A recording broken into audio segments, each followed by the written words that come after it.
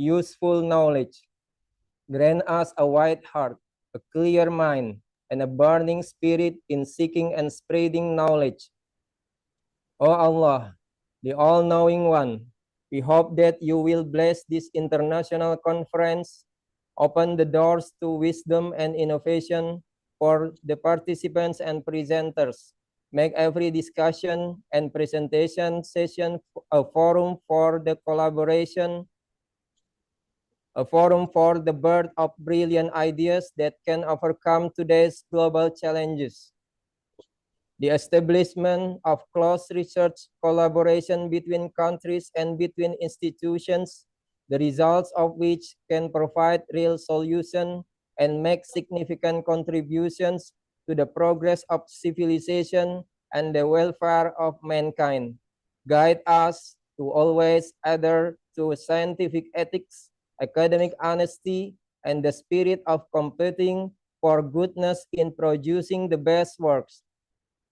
O Allah, the one who answers prayers, at the end of this request, we ask that you bestow blessings on the entire series of events from the beginning to the end. Keep us from all forms of shortcomings, mistakes, and obstacles. Make the knowledge we gain here not only stop in this seminar room, but become applicable knowledge in real life. Please accept our prayers and hopes and grant them, because truly you are the best place for us to ask. Allahumma inna nas'aluka salamatan fid dinina wa afiatan fil jasadina wa ziyadatan fil ilmina wa taubatan qoblal maut wa rahmatan indal maut wa maghfiratan ba'dal maut. Allahumma aftah lana ababal khair wa ababal rizki wa ababal quwwah wa ababal sihah wa ababal salamah wa ababal afiyah wa ababal jannah. Rabbana atina fid dunya hasanah wa fil akhirati hasanah wa qina azaban nar. Alhamdulillahirabbil alamin. Wassalamualaikum warahmatullahi wabarakatuh. Best wishes for all of us. Thank you, Mr. Adi, for the prayer. Next, we are honored to invite Mr. Dodi Radiansyah, MMA, Head of Agriculture Technology Department, to deliver the welcoming remarks. Mr. Dodi, the screen is yours.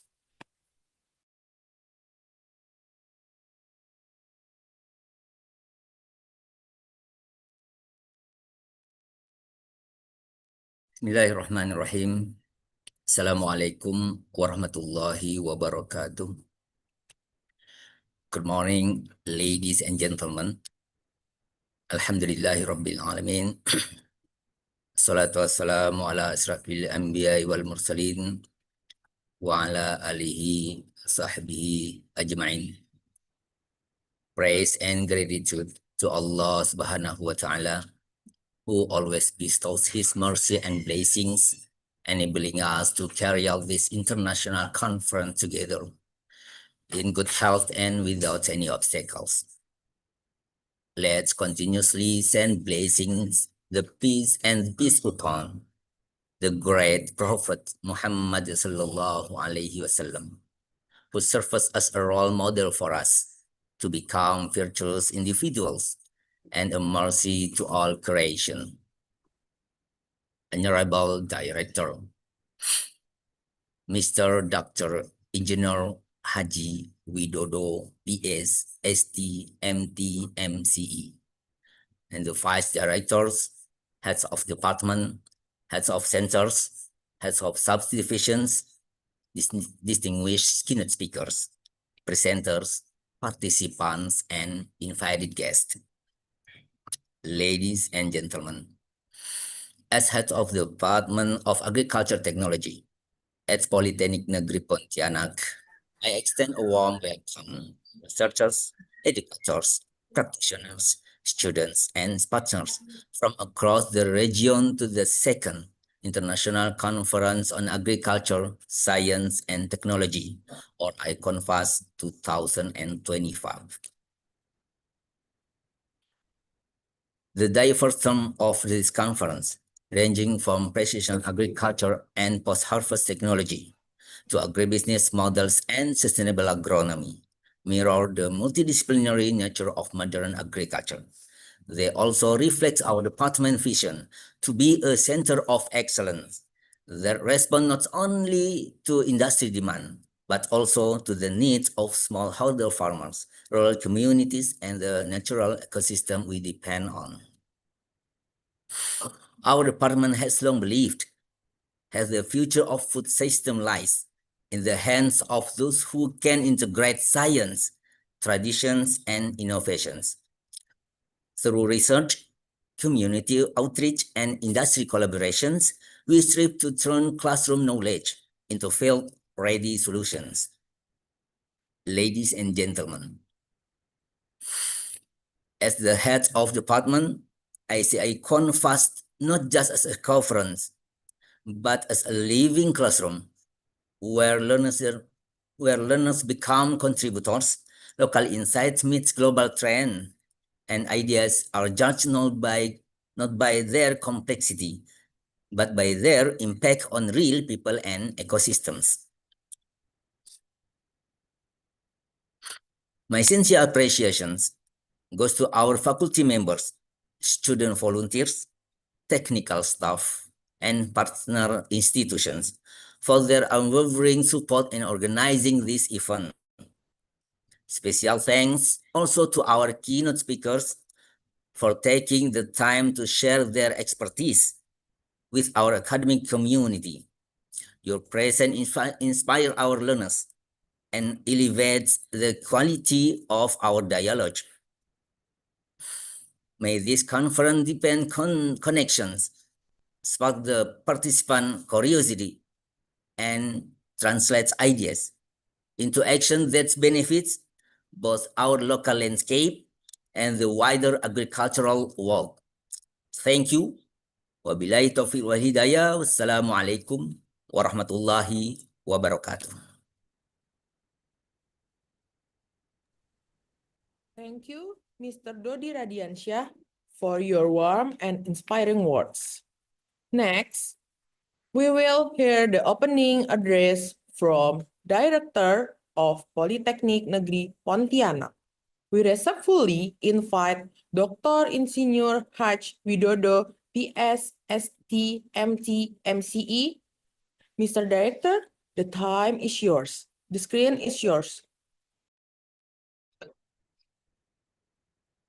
Bismillahirrahmanirrahim. Assalamualaikum warahmatullahi wabarakatuh. Peace be upon us all. Good morning. On behalf of Polytechnic Negeri Pontianak, I'm delighted to welcome all distinguished keynote speakers, presenters, participants, and invited guests to the second International Conference on Agricultural Science and Technology, ICONFEST 2025. This conference marked a significant step in our collective effort to utilize science, innovative, and technology for sustainable agricultural development. In an era shaped by climate change, food insecurity, and digital transformation, ICONFEST serves as a strategic platform to explore transformative solutions in crop farming, plantation management, agribusiness, precision agriculture, post-harvest technology, agricultural engineering, and agricultural education. We are deeply honored to welcome to Mr. Professor Peter Livingston from California Polytechnic State University, USA, Dr. Muhammad Effendi bin Wasli from University Malaysia Sarawak, UNIMAS, Dr. Julito C. Aligaen from Iloilo Science and Technology University, Philippines, and then Professor Dr. Insinyur Nurliza from Tanjung Pura University, Indonesia, and Dr. Revi Cesario from Polytechnic Negeri Pontianak as our keynote speakers. We are truly grateful for their invaluable contribution and insight. I conversed a strategic forum to strengthen collaboration among academia, government industry, and society, the Pentahelix partnerships, to co-create knowledge, accelerate innovation in agri-technology, and promote resilience and sustainable food system aligned with national priorities and global sustainability goals. Polytechnic Negeri Pontianak remains committed to promoting vocational excellence that research-driven, innovation-oriented, and globally connected. Through the conference, we aim to foster knowledge exchange, encourage regional and international cooperation, and inspire practical, scalable solutions that address real-world challenges in agricultural and rural development. I extend my heartfelt appreciation to the organizing committee from the Department of Agricultural Technology, partner institution, keynote speakers, reviewers, session chairs, and all contributors for their dedication, hard work, and collaboration in making these conferences a success. With this graduate by Bismillahirrahmanirrahim, I officially open the second International Conference on Agriculture, Science, and Technology, I confess, 2025. May this conference generate valuable insight, productive dialogues, and meaningful partnership that contribute to more sustainable, equitable, and food secure future for all. Thank you. Terima kasih. Wabillahi taufiq wal hidayah. Wassalamualaikum warahmatullahi wabarakatuh. Waalaikumsalam Waalaikumsalam warahmatullahi wabarakatuh. Kita keluar lagi, Bu. Thank you, Mr. Director, for your visionary message and strong support. To commemorate this important gathering, we will now proceed with a group photo session. We kindly invite all keynote speakers, officials, honored guests, and participants to turn on your camera, and I will lead this photo session. The IT team may conduct a documentation session after my signal. Okay, slide number 1. 1, 2, 3. Next, slide number 2. 1, 2, 3. Okay, next, slide number 3. 1, 2, 3. Next, slide number 4. 1, 2, 3. Slide number 5. 1, 2, 3. Slide number 6. 1, 2, 3. Slide number 7. 1, 2, 3. Okay, enough. Thank you to all keynote speakers, officials, honored guests, and all participants. That's all opening ceremony of International Conference on Agriculture, Science, and Technology 2025.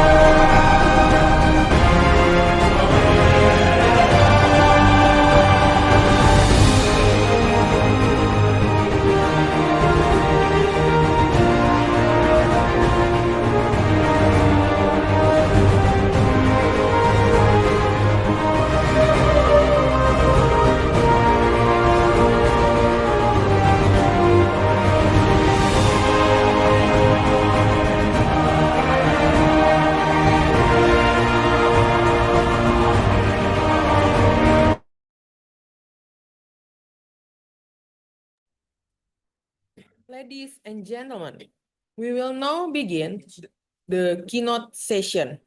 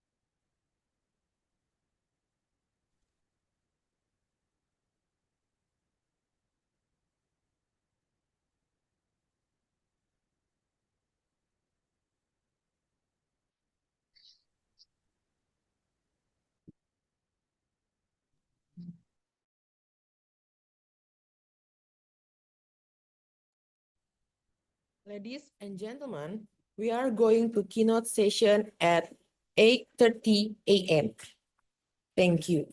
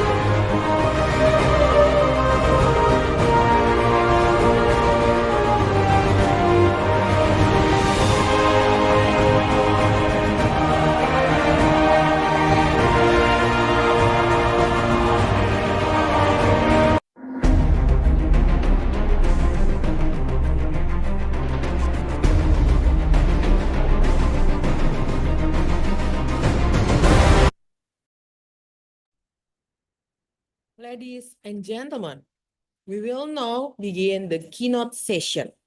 This session will be led by the moderator, Mr. Muhammad Ali. Mr. Muhammad Ali is a lecturer at Polytechnic Negeri Pontianak. He was a member of the interviewer for the Indonesian International Student Mobility Award, or IISMA, in 2022, and has been a member of the Association for the Teaching of English as a foreign language in Indonesia since 2024. He has published numerous journals and books and has been a presenter on language advancement, particularly in English. Mr. Ali, the screen is yours. Okay, thank you very much, Ms. Kirana. Good morning, everyone. Welcome to this keynote session of the second International Conference on Agriculture, Science and Technology, ICONFEST 2025. My name is Muhammad Ali and I'll be moderating to this segment, which features two distinguished scholars whose work bridge engineering innovation and ecological wisdom in food and land systems. Before we begin, let me briefly explain how this session will be conducted and some guidelines for participants. Each keynote speaker will have 45 minutes, including a short Q&A. For participants, please keep your microphones muted unless invited to speak. You may turn on your camera during Q&A or group photo sessions. To ask questions, you can type your questions in the chat box at any time or use the raise hand features if you would like to ask a question verbally. Please keep your question concise and relevant to the topic. Now let's begin with our first speaker. Hi, good morning, Professor Livingston. How are you today? Good morning from in Pontianak and good evening in the United States, in California. Salamat Paji. Selamat pagi. Thank you very much. Yeah. Okay, so Professor Livingston, allow me to introduce you to our audience here. So, ladies and gentlemen, it's my honor to introduce Professor Livingston. He is a professor and department head of Bioresource and Agricultural Engineering at California Polytechnic State University, the USA. With over 30 years as a consulting engineer before joining academia, Professor Livingston brings deep expertise in irrigation design, constructed wetlands, groundwater recharge, algae, bioreactors, and sustainable water and agriculture systems. He is a licensed professional engineer and serves as an ABET commissioner evaluating engineer programs worldwide. His current research explores innovative applications such as ultrafine bubbles for food safety and algae as a sustainable protein source. He's also leading a multidisciplinary calculate team supporting the Miwok tribe in developing a comprehensive agricultural plan and has contributed to high-level projects for the USA Congressional Review Committee, the San Carlos Apache tribe, and the Qatar government. Today, he'll present engineering a cheeseburger, revealing the hidden biosystem engineering behind one of the world's most iconic foods. Following his presentations, we'll open the floor for 15 minutes of Q&A. Ladies and gentlemen, please give a warm virtual welcome to Professor Livingston, joining us from the United States. Professor Livingston, the screen is yours now. Okay, well, thank you very much. It's a great honor to be here and a pleasure to be with you there in the morning. It is evening here. The sun has just set, and so it's a real pleasure to be here. I need to share my screen. Is that okay? Okay. Yes, Okay. yes. Yes, sir. Looks like it.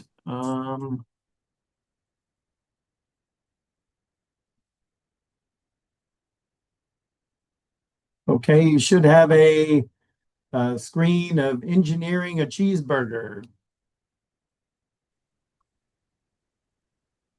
And I want to introduce this.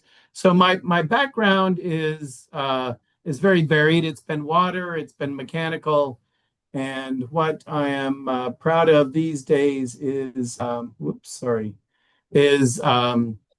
everything we do today, I think, well, most everything we do today is to reduce labor.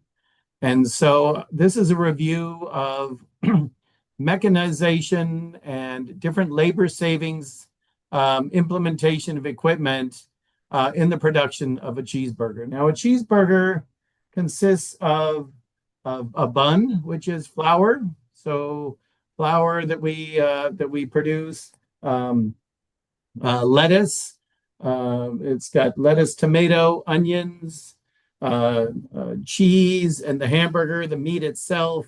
And I'm going to cover the agricultural equipment changes that we've done and advances that we've done lately that relate to each of these. So unfortunately, my screen is way to the side. So if I look to the side, I'm looking to make sure I'm covering what's on my screens. So, but in the end, as we go through this, again, my roots come back to water. So think about how much water it takes to make a cheeseburger. So that is something. One of my passions is how much water it's going to take to make this cheeseburger. And I give this presentation to my freshmen every year. And unfortunately, our Agricultural Engineering Society sells hamburgers or cheeseburgers on Thursdays, and our sales usually drop a bit after this lecture is presented. So let's start with the buns. The buns are wheat. The interesting advancements in the buns are the tractor in the upper right corner. You have a combine and a tractor with a bin. Now, the combine, everything was planted using auto steer capabilities on the John Deere equipment. And at this point, the combine is on auto steer as well. The cool thing is that this combine is actually driving the tractor as well. The tractor driver can't see how full his bin is. And so the combine operator takes over the operation of the tractor and is bumping it forward so that he can effectively and efficiently fill the bin as he's harvesting the wheat. So a great way of saving labor. In the future, we could imagine this being an autonomous tractor, and we'll look at an autonomous tractor in a moment. The next thing is yeast. So we have agricultural engineers, we have agricultural system management students also here at Cal Poly, and anything that deals with a process ties back to my agricultural systems management. And in that is the food safety and all the aspects of making wheat or making yeast, which is a fermentation process. And so it's quite a process to make the yeast.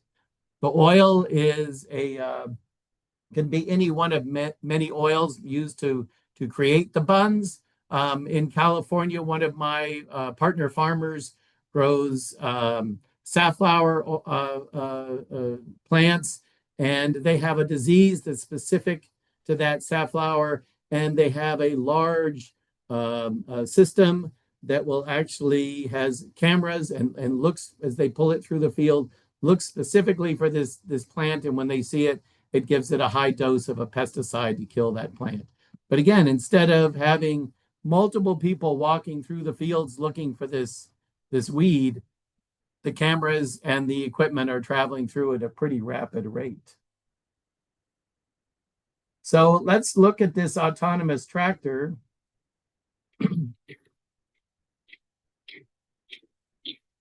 I'm not sure how much it'll really revolutionize. I think we're still a generation away. But as you can see, this tractor is moving at a pretty good clip. This is in the Midwest. We aren't allowed to drive quite that fast here in California.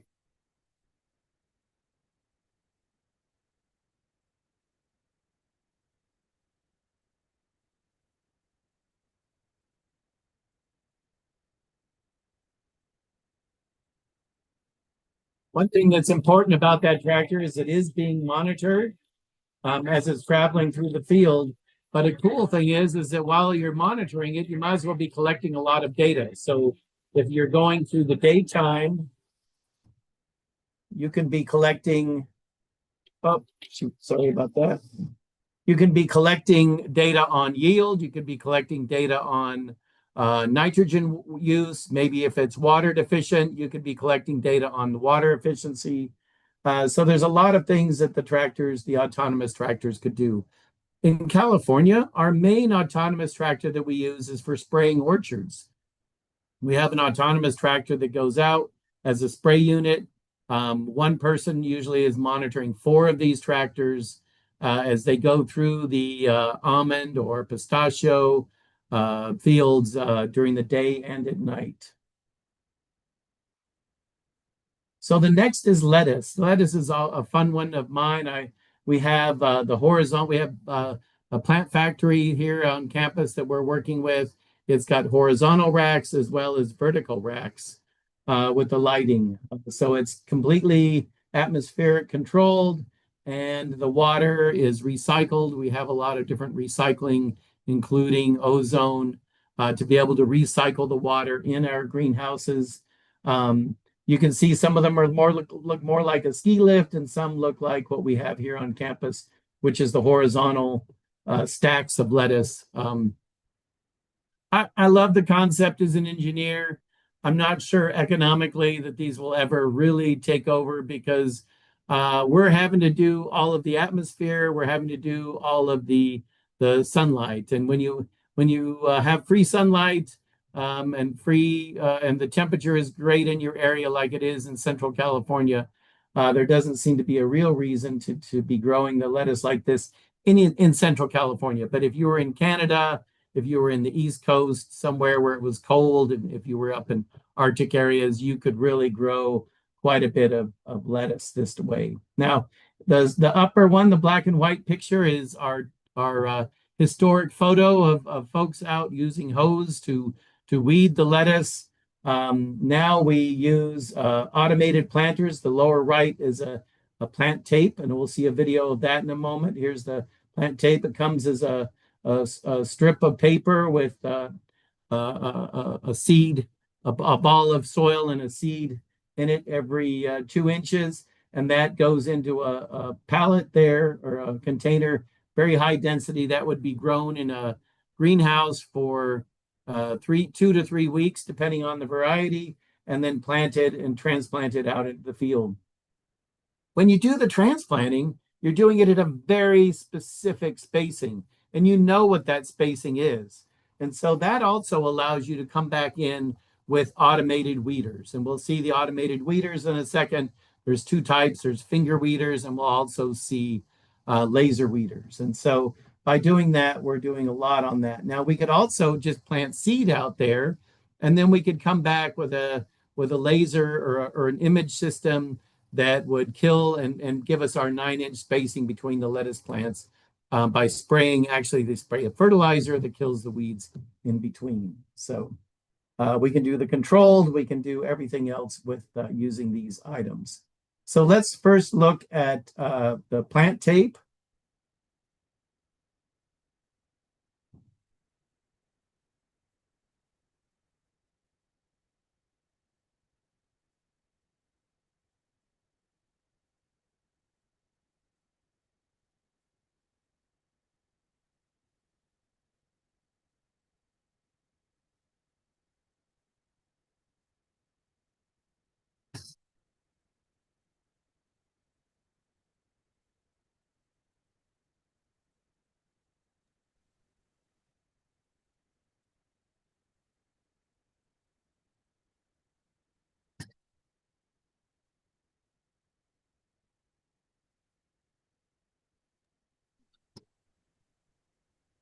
Professor Livingston,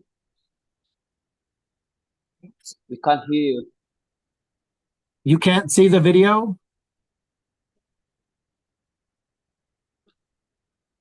Yes, yeah, we can see the video, but there is no voice from the video. We lost your voice actually, but we get it now. You can continue. You can hear me, but not the video. So I will act as the moderator for the video. So in the plant tape, it starts out in the greenhouse, and then it's put out in as a tape. The machine actually cuts and then puts the plugs in as it goes along.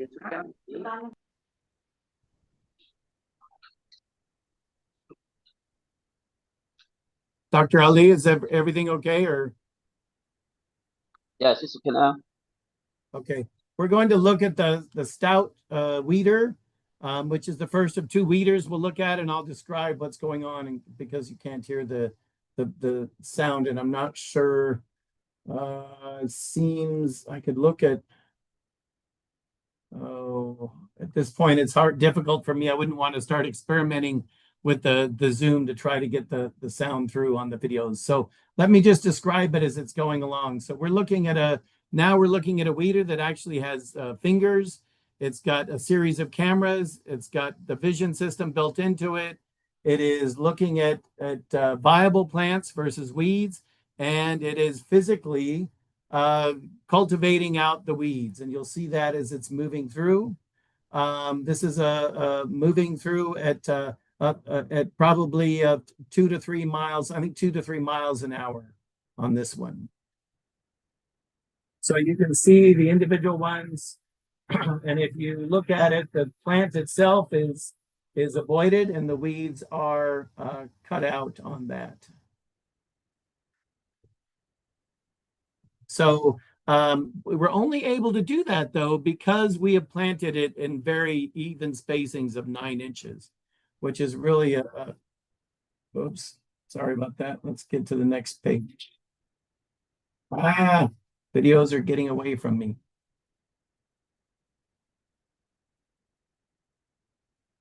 There we go. Okay, now we're looking at a laser weeder. So this laser weeder is works well at night. It does work during the day, but it works well 24 hours a day. It's actually got a series of carbon lasers that are looking at the weeds themselves and zapping each individual weed. You've got a database, a very complete database of the plants that you're trying to save and the plants that you're trying to zap with the laser. So very interesting. This one is very good for organic because there is no pesticide or herbicide or anything being sprayed. So they work well. Many of our organic farmers are using this. Please note the speed that it's traveling at, though. That to me is the interesting part of this. I'm going to back it up just a little bit so you can see just how slow this piece of machinery is going. It's going at about 0.2 miles per hour, so very slow. And that is one of the disadvantages of this. The other one is the old versions used to weigh quite a bit because the weight is in the cooling systems for the lasers, but we now have more efficient lasers and the cooling system isn't quite as bad as it used to be. So let's move on to our tomatoes. Tomatoes can be grown in a greenhouse if they're for fresh or for the cheeseburger. Cheeseburgers typically have ketchup on them, and the ketchup, it's this horrible American sweet sauce that we put on our hamburgers, and that ketchup is made from bush tomatoes or Italian tomatoes. So this is a really good example of how we made it to increase the technology. We didn't start with that technology and just say, okay, here's our plant, let's go do it. What we did, or how we had to start, was we had to re-engineer the tomato plant. So the tomatoes that are grown on the bush and made into ketchup or tomato paste were actually bred to be a bush. They were bred to ripen at the same time. They were bred to have thick skins. And so with that, we are able to have a machine come through. The machine was developed by University of California, Davis, here just north of Cal Poly. Very proud of having them as a partner and proud of having this as one of their accomplishments. This machine harvests the tomatoes, puts them in a big truck, and they go to a processing plant where the tomatoes are broken down and cooked and thickened into either the ketchup or the tomato paste. Now, they also have the plant tape for the tomatoes. Here's a view in the middle. There is a view of the plant where they're doing the tomato paste. A lot of our fresh tomatoes, and that's what's used in the hamburger itself, are grown in greenhouses.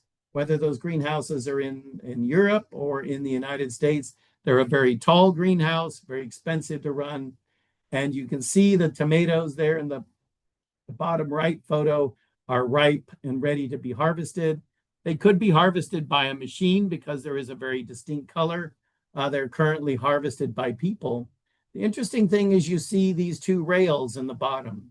Now those rails are providing two purposes. One, they're a radiator to heat the plants from the bottom up because hot air rises. So they heat the plants from the bottom up as a radiator, and they're a rail for a cart.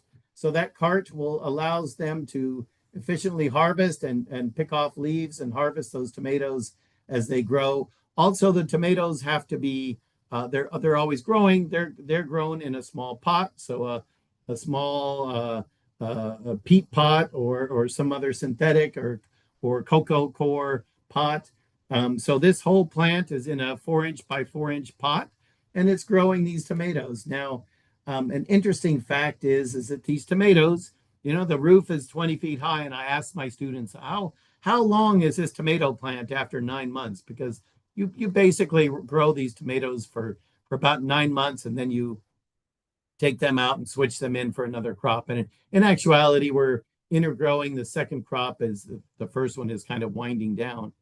But the amazing thing is the students are like, oh, well, they're 15 foot tall, so maybe they're 20 feet or something like that. Well, these tomato plants are actually in the 60 to 70 feet long range. So they're actually growing, and as they grow, they move down the row and they go around the corner and they can come back. So they've got wires and twines that are moving these tomatoes all over the place. So very fascinating how efficient you can be with the tomatoes and the yields in these greenhouses. You can see, yeah, so that the lighting systems are very interesting. We like to put the tomatoes to bed with a cool temperature and a cool pink orange lighting, because that makes the tomatoes think, oh, it's going to be cold tonight. We need to send our sugar out of our plants and into the tomatoes, so it ends up with a sweeter tomato. In the morning, we wake them up with a nice shade of blue. That's kind of how I like to wake up, you know, when the sun starts coming up. You get some nice blue lights coming in. You gently wake up the tomatoes. They start transpiring, and everything is wonderful for the tomatoes during the day. So we keep them at optimal temperature. We keep them at optimal CO2. We're injecting CO2 into the houses as well.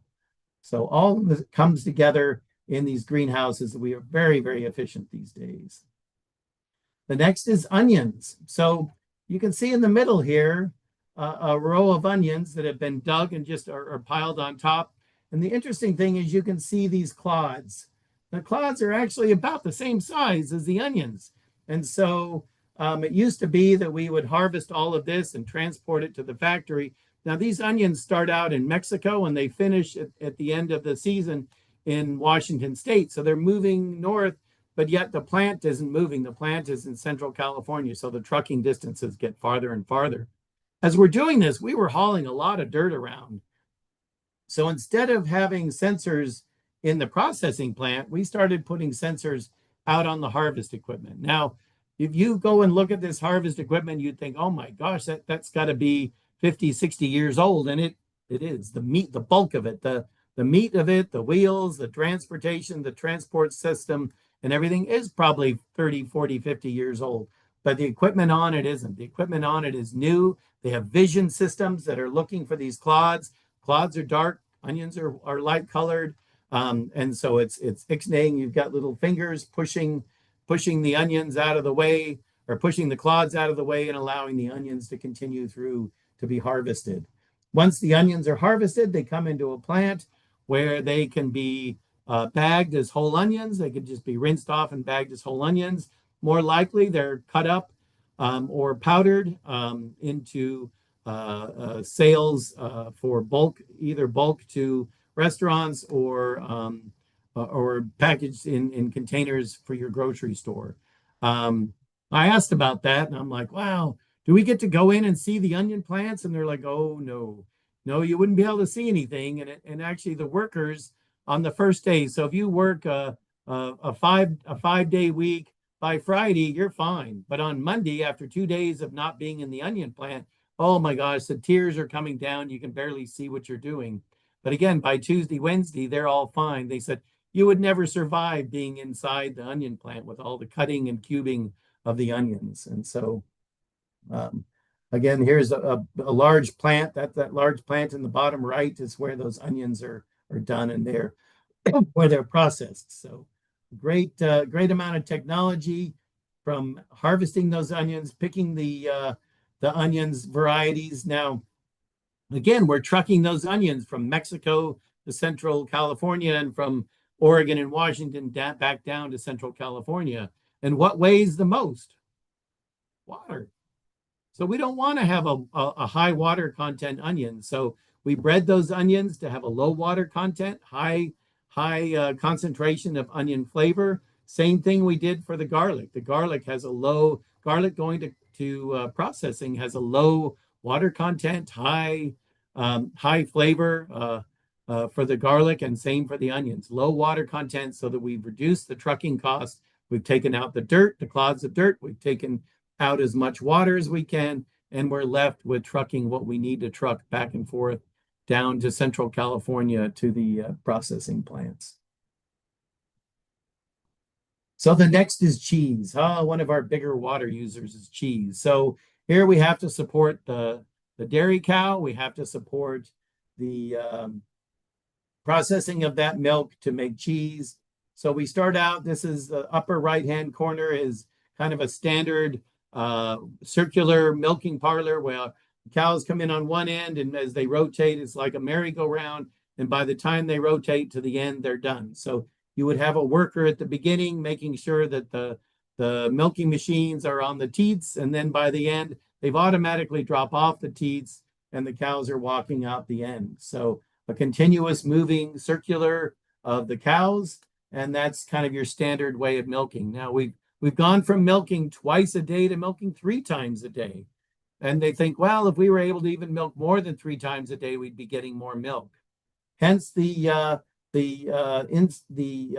innovation of the robotic milking machine.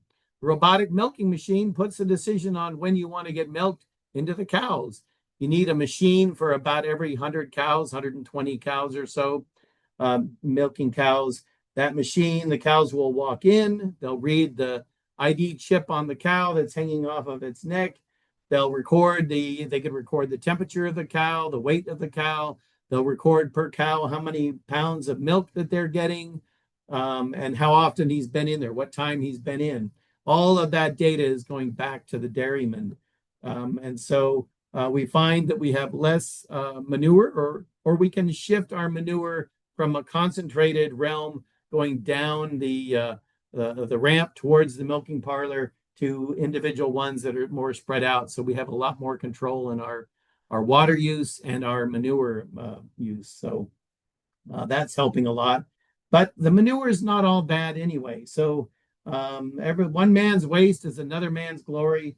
We've got these large tanks now that we're doing the gasification. We're taking that manure, we're making a mixed gas, a methane mixed gas, and then coming out the other end is usually a concentrate of fertilizer. So we're able to use that fertilizer as we're moving through the system, and we're able to make the gas. Now, that gas comes out really dirty, and we used to only use it for heat, but we want to now, with the price of natural gas, we want to clean up that gas and put it back in the line.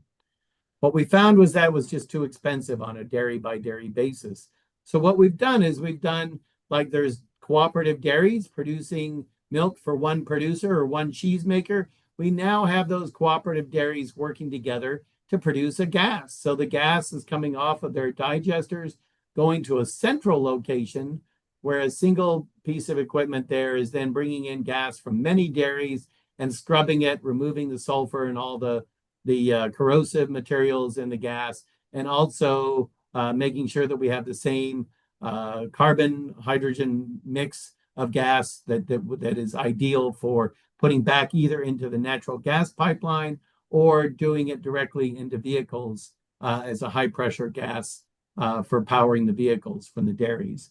So some of the cooperatives have refueling stations for their vehicles. Some of them have just send it into the gas pipeline. So We're getting very efficient with our gas. We're collecting solar power there to make sure that we're as green as we can be. We're bringing in and making our own power for the cheese plants. We are making our gas for the heating and other aspects of it.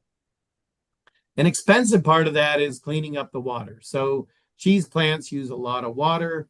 And so as the water is coming off of the cheese, the whey is separated out for cottage cheese or other cheese products, and the water still needs to be cleaned up. So it used to be that we would just send it out onto an alfalfa field, which is what we're feeding the cattle. But now we're actually cleaning that water up, doing it through reverse osmosis, and using it on the cleaning side inside the cheese plant. So cheese plants use a lot of clean water for sterilization of equipment, and we are able to capture and recapture that water time and time again as it's flowing through the system. And so we are really trying to reduce the water use in a cheese plant. Now we get to the ground beef itself. So the ground beef starts out on the prairies and in the grasslands in California, where they're born and they're raised until they're 6 to 8 months old. Then they're moved into another grassland until they're probably 12 to 14, 16 months old. And then they end up in a feedlot. Feedlots are fascinating for our students because it's just inputs. It's a great optimization of cattle coming in, feed coming in, fodder coming in, and then finished cattle going out. So a lot of processes that can be optimized, and that makes for a really good work product for our students. In doing that, they are looking at water and manure management, again, bringing in the methane generation for those large ones. Every cow or steer, these are steers, not cows, the dairy cows, and the beef ones are steers typically. So they have a RFI monitor on them, and they are being monitored for their health and their different biometrics. The beef industry has gotten very sophisticated in its breeding programs. A few really prime bulls are producing the semen from many different steers out in the breeding fields that are then coming into the feedlots. But to me, the most fascinating part is the fencing. So as we're out in the range and looking at fencing, we've now got the ability to do virtual fencing. So the steers are wearing a collar. They're out in the field. That collar can be used to make sure they're moving. So did a steer die or something like that, but also can use it as a virtual fence. And so let's see a quick video on virtual fence. Again, I'll walk it through. So they're wearing the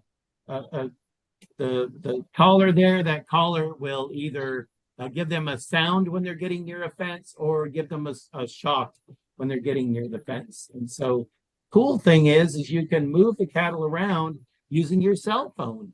So as you're moving the cattle, you're just using a Google Earth image on your cell phone, and you're moving those cattle around. If you have a river, that's an easy fence to use. The river is one fence. And then you're moving them as often or little as you want. So so that's the virtual fencing. As we're moving those cattle around, you can do that. We started out with virtual fencing for goats. Goats are very compliant. The shock was enough to really stop the goats. And then we came to cattle. Cattle are a little more stubborn. You can see that was a pretty big implement hanging from their collar. Part of that was the batteries for the system. On our side at our university, we've been looking at researching those batteries, making the batteries smaller, making the whole implement smaller. But when they're out in the range, they're not on a flat like this one here. They're not out on a flat field. They're usually in hills and valleys. And so we were looking at putting up blimps or balloons that would have a line of sight inside the different canyons. And then that that blimp would have solar panels with it, and then it would be sending the signals up to satellites. And so that really helped us on the power needed for these shock collars and these shock slash noise collars that the cattle are wearing, in that they just had to communicate with a low voltage and a low signal. Also, we did it so that they were not communicating continuously. They would maybe go down to once per minute or once per 30 minutes, because where exactly every cow is, they don't move that fast. Still allowed us to use the virtual fencing to move them, and it all came together very nicely. We've really appreciated how we're able to use technology. Yes? Professor Livingston, for interrupt. You still have 10 minutes left. Do you want to use your remaining time for your presentation, or are we going to take the Nope, questions? I'm down to my last comment, and that is, how much water did it take okay then. for the cheeseburger? So I wish I could get some feedback. Maybe pop it into the chat, and I'll look in the chat. But it'd be interesting to see how much water you think it took to make the cheeseburger. I guess I really can't see individual replies, but I'll give you the answer. It is 720 gallons, or 2.72 cubic meters of water to make one cheeseburger. So that's why we really need to go with more plant-based meats and plant-based items like that, because that is so high. And so thank you for your attention to that. Besides being a Cal Poly professor, I raise alpacas, and I brought one of them to help me teach my surveying class one day. And safety is always key, right? So he's got his little safety vest on so that people can see him when he's out with his survey pole. So any questions? Okay, thank you very much, Professor Livingston, for that fascinating look at the hidden infrastructure behind simple cheeseburger. Thank you for showing us the machinery. It's really huge. It's something that maybe it's really hard to find it in our region in Pontianak. So thank you for sharing it with us.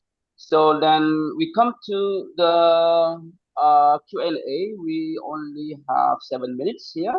So please feel free to type your question in the chat box or raise your hand to speak live, to interact with Professor Livingston. Any questions?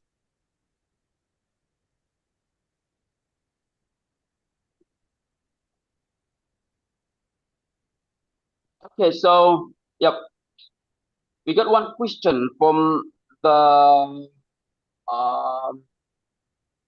the participant here. Okay, Miss Dika, please.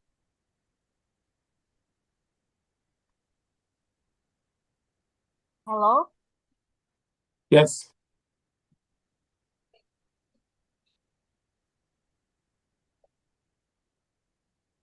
Oh, I believe you're still muted. There you go. Okay. Hello, Mr. Livingston. I really enjoy your talk. It was very enlightening. I'm Dika from Polytechnic Negeri Pontianak. I have a question. Which ingredient of the cheeseburger is the hardest to produce sustainably, and which one faces the greatest production challenge? That's all. That's it always comes down to the beef and cheese. So the beef cattle and the dairy cattle are the highest water users of all of those. Now the beef cattle are grazed for the first year, basically, or just 14 months of their life. And so they're not really utilizing a large water input. But if you start to count the fodder, if you were to count the water and the fodder, they would be a very high user of it. But the cheese needs a lot of water and produces a lot of wastewater. Produces the challenges. The syngas that we're making is a mixed gas, so it really does have limited value. And the final product is like a 10-to-1 ratio of the amount of milk to get, so 10 pounds of milk to get 1 pound of cheese. So it's a very inefficient, the cheese and the beef are both very inefficient sides of it.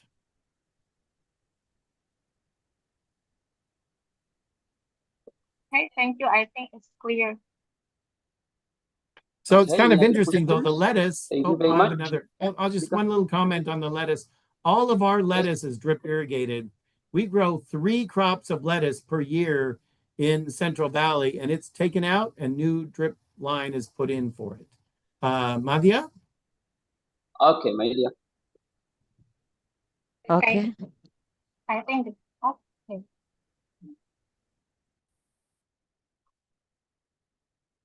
Whoops, you muted yourself, Madhya.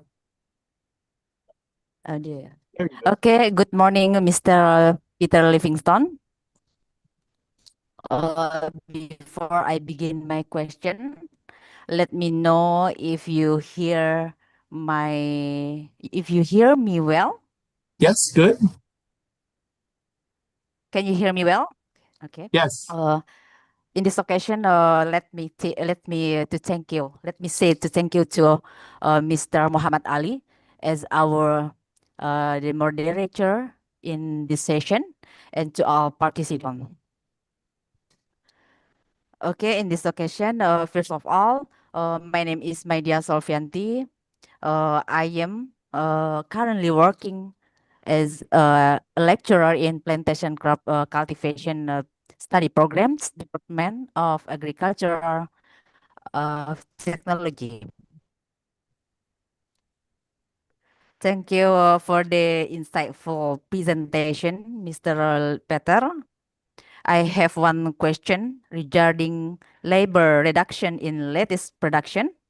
My question, what have been the most significant impacts of reducing transplant and weeding crews on lettuce production efficiency? Thank you. So if we use the plant tape as an example, it's a very efficient to do the seeding into the tape. But the most important thing is that there's 640 plants in that tray. So we have also reduced the greenhouse space to do it. And when the equipment is putting it out, it's actually traveling at between 3 and 5 miles per hour and using 3 people. So where we used to use,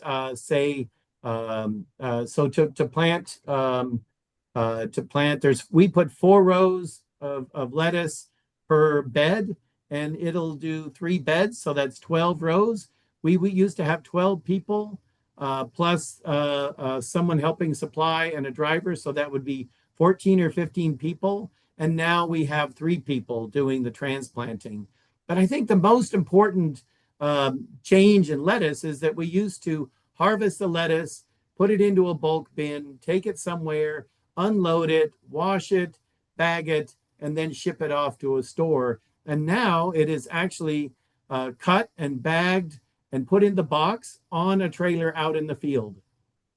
So we have saved transportation, we've saved labor, we've saved time.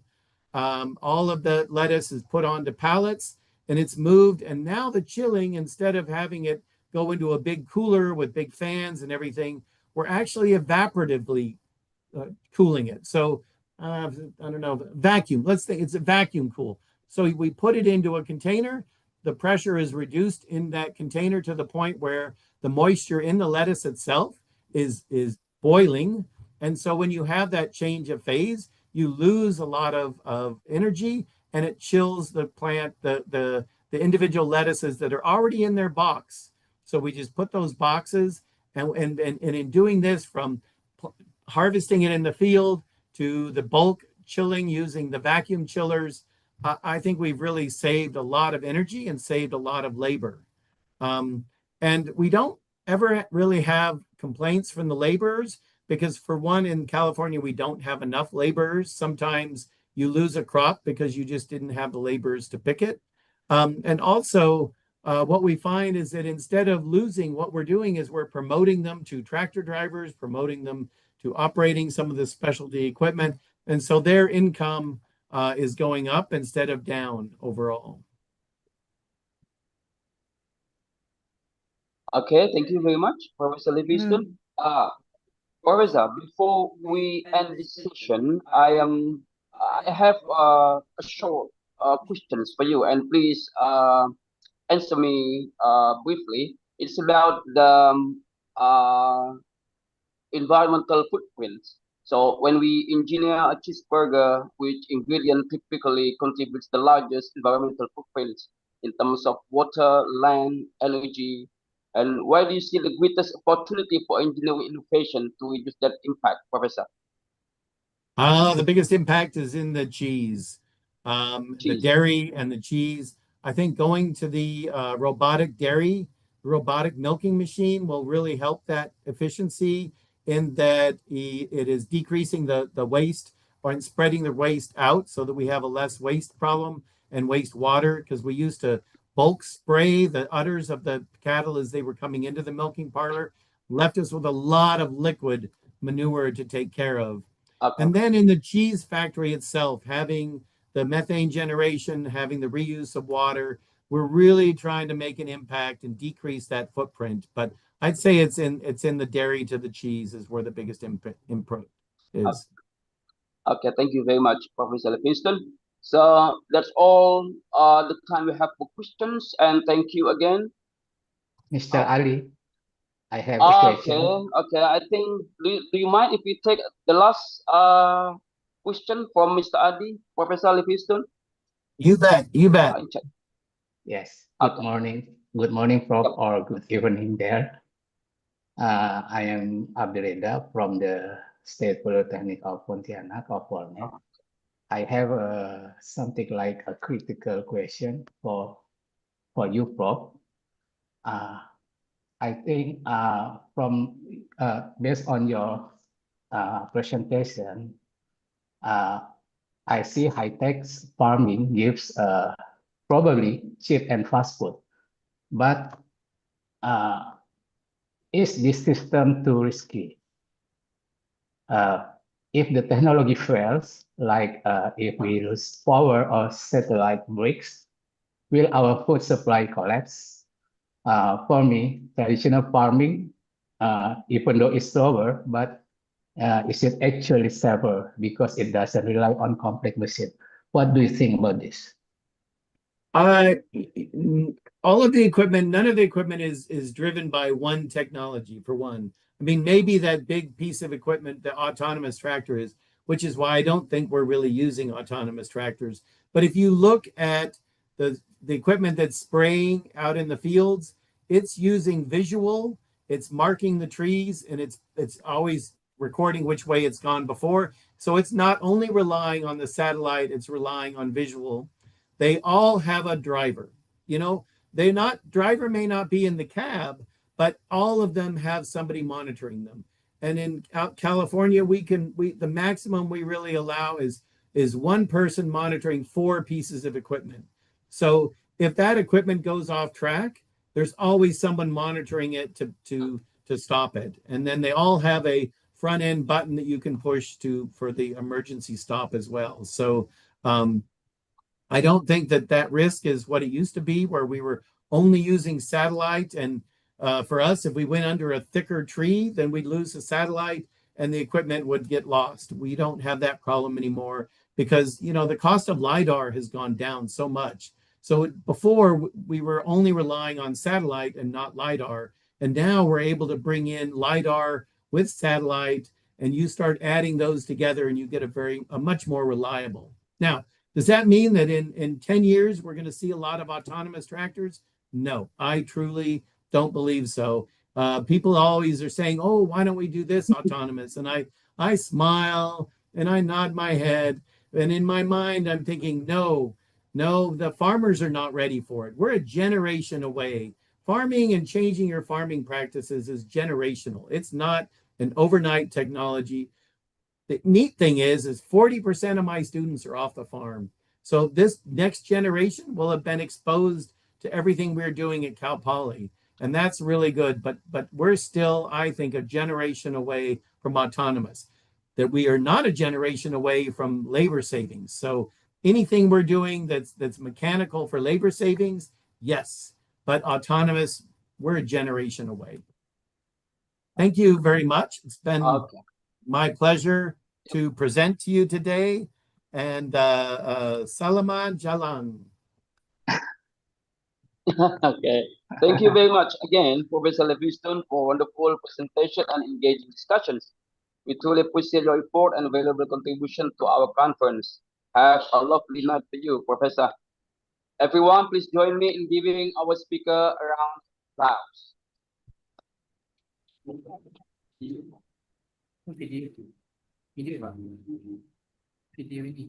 Thank you again for your attention. Have a good morning. Thank you, Professor.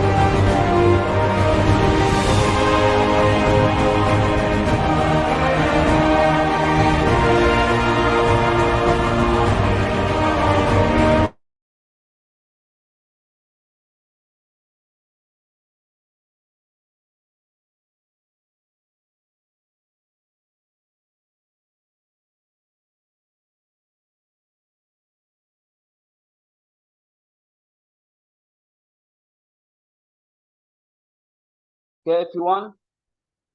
Now we come to the second keynote speaker for this segment. Now we shift from engineered for food system to ecologically integrated land management. It's my great pleasure to introduce Dr. Julito Aligaen. Are you here, Dr. Aligaen?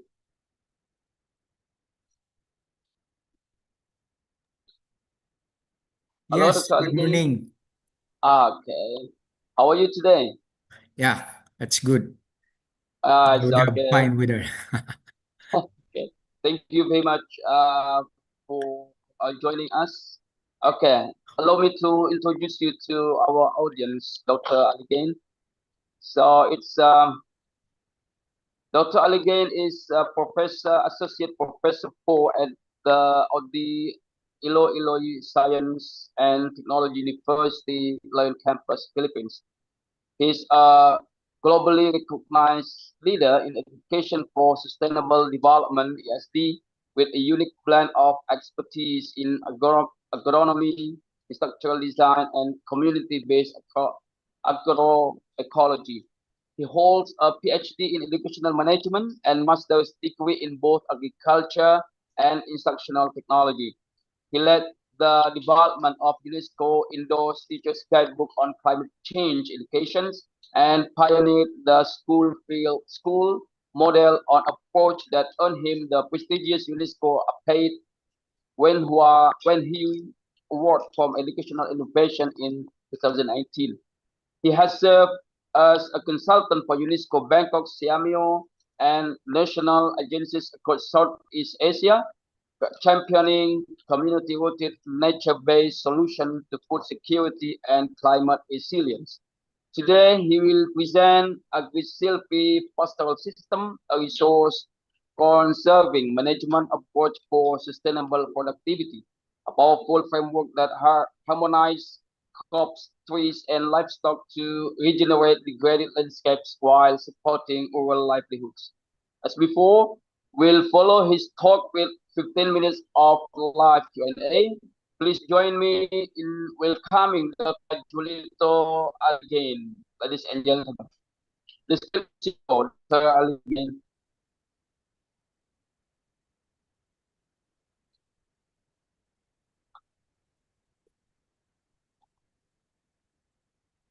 Thank you. Dr. Okay, can I share now my Yes, please. PowerPoint? Okay. First, I'd like to have a short greetings for the organizer of this international conference, headed by Dr. Muhammad Ali, and in its colleagues, and of course the ISATU, or the Iloilo Science and Technology University, who was also inviting me to join in this conference.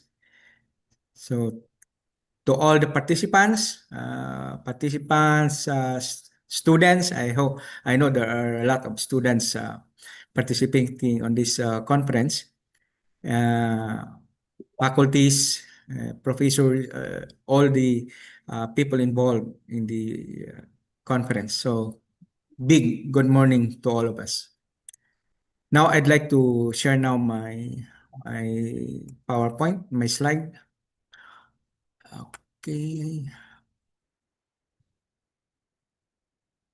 Where is this?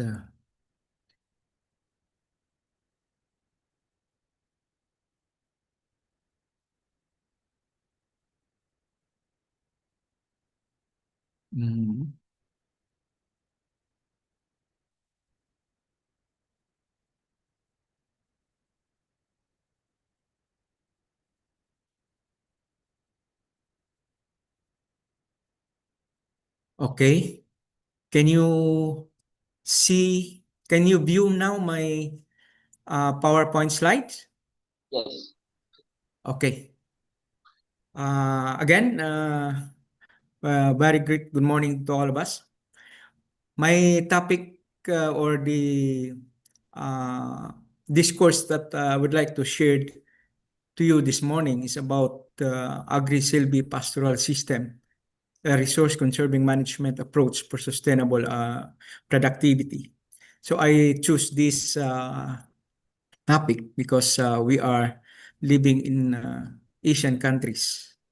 So I'd like to address pressing issues nowadays in our continent. We are in the Southeast Asian, and we have neighbors in Southeast Asian and other countries. So again, I am Julito C. Aligaen, a faculty of Iloilo Science and Technology University, Leon Campus, Iloilo, Philippines. I'm right now I'm handling faculty work for my students in usually in sustainable farming systems. First and foremost, I'd like to deal with very pressing issues in our continent. I think one of the issues here I'd like to give focus is about expanding population while landscape shrinking. So how this expanding population contribute to the shrinking of our land spaces or farmland spacing that eventually affect our survivability in terms of food security.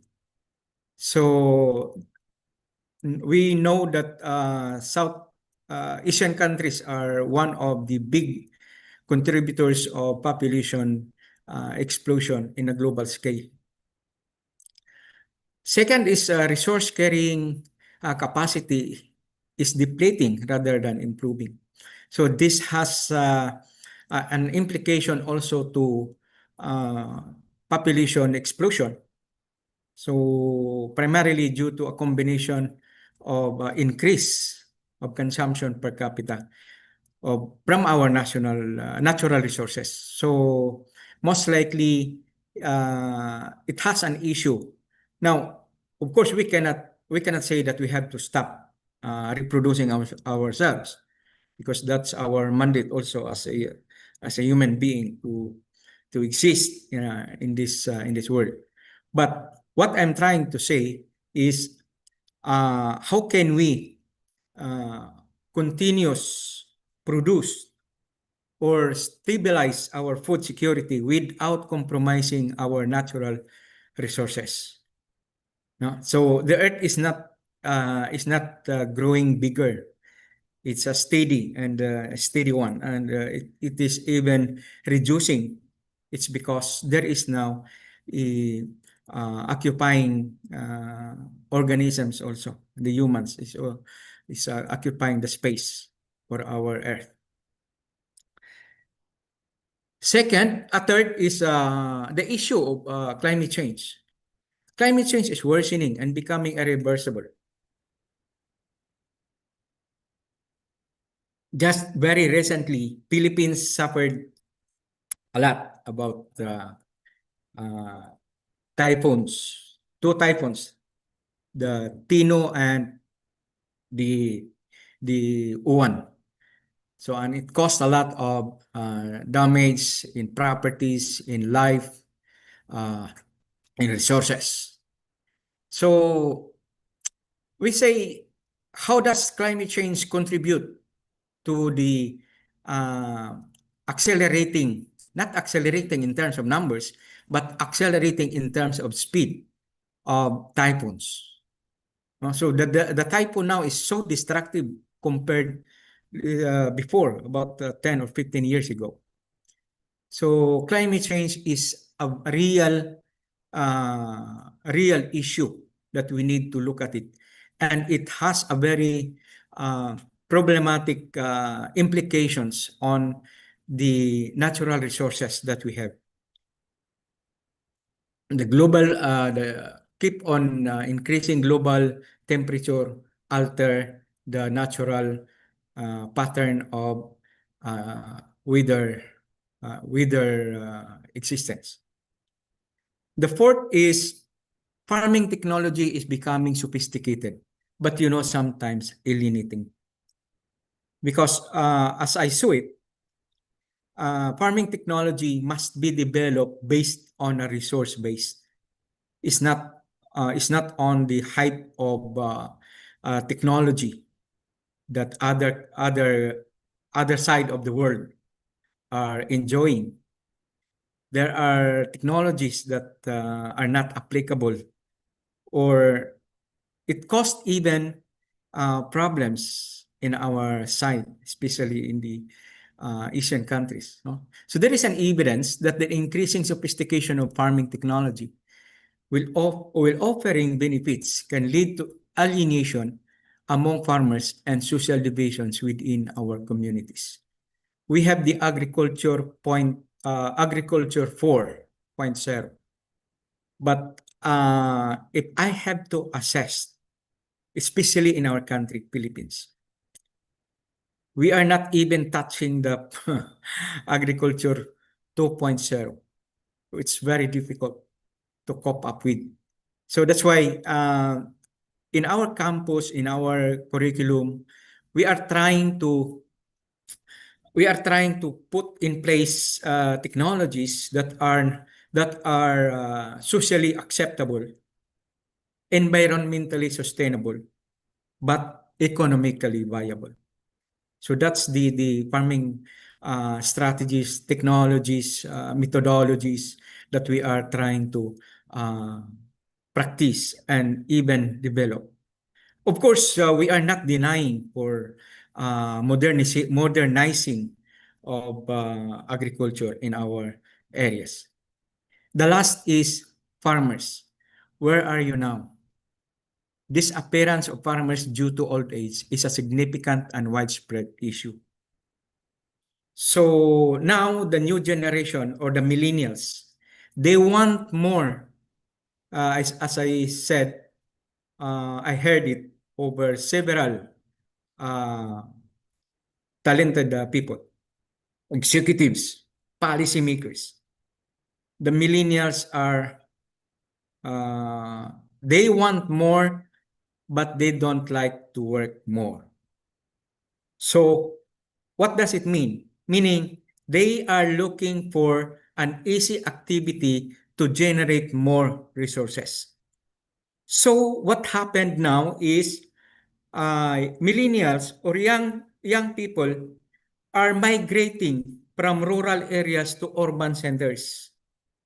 And by doing that, they are leaving the rural areas, leave it to the aging farmers, their parents, their oldies. So I said, what will happen 10 to 15 years, or say 5 to 10 years from now? What will happen to our food security system? So that's the thing that we need to look at it. So one of the issue, one of these suggestions that we are raising is we need to improve the methodology of agricultural curriculum that will become attractive to the young people or the students. Like for example, offering scholarship, offering initial capital after graduation, and providing them the opportunity to do farming. Because we will be losing them if we are not doing more on that area. So that's the pressing issues, and this is the point of discourse. So why I choose the agri-silvi-pastoral system? Because it is a comprehensive, integrative, and it's more cohesive for a sustainable production of our local food security. So agri-silvi-pastoral system is a sustainable land management strategies that integrates agriculture, forestry, and animal husbandry or production. So within the same unit of land, either slopey or hilly, because agroforestry does not only mean for slopey land, but it's a practice, it's a management system. So within the same unit of land, either slopey or hilly, flood prone and plain, either sequentially or concurrently. This approach is designed to conserve resources, enhance biodiversity, and improve the overall productivity of the land in a sustainable manner to improve its carrying capacity. So by doing ecological-based or permaculture or whatever resource conserving technology in agriculture, we will be eventually restoring the carrying capacity of the land, because we know that our farmland is not increasing but decreasing in quantity because the population is expanding. So we need to look at that. Agriculture production and agroforestry. Resource conserving approaches. We use or we practice intercropping or mixed cropping. In mixed cropping, intercropping, there is no so much problems. But in mixed cropping, because it tells about more than three crops in the same unit of land raised simultaneously on the same unit of land. So when we do research with my students, we were encountering difficulties in statistics, how to measure mixed cropping system. And as of now, we are exploring, although there are existing statistical system known as LER or land equivalent ratio. That is good for intercropping. But in mixed cropping, let's say you have 3 or 5 crops raising in the same unit of land simultaneously, we get a hard time for evaluating it through research of our students. So that's the challenge. Second is a rotational cropping system. We practice this because we know that this is the most appropriate methodology in our own context. Okay, crop diversification and cover cropping. So almost seems like synonyms or interconnected, but each one of it has a different management system. Okay, we cannot, although commercially we cannot avoid monocropping. Still monocropping exists, but we are trying to influence farmers how to make farming activity sustainable. Second is on water management. So in water management, we have this OFR. I don't know if you are familiar with this. On-farm reservoir or on rainwater harvesting. Okay, so I'll try if I can open this. Yes, this is it. So what we do is we try to look at first landscapes. How can we maximize the use of its resources, especially resources that during the time that cannot be used, like for example, rainwater. Because of course, during we know in the Southeast Asian countries, we have two distinct weather conditions, rainfall and dry. So if it is dry, it's drought. If it is monsoon or rainy days, it's flooding. So how can we convert these resources into a usable one? So, and especially the implicating situations also in agroforestry, we don't have enough trees because we know trees can conserve water. But this time, trees are also being, being cut down. It's because, as I said, population is expanding. They need more space to plant more crops for their food. So that's the that's the problem we are encountering on this planet. So what we did is we tried to find out through research. So on this upper part, we call this on-farm reservoir. It has been built, I think, 7 years ago. 7 years ago. It has a dimension of 15 by 50 meters, 15 meters wide, and about 50 meters in length, with 2 meters deep, and has the capacity to store water at about 1.1 to 1.3 million liters of water during rainy season. Okay, so on the other side, that is now the current what we call this on-farm or on-farm reservoir, OFR. It seems like nature knows best. Now, if you try to look at it, it seems already natural. It's not a man-made bodies of water, or you can say we cannot also, I don't know if we can term it lake, but I think it's just too small. It's just a bodies of water. So this is our OFR. Now, the illustration below, this is the concept that we did. So there is a few trees above, let's say about 5 or 10 meters above. Then we try to manage to capture the flooding water from there, and we put it on the reservoir.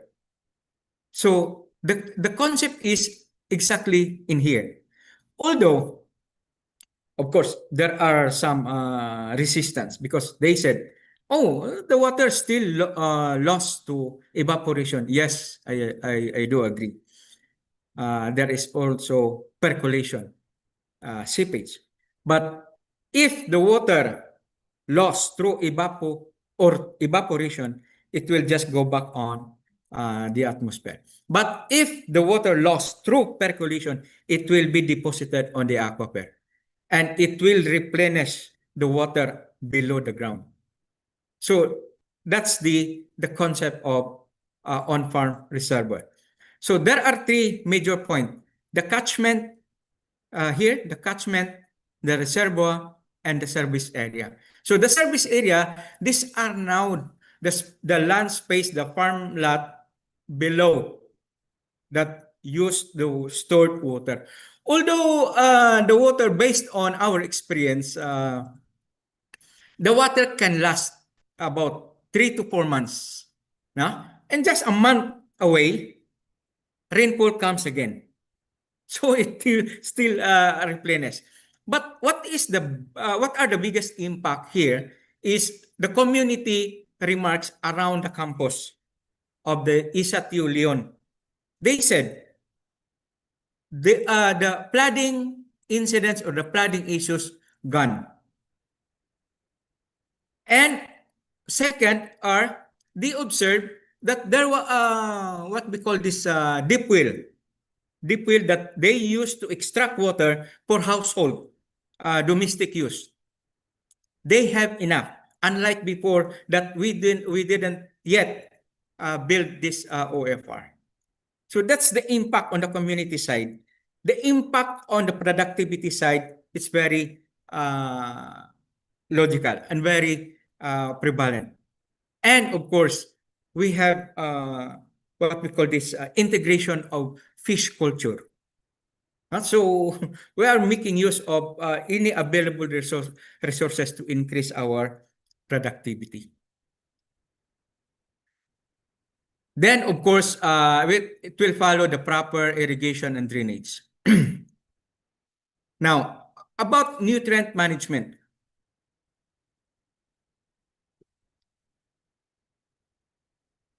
I know you know about this biochar-based organic soil amendment. This is our practice here. We do charcoal making. In short, we call this carbon harvesting. Carbon harvesting just simply gathering the debris of trees or even biomass from any agricultural products, and using the concept of pyrolysis. I know Polytechnic Nigeri Pontianak can develop pyrolysis machine or can develop pyrolysis instrument. Here in our case, we have only very simple pyrolysis methodologies like this. So this is just a very crude methods of pyrolysis or charcoal making. So our product in a charcoal, there are two pathways. Okay, the upper part, this is the pathway of using the charcoal as fuel for cooking, and will end up cycling, because when the carbon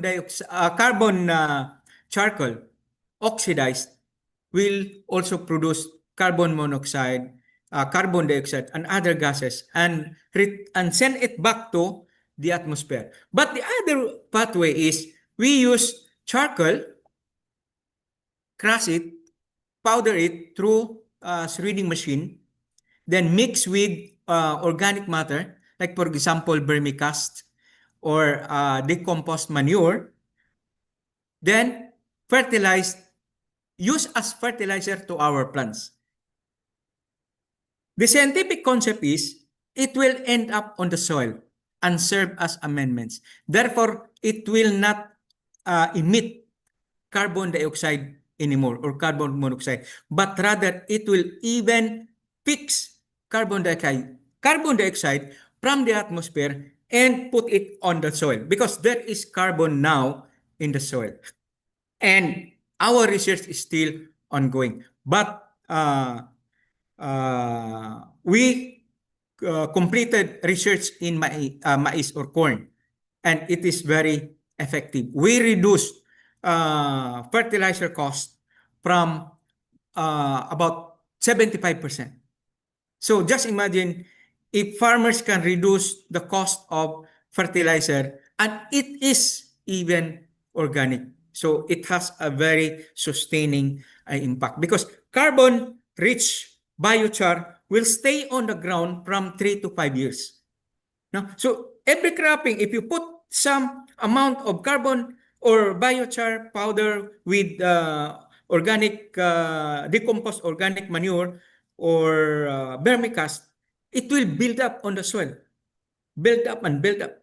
And it will eventually rehabilitate and send back the status of the soil into, let's say, forested area, forest time.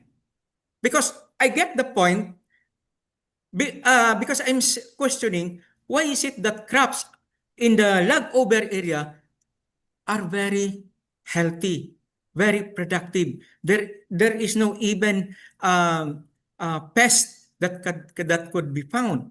But after 3 to 5 years in using the lagover area, now comes the problem now. Problems on nutrient, problems on pest. So I found the possible solution that the only way to revive the productivity of our agriculture is through soil rehabilitation, and biochar is one of them. So that's biochar technology in our campus. Okay, Dr. Aligaen, sorry for Yes. the interrupt. We only have 10 more minutes. Okay. Are you going to proceed Yes. with your presentations, or are we going to take some questions from the audience? I have a few slides.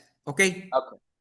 Okay. So I think it's more than enough. The technology that I have shared. Okay, so I can stop from here. Okay, thank you very much, Dr. Aligaen. So, ladies and gentlemen, we now have 10 minutes for questions. If you'd like to engage with Dr. Aligaen further, whether about biochar, farmer engagement, system design, or anything else, please type your question in the chat box or raise your hand to speak live. Please. Escape ko lang. Here. Okay.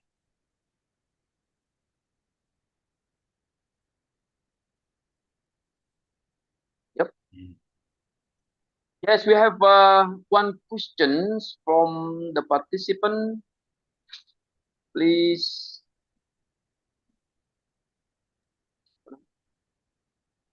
Okay.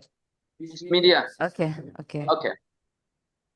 Thank you very much to Mr. Ali as the moderator in this session. And thank you very much for the insightful presentation to Mr. Julito. Let me introduce myself. My name is Maidia Solfianti from I am currently working as a lecturer in of Department of Agricultural Technology, Polytechnic Negeri Pontianak. I interested about the biochar because I conducted research on biochar during my master programs. Okay. So I have one question about biochar to Mr. Julito. Yes. Okay. You highlighted the role of biochar as a renewable soil amendment, right? Yep. Based on your research, what specific biochar properties in this condition? I mean, the feedstock and temperature. are most effective for improving nutrient cycling in integrated farming system? Thank you. Okay. Can you repeat the question, please? Okay. Let me to repeat that part. You highlighted the role of biochar as a renewable soil amendment, right? Okay. So, based on your research, what specific biochar properties, like feedstock or temperature, are most effective for improving nutrient cycling in integrated farming system? Thank you. Thank you very much for the question. Actually, that's also the common questions they ask. They said, even some participants asked, what kind of, let's say, if you do pyrolysis of that organic material, does it have a specific source? Let's say, kind of trees or kind of biomass. As of now, we are on that process for identifying uh, uh, what we call this significant source of organic materials to be used as source of biochar. In terms of temperature, it reaches from uh, about 350 to 500 degrees Celsius. So, but still can produce a very good quality of biochar. Then this biochar or charcoal, we use the shredding machine to convert that into powder form. Not so fine. It seems a granulated form of carbon, because if you use the granulated form of carbon, it says in the literature, it can absorb more water, more nutrient, and stored in it until plants use it. So therefore, if uh, you have enough amount of biochar on the ground, so the more biochar, the more sufficient, or the more amount of water and nutrients that can be stored. So there is no loss of especially nutrient. So it becomes a very high what we call the renewable, because it only becomes renewable if we use trees or organic biochar, because there are also biochar comes from animal manure. Okay, so that's another form. That's why on this stage we are still on the process of conducting what we call this characterization or analysis of biochar that comes from different organic materials. Okay. Yes. Thank you to Mr. Julito. I got the important point. Okay. Thank you very much. Good. Thank you very much, Ms. Maidia and Dr. Chulito. So before we go to the chat box, we have one question there, and but I'd like to go to the someone is raising his hand. It's Mr. Jaini from Australia. Come on, please, Jaini, and turn on your camera, please. Thank you, the Chief, Mr. Ali. Can you hear me clearly? Yes. Yes, yes. Nice Okay. to see you It's again. interesting presentation from Mr. Julito. I'm interested to biochar since it's one of organic fertilizers mostly used by farmers right now. Okay. I got some information from literature review that said that biochar not only have beneficial impact to the plants, but also sometimes can reduce the productions of crops. For example, I got information it may reduce the yield of rice and other crops. So my question is, what's key reason for that event? Why biochar, besides other than benefit to the plant, and it also can reduce the yield or the productivity of the crops. And the second thing that I'm concerned is about the residue of biochar. Even mostly it has benefit to the plant, and in the long term, it also give detrimental effect to the plants. For example, the residue, I got that the residue of biochar or biochar itself can exist for 1,000 years. It means that once we're applying this biochar in the soil system, it can affect our field for hundreds years or thousands years. And so what do you think about the detrimental effect of the residue of biochar in the long term? Thank you very much. Okay, thank you very much. So you have two points raised: reduce of Yes. yield and residue of biochar on the ground. Yep. Okay, I've been in this research for more than 7 years from now. From here, I mean on the 7th year. So we only completed on the corn right now. Corn, and we are working with other crop as of now. Like for example, forages, because we are on the agri-silvipastoral.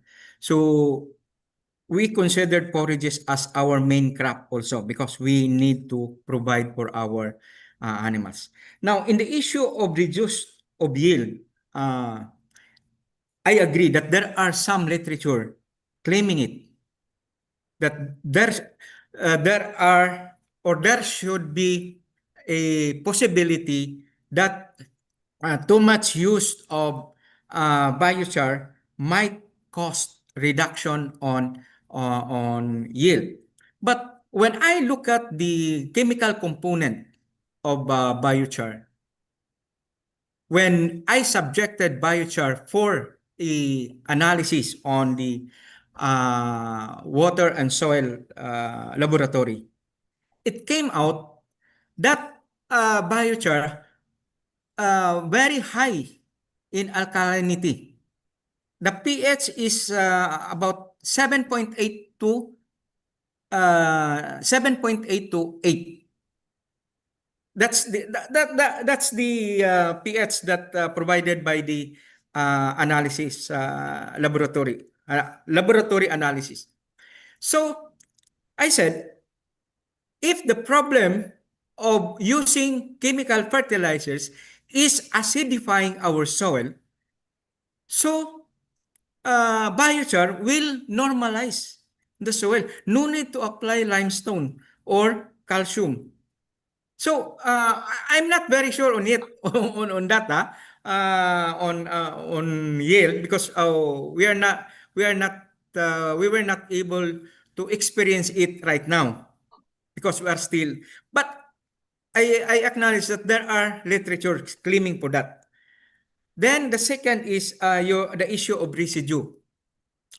You know, the idea of coming up this biochar, because I have been working in the agroforestry what you call it, industry. I involved in tree planting, in tree harvesting, in logging operations. Now, every time that we left an area known as log over area, it is always taken over by farmers, and they practice this slash and burn agriculture. So they enjoy a lot of the good yield from that log over area. So what's the reasons behind? Now, I try to investigate. It was the ash and charcoal coming from the slash and burn agriculture. So if we are worried about the long-term effect of biochar, it is opposite on the effect of log over area, because log over area can provide very good yield on the first 3 to 5 years. After that, the soil depletes. So therefore, that's only hypothetical assumption. I don't have data yet. Huh? It's good if you would like to work with us, and we'll do a partnership on doing research on this. This is a very exciting research. As of now, I could not have a definitive answer to that question, because I only have what we call hypothetic presumption that there is no bad or what we call this uh, not good result, or not good residue effect of this biochar. It's because biochar is a carbon-rich charcoal. So meaning in every piece, or in every particle of biochar, there is a carbon in it. Okay. Okay, thank you very Okay. much, So thank you Dr. very much. Aligaen. And Dr. Jaini, is it okay for you now? Yeah, I think but both of you can have I? said you have the same interest of research. Maybe in the future you can do joint research, so we can have a joint research with Polytechnic Negeri Pontianak and Yes, Institute partnership. Philippines. Okay, Yeah, this good. good idea. Mr. Jain? That's all for you. Okay. Okay then. Mr. Ali, just Yep. additional. Yes, please. Yeah, as Mr. Julito said that the possibility of biochar may increase the pH in soil, but in other side that biochar also can retain some nutrients, soil nutrients, including micronutrients or micronutrients in soils.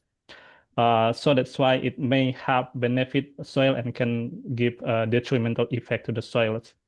Okay, it's just additional questions. What do you think about the ability of biochar can retain the nutrient in the soil, and it has does the biochar can also release this nutrient as well in the soil, and how long this biochar can retain these nutrients inside? Great question. Okay, so Yeah, great do idea. you Actually, get right question? now, we are experimenting on what we call biochar coated urea. Okay, what is this biochar coated urea? So the farmer usually apply 3 or 5 to 6 bags of urea, which is 4600, in 1 hectare of corn production. Now, I challenged the farmer.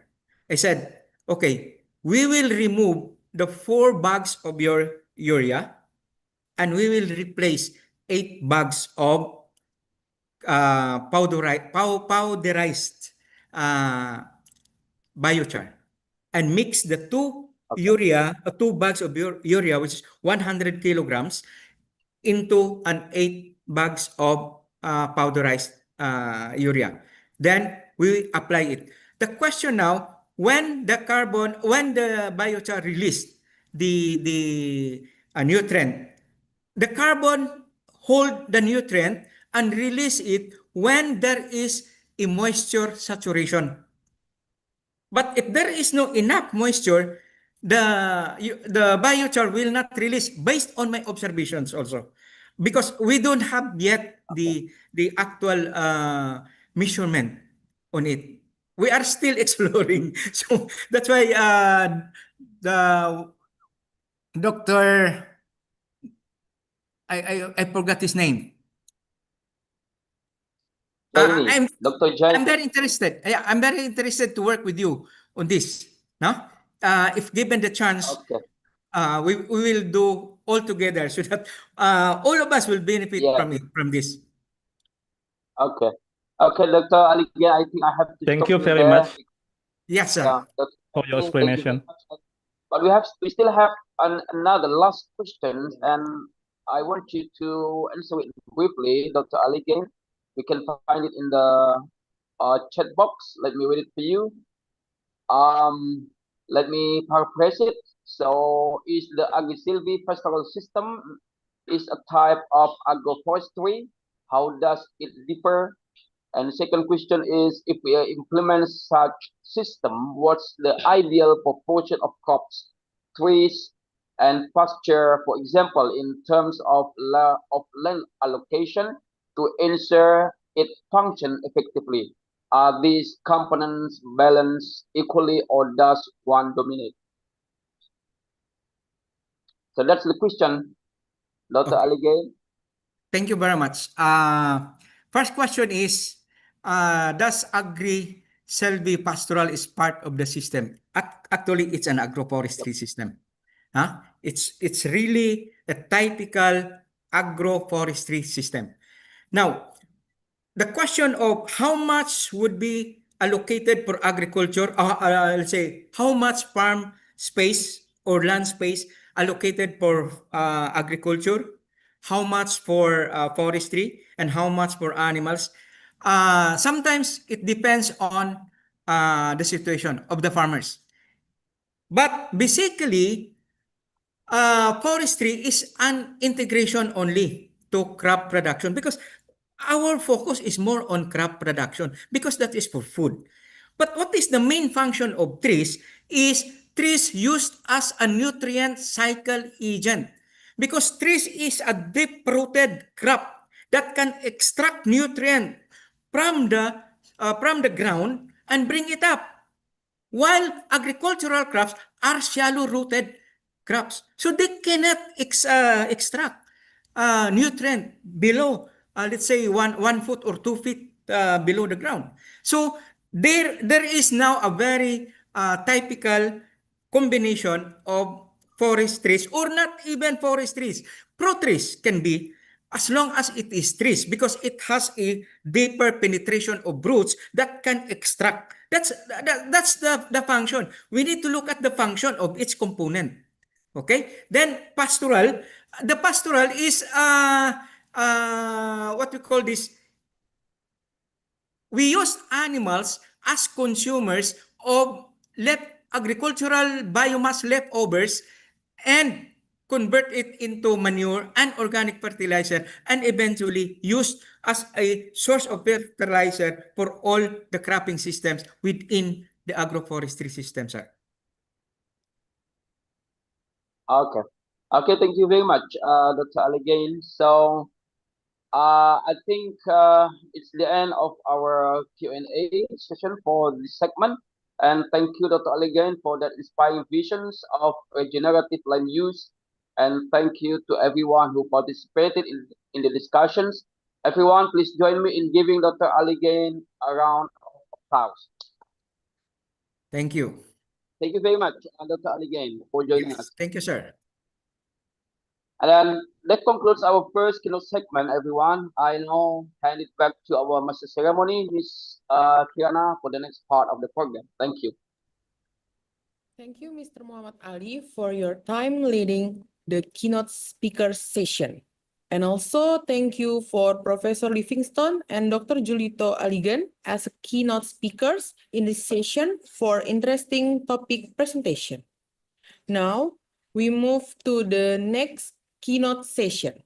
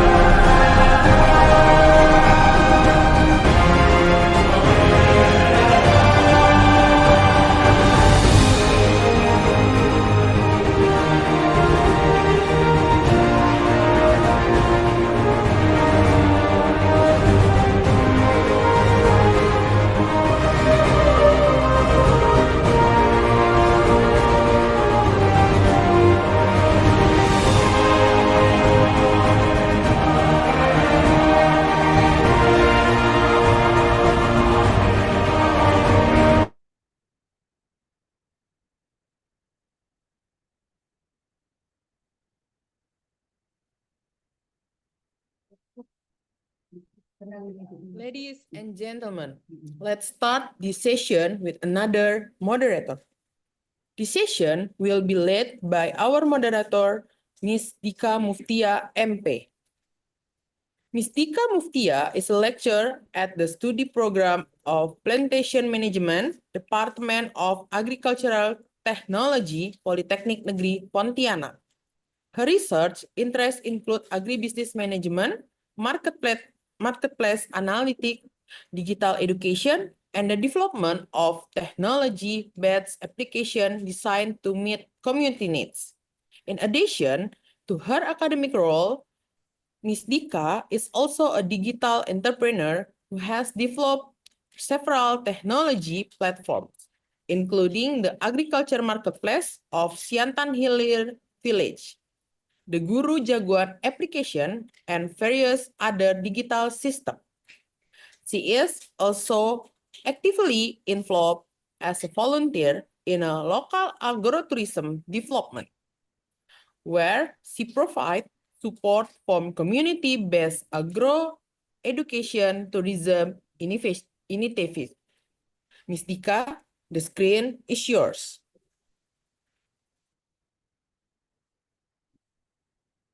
Thank you very much, Ms. Kirana. Assalamualaikum warahmatullahi wabarakatuh. Good morning once again, everyone. My name is Dika Muftia, a lecturer at Agricultural Technology of Polytechnic Negeri Pontianak. I'm honored to moderate this segment of the second international conference on agriculture, science, and technology, ICONFEST 2025. We'll now hear from three outstanding scholars whose work reflects the conference theme, Innovative Technologies for a Sustainable Future, through the lens of agribusiness transformation, tropical soil ecology, and community-centered socio-agricultural systems. Before we begin, let me briefly explain how this session will be conducted and some guidelines for participants. Each keynote speaker will have 45 minutes, including a short Q&A. Please keep your microphone muted unless invited to speak. You may turn on your camera during Q&A or group photo session. To ask questions, you can type your question in the chat at any time or use the raise hand feature if you would like to ask a question verbally. And please keep your question concise and relevant to the topic. Okay, let's begin. It is my pleasure to introduce our first speaker this session. Hello, Professor Nurliza. How's your day going? Thank you, Mbak Dika. Yeah, I hope it's wonderful today. It's truly an honor to have you here today as someone who had the privilege of learning from you during my master's program. I'm always inspired by your depth of expertise. Professor Dr. Insinyur Nurliza is a professor of agribusiness management at Universitas Tanjung Pura Pontianak. She is a leading expert in sustainable agricultural transformation with research spanning digital agribusiness platform, ISPO, RSPO certification for smallholders, climate smart agriculture, and inclusive rural MSME empowerment. Her work bridges global sustainability standards and local farmer realities, enabling smallholders to access ethical markets while strengthening food security and climate resilience. She also leads initiatives on consumer behavior, post-harvest innovation, and sustainable palm oil value chain. Okay, today she will share her talk titled Driving Agricultural Transformation, Strengthening Socio-Technical Ecosystems for Sustainability and Climate Resilience. Please give a warm virtual welcome to Professor Dr. Insinyur Nurliza. Okay.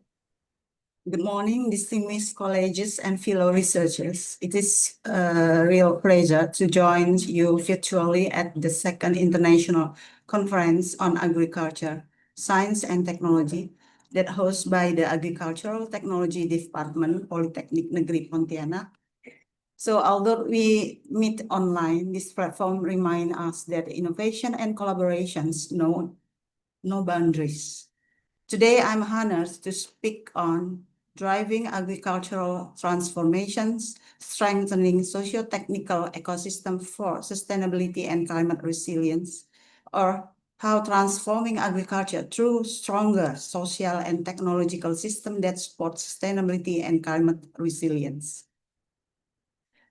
I think this topic is especially timely as agriculture today is not just about increasing yield, it's about transforming systems.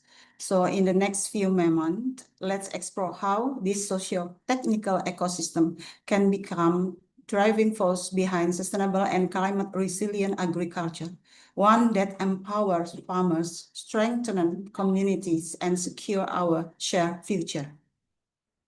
To explain, I will focus on three interconnected dimensions. First, driving agricultural transformations. Second is strengthening socio-technical ecosystems. And third is sustainability and climate resilience. And I will demonstrate how these dimensions connect and work in practice.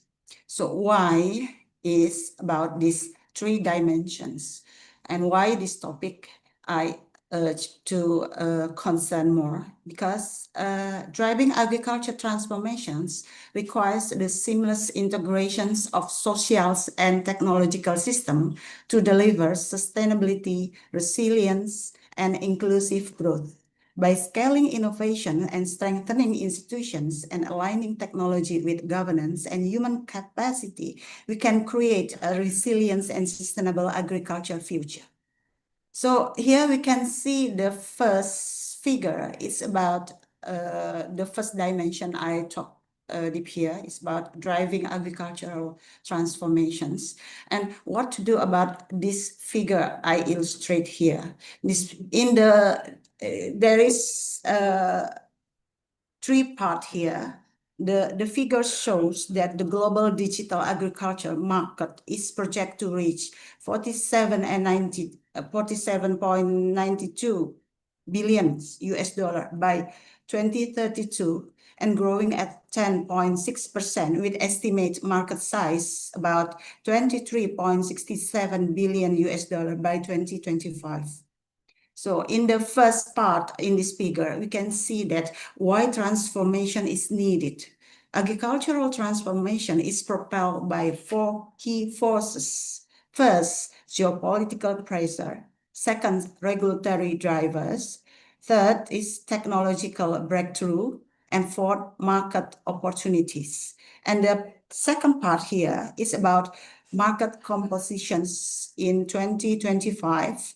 The market is dominated by the strong integrations of data-driven and smart system across agriculture. It's about IoT sensors, it's 38.4%. Remote sensing is about 28.8%. AI and ML is about 20.4%, and blockchain is about 12.4% technology.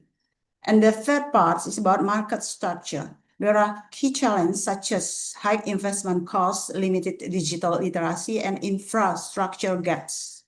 Here we can see the market structure is consolidated segments led by major players such as Dairy Company, AGCO, CNH Industrial, Bayer, and etc. And while a fragmented segment, it includes many competitive firms like IBM, Trimble's, DTN, Taranis, and Farmers Edge. Next, please. Okay. Why? The question is why is agricultural transformation is imperative? To answer these questions, we need analyze about a comprehensive global challenge, technology solution, and supply chains innovations. In the overview, we can see this figure highlights the urgent water and climate challenges facing agriculture, as well as the role of climate-smart agriculture, or CSA solutions. In the top sections, we see the statistic illustrate that agriculture consumes 70% of global fresh water, making it the largest water use. And monoculture farming causes 30% soil carbon loss, reducing fertility and releasing carbon dioxide. And the global smart agriculture market demonstrates massive investment and opportunity for innovations. while CSA has the potential to cut agricultural greenhouse gas emissions by 45% by 2050. And the middle section, we can see global water stress by 2040. Agriculture faces extremely high stress, worse than industrial and municipal sectors, while water withdrawal and sustainability are under medium-high stress. The sector that consumes the most water will have the least access, creating a potential crisis for crop production and food security. While in the bottom section is about CSA framework. CSA addressed these challenges through 3 pillars: productivity, resilience, and mitigations. By connecting this data, we can see that productivity reduced the 70% water consumptions, and while resilience tackled the project 2040 water crisis, and mitigation addressed 30% soil carbon loss and achieve up to 45% emission reductions. So agriculture is both the problem and solutions. With CSR, water use could drop to 40 to 50%, degraded soil could become carbon sinks, and emission could fall by 45% while feeding a growing populations. So the 47.92 billion US dollar market showed growing actions, but the extremely high stress warning underscored the urgency. Global adoption must accelerate to prevent a water and food security crisis by 2040. Okay, we can see the next figure is about challenge. Sections 1, I can describe you about establish the foundation pillars, such as access, literacy, data security, and scaling that needed for effective agriculture transformations. While section 2 demonstrates CEA efficiency gains, highlighting the practical benefit of technology while linking back to the needs for access, skill, and scalability. And the section 3 shows how circular economic solutions add sustainability and climate resilience, completing the picture of a modern, efficient, environmentally responsive agricultural system. So we can give here in the figure. In the section 1, 4 key pillars is access and affordability. Yes, ensure farming technology and resources are accessible to all, especially smallholders. Inclusive access prevent widening the wealth gap in developing country origins. And the second pillar is digital literacy. Equip farmers with the skill to use digital tools effectively. So technology only drives progress when users understand it. And the third pillar is data security. Protect farmers' data on yield, practice, and location. Safeguarding information prevent misuse and build trust in digital system. And the fourth pillar is scaling practice. Expand proven innovation from pilot project to broader adoption. True transformation requires scaling success beyond small experiments. While in the sections 2, please back to challenge. Okay, challenge. Okay, still here. In the section 2, CAR is revolutionary in efficiency, but it requires addressing high upfront costs, technical expertise, and scalable system management, linking back to the 4 pillars above. No, still here. And the section 3 is about circular economy. Is explained wastewater is an emerging renewable energy resource that can simultaneously enhance energy efficiency and support climate mitigations, offering a sustainable pathway for the future energy systems. So we can see the figure illustrate waste energy potential in 2025 to 2050. There is blue color here showing the vast untapped energy in global agricultural and urban wastewater. And the orange color is representing the portion feasible to harness with current or near future technology. And the green one is illustrating the climate benefit substitution fossil fuel with wastewater derived energy. Okay, next.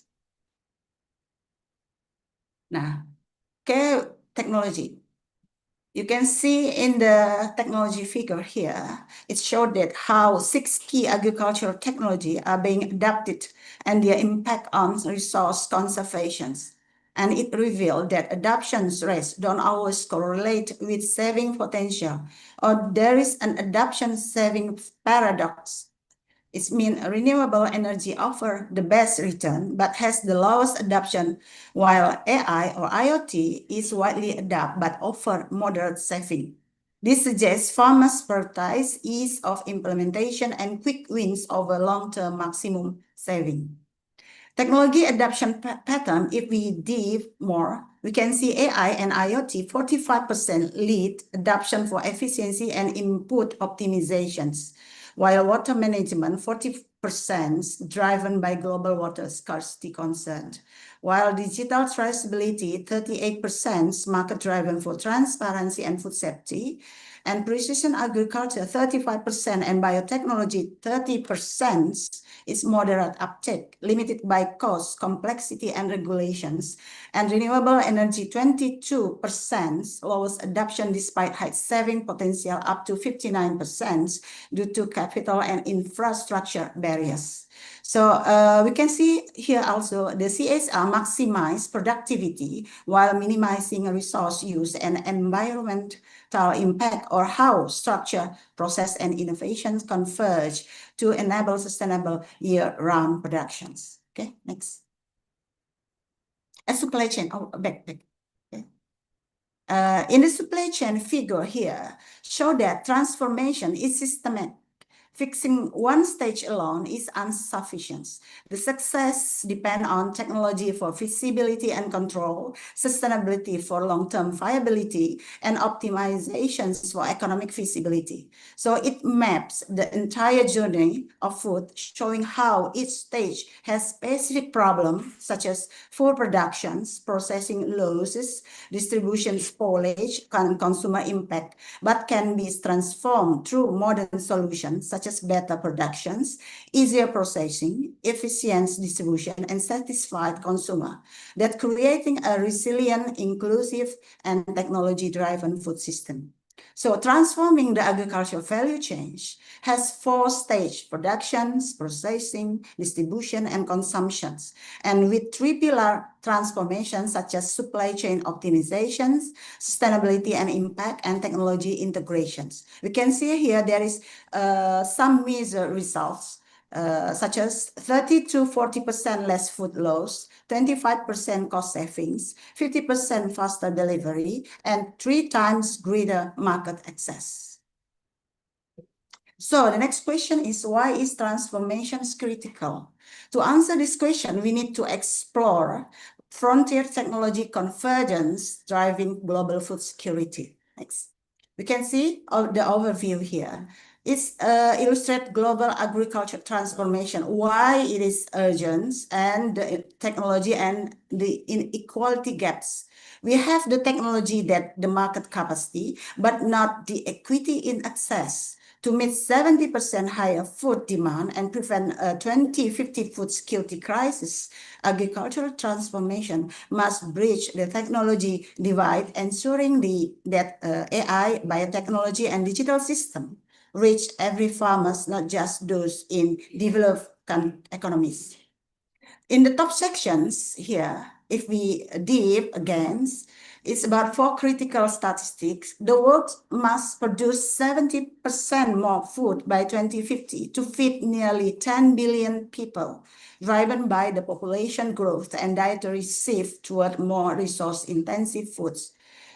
But innovation is outpacing adoptions. AI patents have surged 718%, powering precision farming, yield forecasting, and automated harvesting. But this advance rarely reach smallholders. Meanwhile, the physical technology markets like machinery, sensors, and IoT system has grown to $19 trillion, while the biotechnology markets like GMO crops, drought tolerant seed, and others stand at $100 billion, vital for the meeting rising food demand sustainability.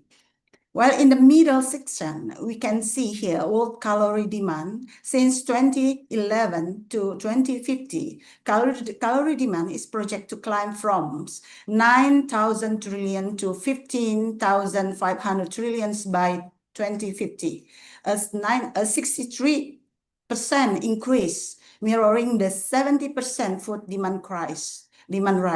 Traditional agriculture cannot meet this without transformations. The widening gap between food demand and supply underscore the necessity of technology innovation in AI, biotechnology, and advanced farming systems to ensure global food security.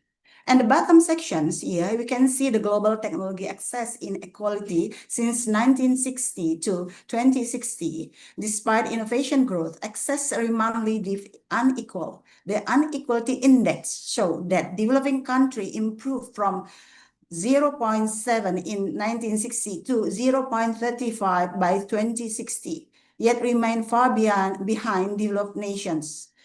The global average only reached 0.3. It's meaning technology diffusion is improving too slowly to close the gaps between the 2050 food crisis. Smallholders in developing countries, the most food insecure populations, remain excluded from the benefit of $19 trillion technology and $100 billion biotech sector.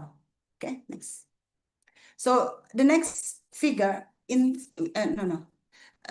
still here.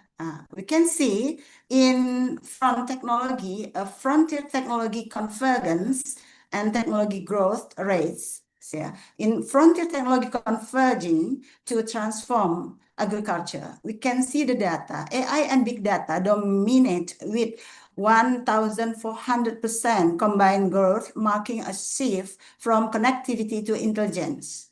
IoT's decline reflects standardizations, not stagnations. It's now the invisible foundation for smart systems.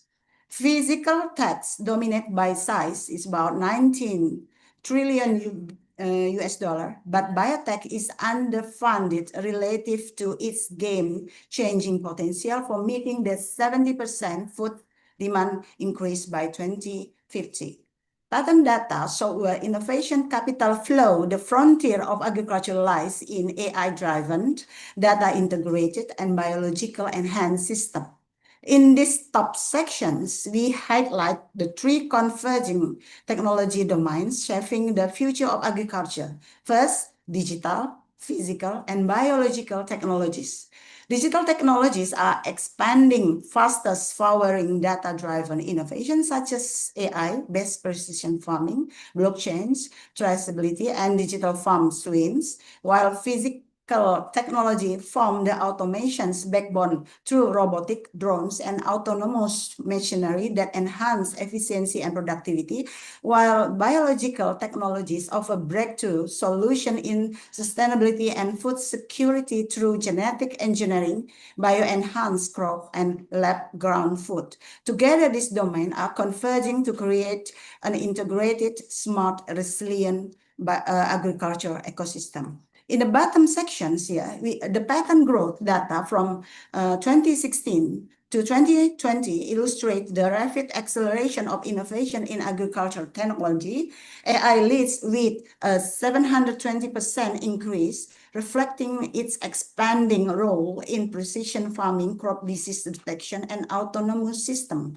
Big data follow closely with 710% growth driven by integrations of IoT and satellite analytics, while moderate increase in digital is about 120%. Cloud technology 100% indicates strong development of data management, storage infrastructure, while autonomous system about 105% highlight continuous advance in robotics and drone applications. In contrast, we can see here IoT pattern have declines -50% to -100%, signaling market maturity as innovation shift from basic sensor deployment toward AI-driven and data-centric solutions. We can see next the challenge. Next. Okay. Okay, here the next challenge. By 2040, agriculture faced a convergence of crises: critical water scarcity, degraded lands, labor shortage, soaring food demands, and climate volatility and unequal access to digital innovations. Sustainable transformation will depend on closing the technology access gaps and enhancing resilience in the most vulnerable regions. In global water stress and agricultural risk by 2040, we can see in Middle East is about 95% and Central Asia about 90%. Near total water collapse from arid climates, overuse and degraded infrastructure, increasing reliance on imports and desalinations. While in North America, about 85%, drought and aquifer depletion threaten high value crop, especially in California. While in Australia, it's about 80% worsening drought make inland farming increasing unsustainable. In Africa, it's about 70% population growth, desertification, and weak infrastructure leave 400 million without clean water, risking subsistence agriculture. While in South Africa is about 40% moderate stress, but deforestation and regional scarcity threaten long-term water balance. So we can conclude here 4 crisis drivers threatening global agriculture. First, resource scarcity. Second, rising demands, and third, climate variability, and the last one is technology gaps. Okay, we can see the solutions here: technology, solution, and adoption rates. 6 transformative agricultural technology. Yeah, first is precision agriculture. It's about 35%. Using GPS and sensors, reduce input use by up to 30%. AI and IoT is about 45%, enhance smart irrigations, energy efficiency, and labor productivity, especially when integrated with precision farming. While biotechnology is about 30%, reduce pesticide and water use, limited by regulation and public acceptance. The fourth is water management. Drip irrigation and moisture sensor could cut global water use by up to 36%, while blockchain strengthens traceability, market trust, and smallholder inclusions. The last one is renewable energy. Least adapted but highly impactful, can reduce energy use by 30 to 40% and emissions by up to 90%. So the figures show the cross technology. So what it is? I can conclude here: adoptions gaps is avoidable, easy to implement technology with AI, IoT, water management, blockchain. See higher uptake, 38 to 45%. The second one is adoption saving paradox, which means high impact but costly or regulated technology. Have low adoption despite large efficiency gains. And the last one is global potential, with average adoptions at 35%, nearly 2/3 of farm remain disconnected from modern agri-tech, representing a vast opportunity for sustainable transformations. Okay, next. You can see the next figure is review is illustrate 4 key metrics driving agriculture transformations. And the bottom section is about the transformations imperative. In the up sections, we can see here 4 key metrics driving agriculture transformations. Today is driven by 4 key dynamics that reveal both progress and unrealized opportunities. Precision farming's value, $33.2 billion in 2025, is growing steadily, but still represents a small share of global agriculture economy, that indicating significant room for scale. Remote agriculture powered by drones, sensor, and cloud system is accelerating towards $72.34 billion by 2030, marking a major shift toward connected and data-driven productions. Innovation farming showed the fastest growth at 12.2% annually, reflecting strong momentum for digital, biological, and climate-smart and technology compared with slower pace of traditional practice. At the same time, technology adoptions among small firms is high at 93%, yet most still rely on basic tools, fewer than half use advanced technology, revealing a persistent digital divide between developed and developing regions. In the bottom sections, the transformation imperative, the framework consists of 3 interconnect pillars crucial for securing future foods, water, and climate resilience. We need here digital infrastructure that target expanding rural internet access to 70%, increasing mobile apps use to 60%, and integrating digital system with public service at 45%, enabling smallholders to access markets, finance, and data-driven support. And the second one is digital sustainability that focus on converting 40% of agricultural data into actionable insight, raising renewable energy use to 35%, and strengthening coastal and pollution safeguards to advance climate and resource goals. And the last one is knowledge support that priority is farmers' empowerment through 60% access to digital learnings, 50% coverage of technical assistance, and innovation capable of doubling global yields.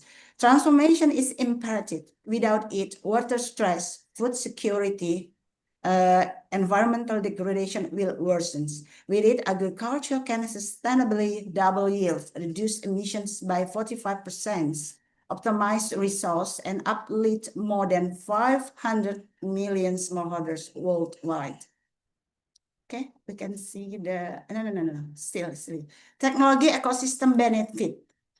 In the figure technology ecosystem benefit, we can see once again transformations. Why it is very, very imperative is because rural connectivity is 70% coverage by 2030. And the second one is actionable insight, 40% of collected data transformed into decisions. And farmer learning and support is about 60% access to training and 50% coverage by advisory services. In the section 1 is about integration such as urban vertical farms using AI, automations, and solar can achieve 50 to 100 times higher efficiency than traditional farmings. It demonstrates their technology's potential to secure food system in resource-scarce region. We can see here 6 transformative technology.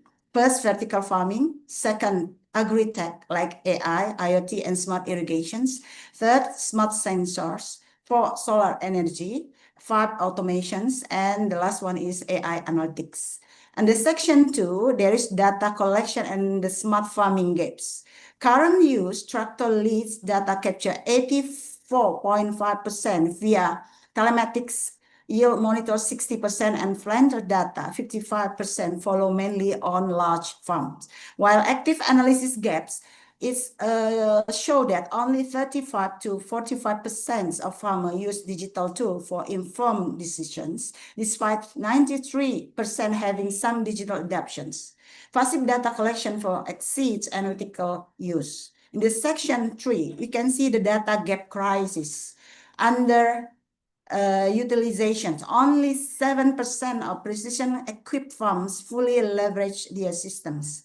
The barriers is fragmented data, complex software, limited AI integration, and insufficient training. So the impact is AI and IoT deliver only 12 to 22% efficiency gains despite broad adoptions. In the top 3 cross stressors, we can see first, heat stress can reduce yield up to 30% per Celsius, affecting wheat, corn, and rice. Water scarcity, severe drought may cut yield up to 70%. It's like critical region like Middle East. And cold stress, shifting fall pattern, threaten crops like coffee and citrus. Okay, next. Sorry interrupting you, Prof. Kindly remind you that we have 3 minutes left. Okay, why is agricultural transformation imperative? To answer here, we can see here agricultural evolutions. There is four evolutions. Agriculture 1.0, Agriculture 2.0, Agriculture 3.0, and Agriculture 4.0. It shows that AI and big data are fueling the current and hyper-intelligent phase agriculture of farming, moving fast the simple mechanism and GPS stage. Okay, next please. Now, in this figure 1 is explain what is agriculture transformation, and figure 2 is about transformation readiness dimensions. Okay, now next. Okay, yeah, okay. Okay, next. Here, the figure is demonstrating 5 global mega trends shaping agriculture transformations. It's about climate change, digitalization, urbanization, health consciousness, and demographic shifts. Okay, next. Now, comprehensive analysis is regarding sustainable agriculture transformations is integrate technology, sustainability, society, economy, and climate across 3 scales: gene, species, and landscape, to enhance efficiency and resilience, also inclusiveness. Okay, next. So the innovation here, the framework highlights 5 major external forces reshaping global agriculture. Like I said before, climate change exert the most critical pressure, altering weather and yield, digitalization, urbanization, and demographic shift. And the last is health consciousness. So it's interconnect layer from input to producers, set product, business, market, and society, all grounded in strong legal and policy foundations. Next. So what to do about strengthening socio-technical system. My research finds that sustainable agriculture transformations can be achieved by integrating digital technologies, global certification standard, and inclusive rural development. This approach enables smallholder farmers to participate in international supply chains while enhancing food security, climate resilience, and rural economic equity. Next. Okay, next. Okay, this is the figure about sustainable agriculture transformations. It's need a collaboration in innovation platform connect farmers, researchers, governance, and technology to create socio-technical ecosystem that enabling precision and climate smart farming, cooperative e-commerce, and global supply chain participations. Okay, to better understand their influence, I will explore. I will not explain each in turns, but I can conclude in the next. Okay, the next figure. Next. Yes. Okay. Yeah.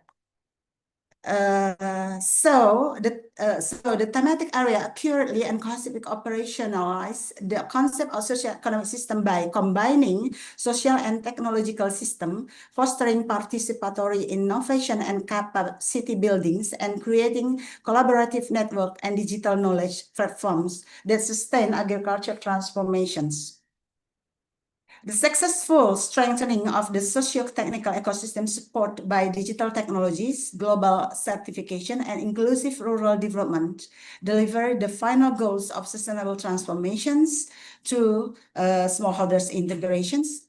Next. Okay, no, still the figure before. Again? Yeah, okay. Okay.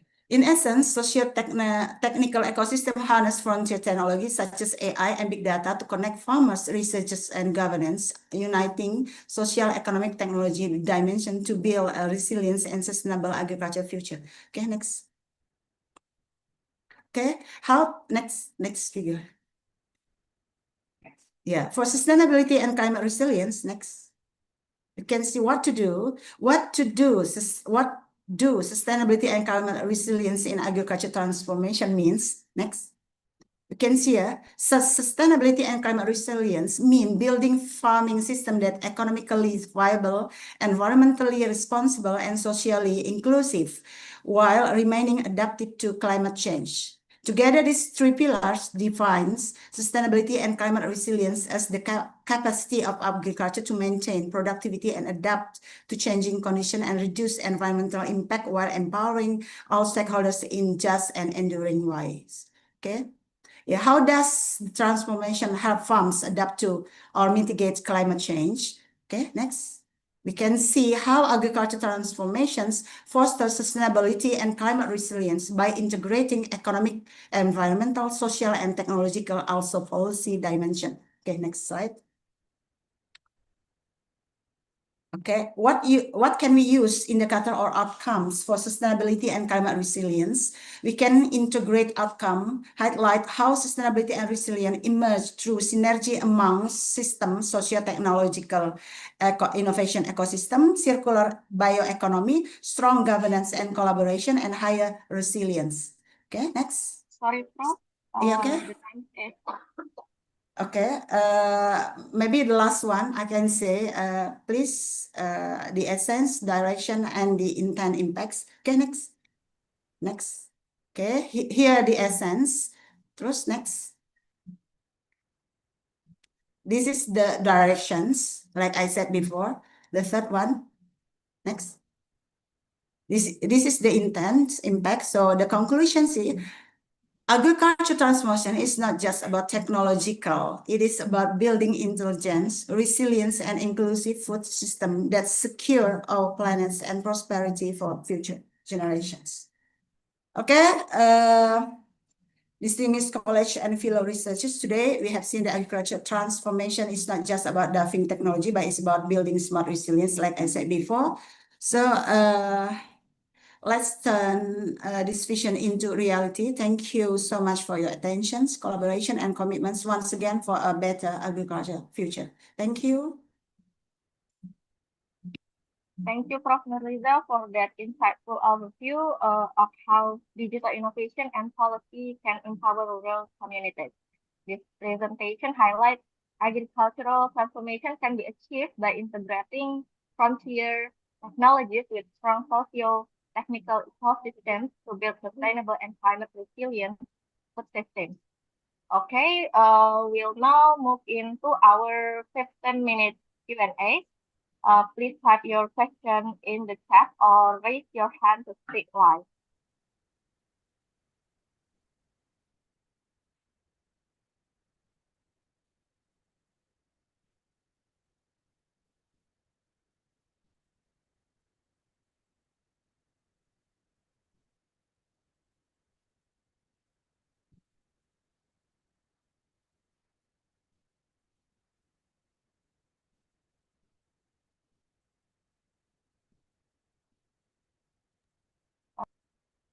Okay, we have one question from Ms. Sari. Go ahead with your question.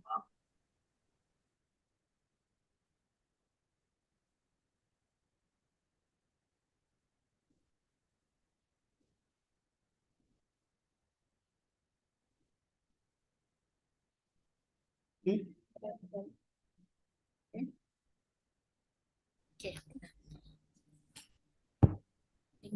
Thank you. Baik, thank you for the insightful presentation for Prof. Eliza. I truly appreciate the depth of your analysis regarding sustainable supply chain management, especially in the context of agriculture and global market integration. Let me introduce myself. My name is Sayati. I am lecturer at Polytechnic Negeri Pontianak. My question, what kind of digital supply chain innovation are most effective for connecting farmers to global market while maintaining sustainability standard? Thank you.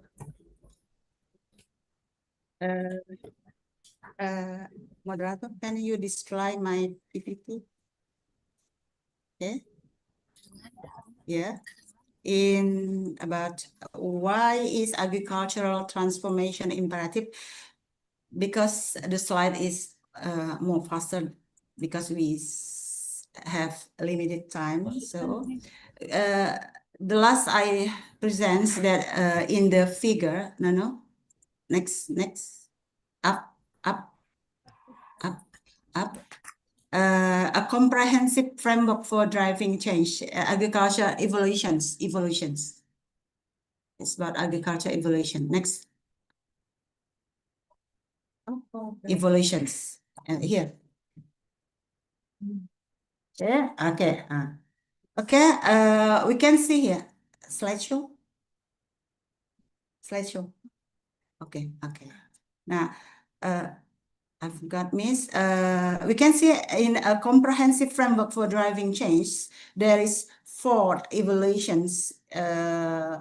Show AI and big data are fueling the current hyper-intelligent phase or agriculture 4.0 of farming, moving past the simple mechanism and GPS stage. I think in our era right now, since 2010s and today, it's focused on connectivity and intelligence. So the key traits is IoT or Internet of Things and Wi-Fi integrations, robotic, big data, and digital platforms that relies on high growth frontier technology that I saw in the first image is recently common use in agricultural transformations. If I can remind you, in agriculture 1.0 early 20 is focused on labor-intensive methods, with key trait is manual farming and local knowledge and low mechanisms, while agriculture 2.0 is about 1930s, focus on mechanizations and industrializations, with key traits is introduction of tractor, chemical inputs, and green revolutions. And agriculture 3.0 is since 1980s to 2010s.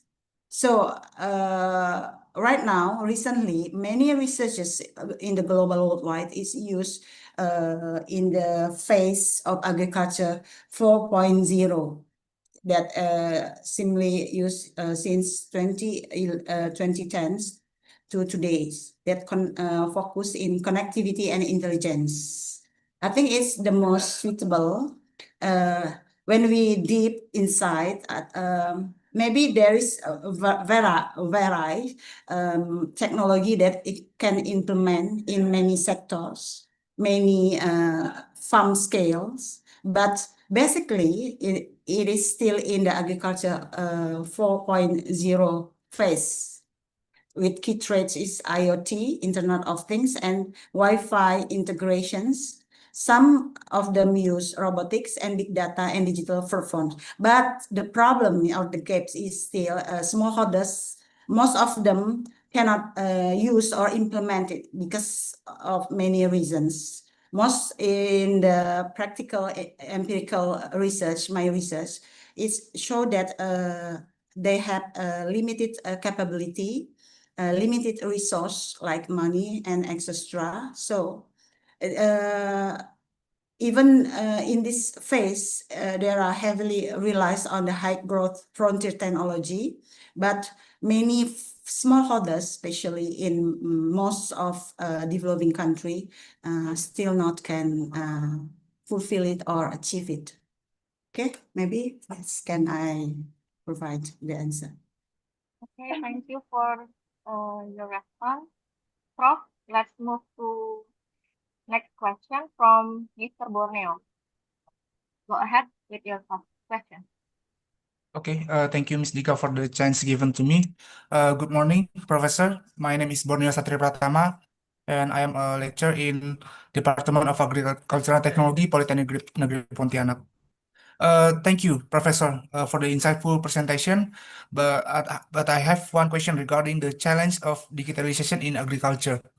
Given the global push toward agriculture digitalization, what practical pathways do you recommend for implementing digital tools in rural regions that is still struggle with unreliable electricity and maybe limited internet connectivity, so that these areas are not left behind in the transformation process? Thank you, Professor. Yeah. Okay. Thank you, Borneo. I think this question is still related with the previous questions. Yeah, because we are in the era agriculture 4.0. So here, okay, we can see here technologies like I said before. This is show how 6 key agriculture technology are being adapted in their impact on resource conservation. It revealed that adoption rates don't always correlate with saving potential, or still there is adoption saving paradox. Okay. The technology adoption pattern here, we can see AI and IoT is about 45%. It's lead adoption for efficiency and input optimizations. Okay, lead adoption for efficiency. While water management is about 40%, it's driven by global water scarcity concerns. Then digital traceability, about 38% market driven for transparency and food safety. 35% is about precision agriculture, and biotechnology is about 30%. Is moderate uptake, limited by cost, complexity, and regulations. And renewable energy is about 20%, lowest adoptions. Yeah, despite having high saving potential up like 59% due to capital and infrastructure barriers. So I think if we want to implement to smallholders in the particularly in the rural area, it's a quite challenge for farmers. So maybe like I said before in my research, it's need collaborations between researchers, stakeholders, farmers, to build knowledge hubs to implement or to use this technology in agriculture 4.0. Because, like I said before, many smallholders, particularly my research regarding oil palm smallholders, like we know that oil palm smallholders is one of the richest farmers compared to other commodities. They also struggle to adapt this technology, particularly AI or IoT. So they really need help from researchers and governments, like through knowledgeable hubs to build their capacity. We can use participatory training to improve their capability to adopt AI and IoT. But with the recently trends, it's unavoidable that smallholder to not use technology, because they can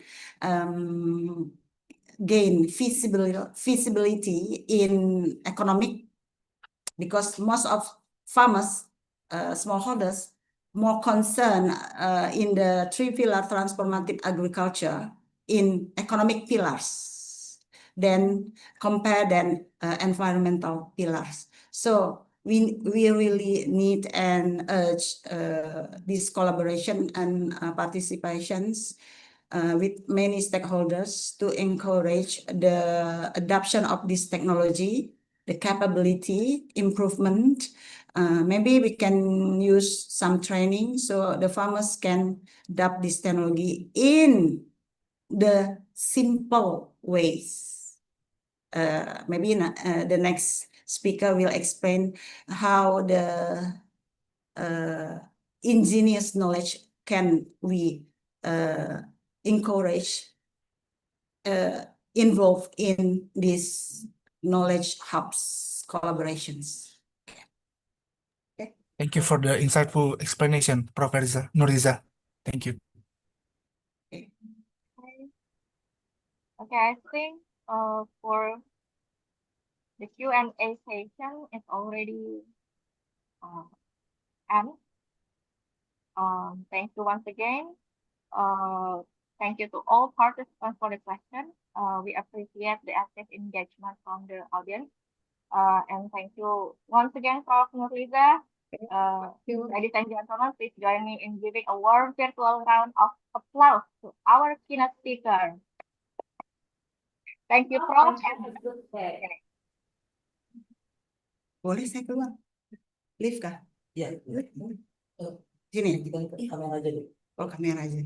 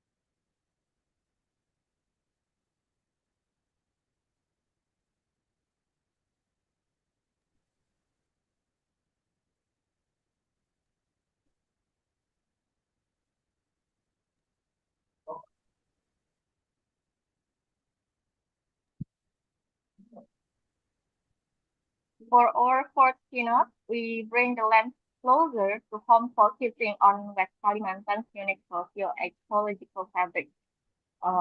Please welcome Dr. Revi Cesario, Food MM, lecturer and researcher at Polytechnic Negeri Pontianak.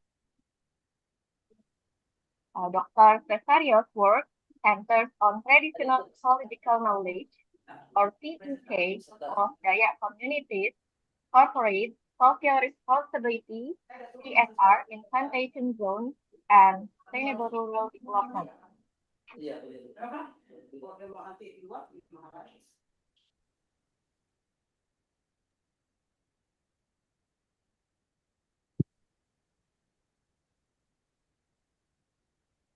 His current doctoral research explores deforestation through the lens of indigenous values, personal ethics, and community engagement. He has led numerous applied research projects on CCO, or virgin coconut oil, industry development, palm oil valorization, breakup from corn residues, and e-marketing for horticultural and FFPs, always with a strong emphasis on local empowerment and cultural contact.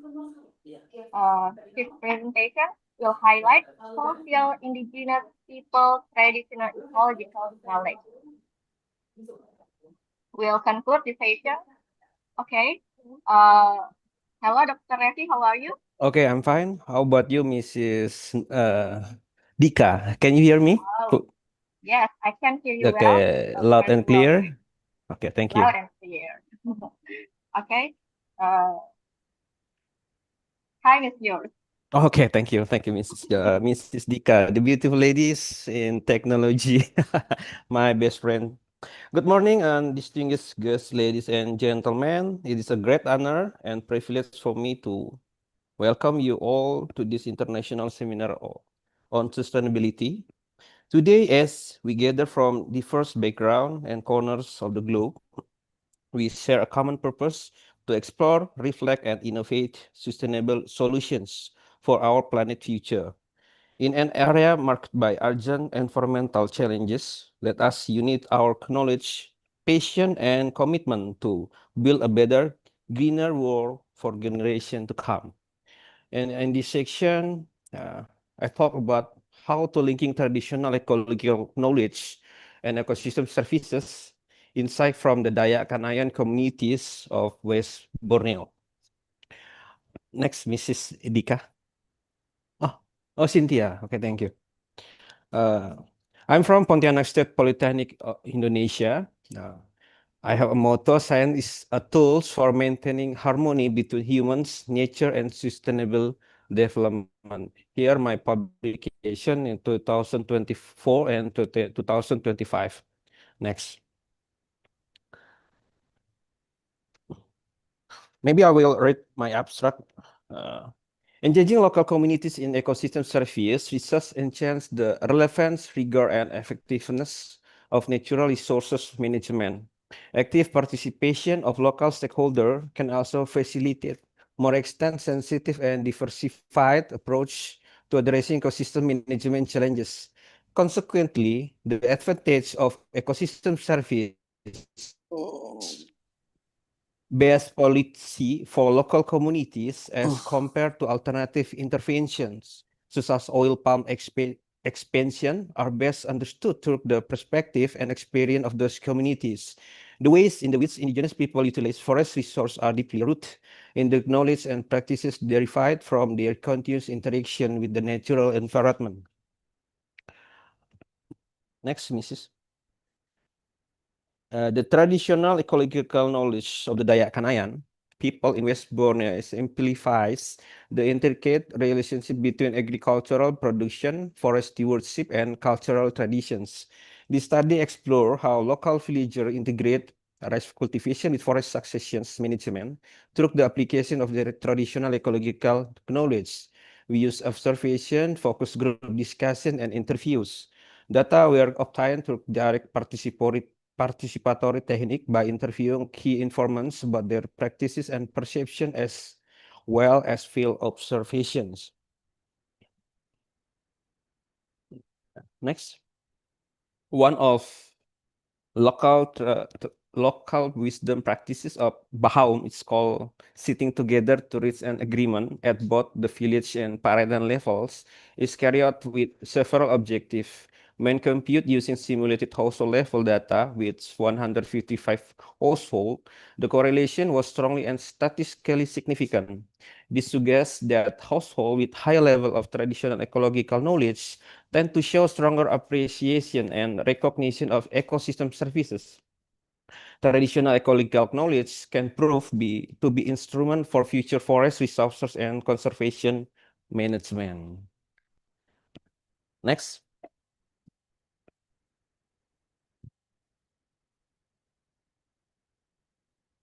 Background and region. It's in West Borneo, Indonesian shifting cultivation remains a prevalent agricultural practice through which farmers meet both their subsistence needs and those of their communities. Similar to pattern observed across Southeast Asia, this system forms the foundation of many local livelihoods. Numerous studies have demonstrated that local communities in Borneo are capable of sustainability managing and utilizing forest resources through the guidance of customary institutions. For centuries, Dayak community across Borneo have depended on forest ecosystem, fostering a cultural framework grounded in the interdependence between humans and nature. So in this indigenous perspective provides context-sensitive approach to managing natural resources, especially in forest-dependent regions such as West Borneo. Next. Research focus, how does traditional ecological knowledge, atau TEK, influence the recognition and management of ecosystem services among the Dayak Kanayan community? In this hypothesis, higher level of TEK are positively correlated with stronger appreciation and recognition of ecosystem services. My research is very new and have something rose a 1,000 years direct interaction with nature, with traditional ecological knowledge is also known as indigenous knowledge or native science. Next.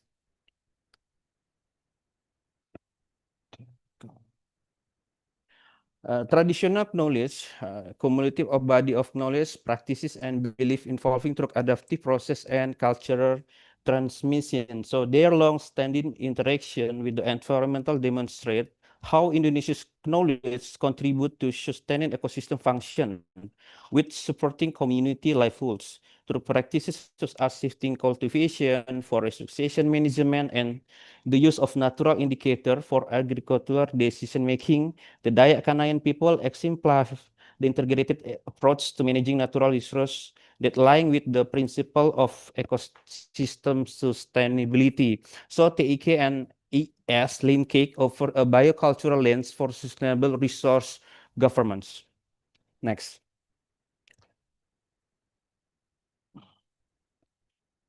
Attacks to the area in Dayak Kanayan community in West Borneo, with social ecological system, forest defendant livelihoods intervenes with Sweden agriculture, forest stewardship, and cultural ritual. So, TEK, the body of knowledge comprises the accumulated understanding, practice, and belief of peasant, indigenous, and rural community that have been transmitted through generation via cultural process. Such knowledge system play a vital role in enhancing of effectiveness of decision-making related to species and habitat management. They also equip local and indigenous population with valuable tools to engage meaningfully in the management and assessment of biological resource. Next.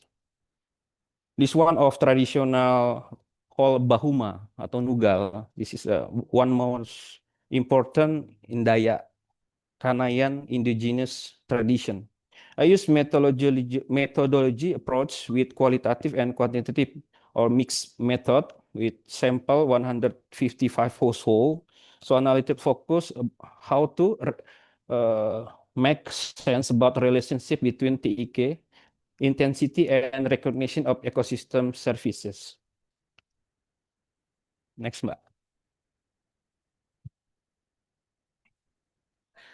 Nah, okay.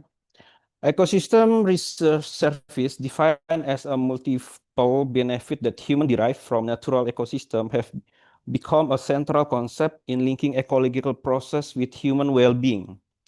So understanding this plural dimension is crucial for developing equitable and context-specific management frameworks that sustain ecosystem function and human livelihood over the long term. Consequently, interdisciplinary approach that bridges ecological science, economic, and indigenous knowledge system are increasingly viewed as essential for advancing environmental stewardship and long-term sustainability. So this is research design I use to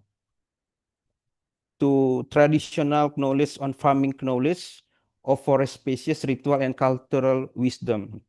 Next. Traditional land division. So the services are typically categorized into provisioning, regulating cultural, and supporting function. It's contributing in the maintenance of environmental stability and social welfare. This is like called rimba. Rimba is the forest area covered with tree. It's Bancah, Moton, Kompong, Radang, and Timawang. So Timawang is an abundant settlement area covered with various fruits such as durian, mangosteen, tengkawang, langsat, etc. for consumption and sale. Next. Local wisdom practices. Yeah, I was found about Bahaum. Jadi Bahaum, one of the decision-making mechanism sitting together to reach an agreement at both the village and parental level is carried out with several objectives. Namely, first, land dispute resolution, and the second, customer record, the third, important decision making, and the fourth, planning of traditional ritual and village festival. Serve multiple functions to strengthen social cohesion, collective decision making online, and resource use. Reinforcement serves ecological values and conflict resolution.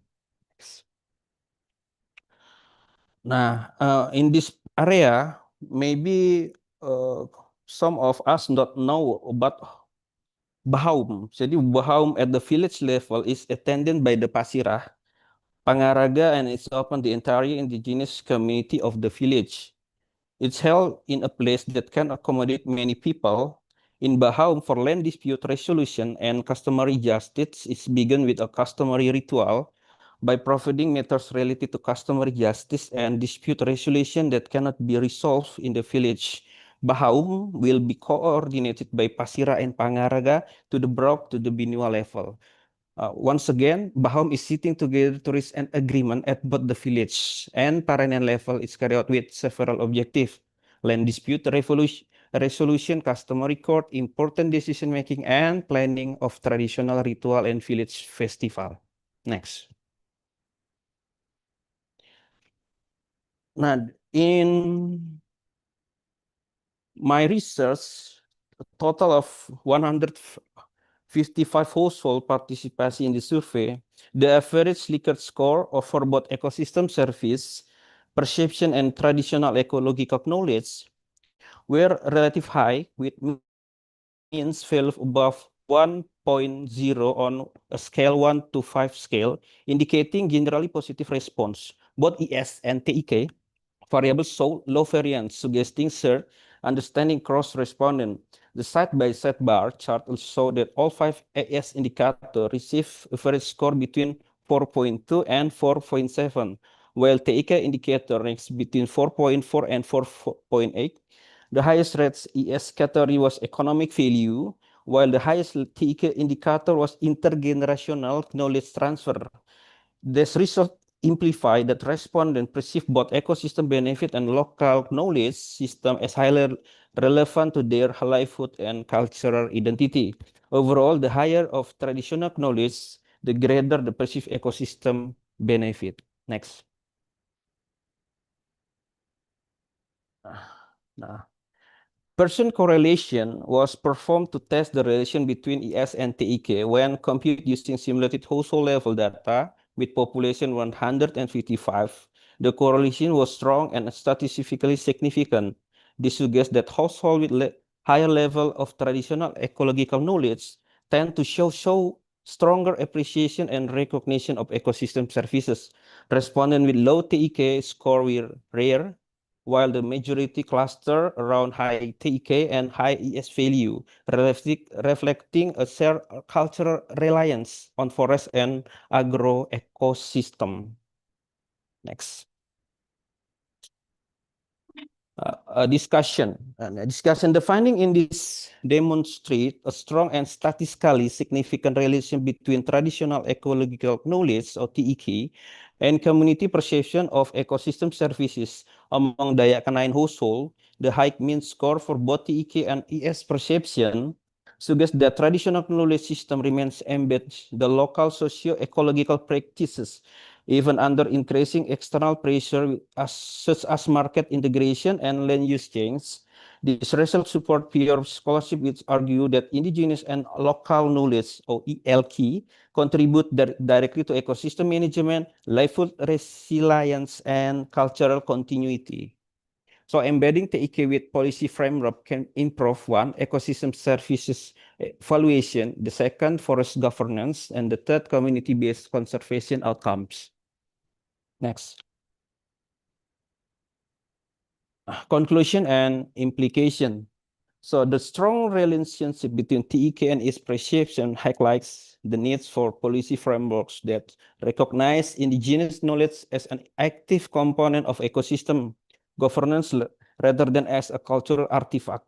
First, environmental program in Kalimantan including REDD, social forestry, or perhutanan sosial, and payment for ecosystem services (PES) should adopt biocultural approach that integrate TEK into decision-making monitoring and benefit sharing mechanism. Second, conservation and climate intervention should employ co-management model in which Dayak customary leader or adat are not merely consulted but co-author institutional rules. This align with international norms such as UN Declaration on Rights of Indonesian People (UNDRIP) and free, prior, and informed consents (FPIC). Third, policy should address intergenerational TEK erosion by supporting community-led education system, including forest school, ritual training, and oral history documentation. Since knowledge transmission is a predictor of future stewardship, investment in cultural continuity equals long-term sustainability. Finally, ecosystem valuation tools used by government and NGO must expand beyond carbon and biodiversity to include cultural ecosystem services, example, identity, ritual landscapes, ancestral relationship to territory. Failure to internalize cultural valuation risks production, development conflict, and conservation injustice. Conclusion, TEK is instrumental in shaping community perception and sustainable utilization of ecosystem services. Policy implication incorporate TEK into formal conversation and land use planning. The second, strengthen participatory framework in ecosystem services management. The third, recognition indigenous institutions like BAHAUM, was I found as legitimate governance mechanism. Next. So this is the last, my mottos, it's same, science is tools for maintaining harmony between humans, nature, and sustainable development. In conclusion, the discussion we have undertaken today are not just academic conversation, they are a call to collective action. Sustainability is not a distant ideal, it is a present responsibility. I encourage each of you to carry the insight, the idea, and the motivation from this seminar back into your communities, your organization, and your own daily life. Together, let us transform commitment into impact. Thank you all for your active participation, your thoughtful contribution, and your dedication. Let us continue working collaboratively to ensure a sustainability future. Thank you and very much. Back to Mrs. Cynthia. Oh, Mrs. Dika. Okay. Cukup kan 10 menit? 10 menit cukup. Okay. Okay, thank you, Mr. Rafi, for that inspiring thought, connecting indigenous with modern sustainability practice. A major takeaway from this talk is how the traditional ecological knowledge of Dayak Kanayan communities strengthen ecosystem service management Okay. showing that indigenous wisdom plays a critical role in sustainable forest governance and environmental resilience. Okay, maybe we will open the floor for questions. Please type in the chat or raise your hand to speak briefly.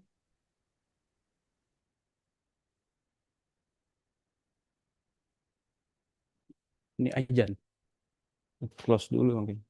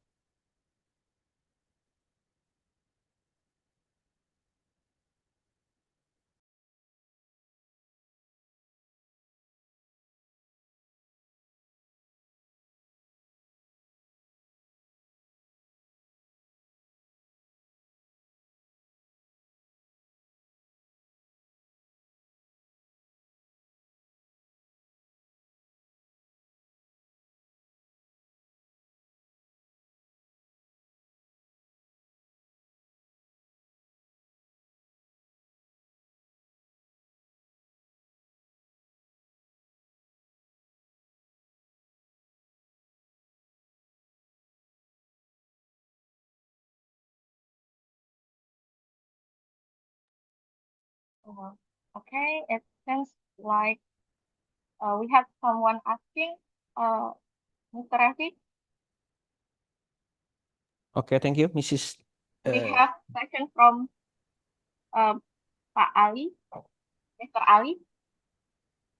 Dr. Rafi, with growing pressure from oil palm extension, how can customary land rights be legally fortified to protect both the ecosystems and ecosystem surface, especially when customary territories overlap with conservation areas? Okay, Okay, Dr. I Rafi. got it. Okay, thank you, Mrs. Dika. This is from Mr. Ali, Mr. Hats Ali. This is my friend too. Where is this, Mrs. Dika? Okay, I will answer the question about palm oil. So, in my introduction, I use approach. Plantation company today are not just talking about the profit. So it is known that the company business is inseparable from society at large. So this company reflection is closely related to its impact of social society. This is the fact. Local communities plays a crucial role in ecosystem services assessment as they serve as the primary users and beneficiaries of numerous ecosystem function and process direct access to the natural resource with their local environments. Incorporation and engaging this community in assessment preference enable more precise evaluation of the significance of ecosystem services and provide a deeper insight into the social factor shaping preference related to land use change. Nah, building ethical relations between resource developers and indigenous people, supporting economic and social capacity for all parties, and strengthening indigenous politically authority through respectfully recognition.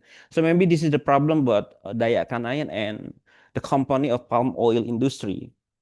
In fact, World Council of Indigenous People in 1990, humankind is forever questioning, analyzing, and studying of history of ancestor and any other remains of the past that might assist in the endless search for such knowledge. The impact of the current environmental of indigenous people have been widely researched. So the current situation regarding cultural heritage, community engagement, and environmental issue, it also contribute to local and global cultural theory on the conservation and protection of environmental. Mungkin that's my answer to Mr. Ali. Do you hear my voice, Mrs. Dika Fris? Is it quite clear, Mr. Ali? Thank you very much, Dr. Effie, for the answers. Okay, thank you, Mr. Ali. These people.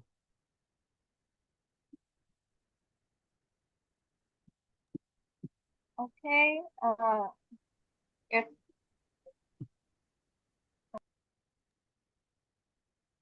is there anyone question again? Okay.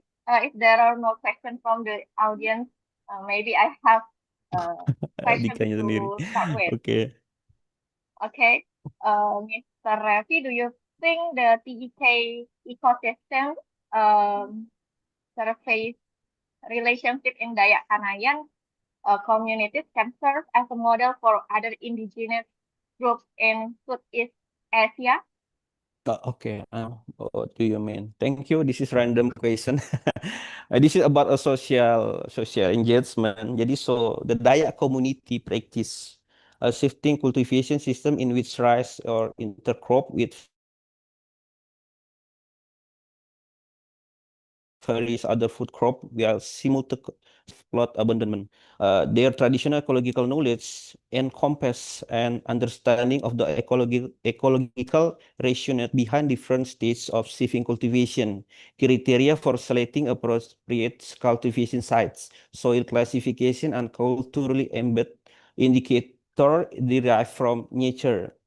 This body of knowledge on food production and forest management has been refined through generation. However, it is currently undergoing rapid decline, illustrating how a shared indigenous vision of cultural survival and connection to the land led to the creation of an ongoing collaboration for indigenous youth leadership development. How important about education it is. So how to examine the policy change of their effect such as traditional ecological knowledge of Dayak Kanayan on the practice of indigenous activity and research work of anthropologists. So the leader of the indigenous group must confront their own intra-ethnic border problem for right now. Indigenous people must be able to practice their way for their particular environment within their own belief system in order to work together efficiently. So if you ask me about TEK, it's more important today. I call it in my research called Bahaum. Thank you, Mrs. Dika. Okay, thank you for your response, Dr. Nancy. Is there any more questions? To chat is on chat section. Chat room. Okay, we have a question from Mrs. Marisa. Thank you for insightful presentation, but I want to ask, could we collaborate TEK with digital transformation, specifically about human intelligence and facilitation? If we could, how can? Once again, could we collaborate TEK with digital transformation, specifically about human intelligence and facilitation. facilitation? If we could, Okay. how can? Okay, I know the indigenous people are known to always be categorized in marginalized and underdeveloped conditions. So that they need serious attention amid unstable economic condition, so that they need to be studied from a social, economic, and environmental perspective, such as transformation about human intelligence and facilitation. So in improving, the company can design activity that are very beneficial to local community. So local community development will create opportunities to improve the overall economic of the community, access to improve skill and even opportunities to obtain employment for a decent life. Local community around plantation company are known to work as casual daily labor. Their work and activities to support the family economy need to be appreciating as a form of appreciation for the rest of their effort. So the question is, could be with the transformation specifically about human intelligence and facilitation, uh, could be collaborated to IKEA and with digital. Maybe this is the something new, how to younger people in Dayak Kanayan communities maybe needs transformation. So in my maybe we can back again, but result and discussion how how the result imply that respondent perceived both ecosystem benefit and local colonial system is highly relevant to their livelihood and cultural identity. Overall, the higher of the traditional knowledge, um, the greater the perceived ecosystem benefit, such as digital transformation. Maybe thank you, Mrs. Dika. Okay, I think we have no question left, so we can end the Q&A session. Thank you very much, Mr. Ravi. At this moment, I'd like to invite all participants to give a big round. Hah? Ada lagi? Mr. Jain, we have more questions. Ini more one question. Okay. Can I give question? Ah, my brother. How are you, Mr. Jaini, Yeah, my good, friend, good. my boss college from from other LG. Where you? Okay. Okay, thank you, brother. What's what you I ask me? really appreciate Okay, the way you present your research finding, maybe. research funding. Uh, Okay. First of all, um, I met many times for indigenous peoples, especially for Aboriginal Australians, indigenous people Okay. here, and communicate with them, Aboriginal. talks with them about local wisdoms, and they also explains me about for simple things like medical way, traditional medical. uh, it shows common things. I think talking about the indigenous peoples here and then in Kalimantan, Dayak, the interesting when the technology right now, for example, may evolve many times. Mhm. And what do you think about what social and cultural consequences arise when indigenous communities are excluded in decision making? As you said before, there is sitting together, maybe They're like sitting local wisdoms, together. Local whilst wisdom. in the modern technology they are not involved in decision makings by the government. Mm. So just that's Okay. all. Okay, thank you, brother. Maybe different in Aboriginal culture. I take brief history of indigenous people. I take it from Saango village. So maybe the customary institution. So in my place, we call Pasirah, jadi customary chief, and Pangaraga, deputy customary chief, are selected by the customary community based on criteria of exemplary character and leadership through consensus deliberation or by acclamations. Both Pasira and Pangaraga have unlimited terms of office as long as they are able to carry out their duty and functions. Duty and function like this Pasira together with Pangaraga leads the indigenous community, oversees customary land owned by the village, handle customary case, coordinated with Timangong if customer case are not resolved at the village level, make decision based on village level deliberation. And the second, Pangaraga, together with Pasira, lead the indigenous community handle customary case with a value, together with Pasira coordinated with Timangong if customary case are not resolved at village level. So my fine about Bahaum in the village level is attended by Pasirah, Pangaraga, and it's open to entire indigenous community of the village. It's be held in a place that can accommodate many peoples in Bahaum for land dispute resolution and customary justice. It's begun with customary rituals by providing matters related to customary justice and dispute resolution then cannot be resolved in the village. So Bahaum will be coordinated by the Pasira and Pangaraga to the Brok at Binua level. Maybe this is the different about the area, but if we examine with the TIK level, the conclusion is, maybe I will read for you, brother. Okay, this is all through the study provide empirical insights, several limitations. First, cross-section design. The analysis do not capture longitudinal change in TICA and the drivers such as youth migration, land tenure change, or cultural assimilation. Unmeasurable variable factors such as livelihood diversification, forest dependency, or political participatory may mediate the AS to TIK relationship. Single community focus about comparative research across different Dayak subgroups or their indigenous nation will strengthen generalizability. So future studies should combine ethnographic, particular mapping, and narrative ecology to capture the non-metric dimension of TIK. The future research, maybe we could adopt mixed method social ecological design, integrate community mapping as of sacred or ritual landscape, and explore how TIK's resilience interact with market integration, climate adaptation, and indigenous right claim. This is the problem we get in West Borneo, how to palm oil get more large. So maybe we can join research next time, brother.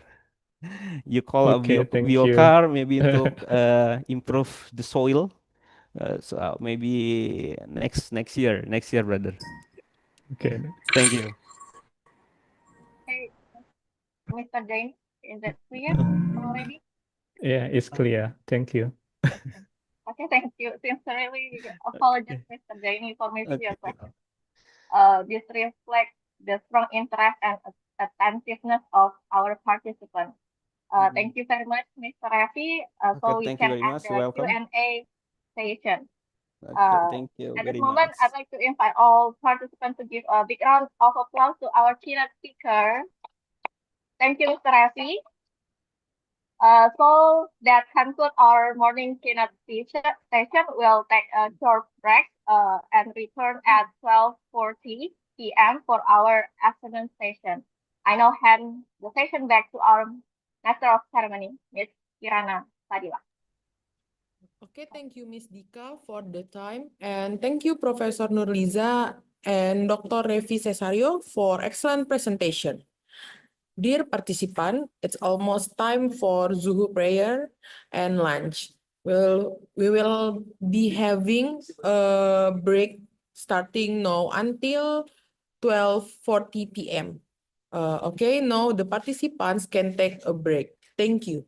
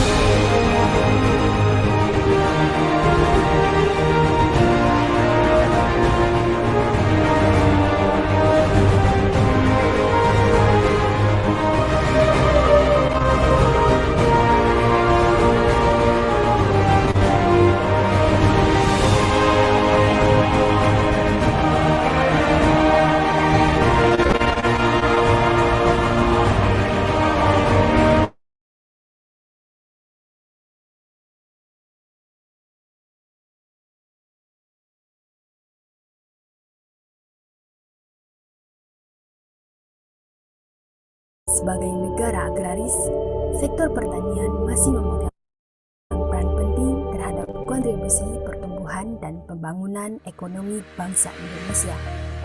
Dari sektor pertanian, devisa negara meningkat naik seiring meningkatnya sektor pertanian negara. Pontianak merupakan ibu kota Kalimantan Barat yang tidak hanya dikenal sebagai kota khatulistiwa, namun juga dikenal sebagai kota jasa dan perdagangan, yang juga memiliki beberapa perguruan tinggi favorit di Kalimantan Barat, dan salah satunya yaitu Politeknik Negeri Pontianak. Politeknik Negeri Pontianak didirikan pada 1987 dengan nama Politeknik Universitas Tanjung Pura dengan 3 jurusan: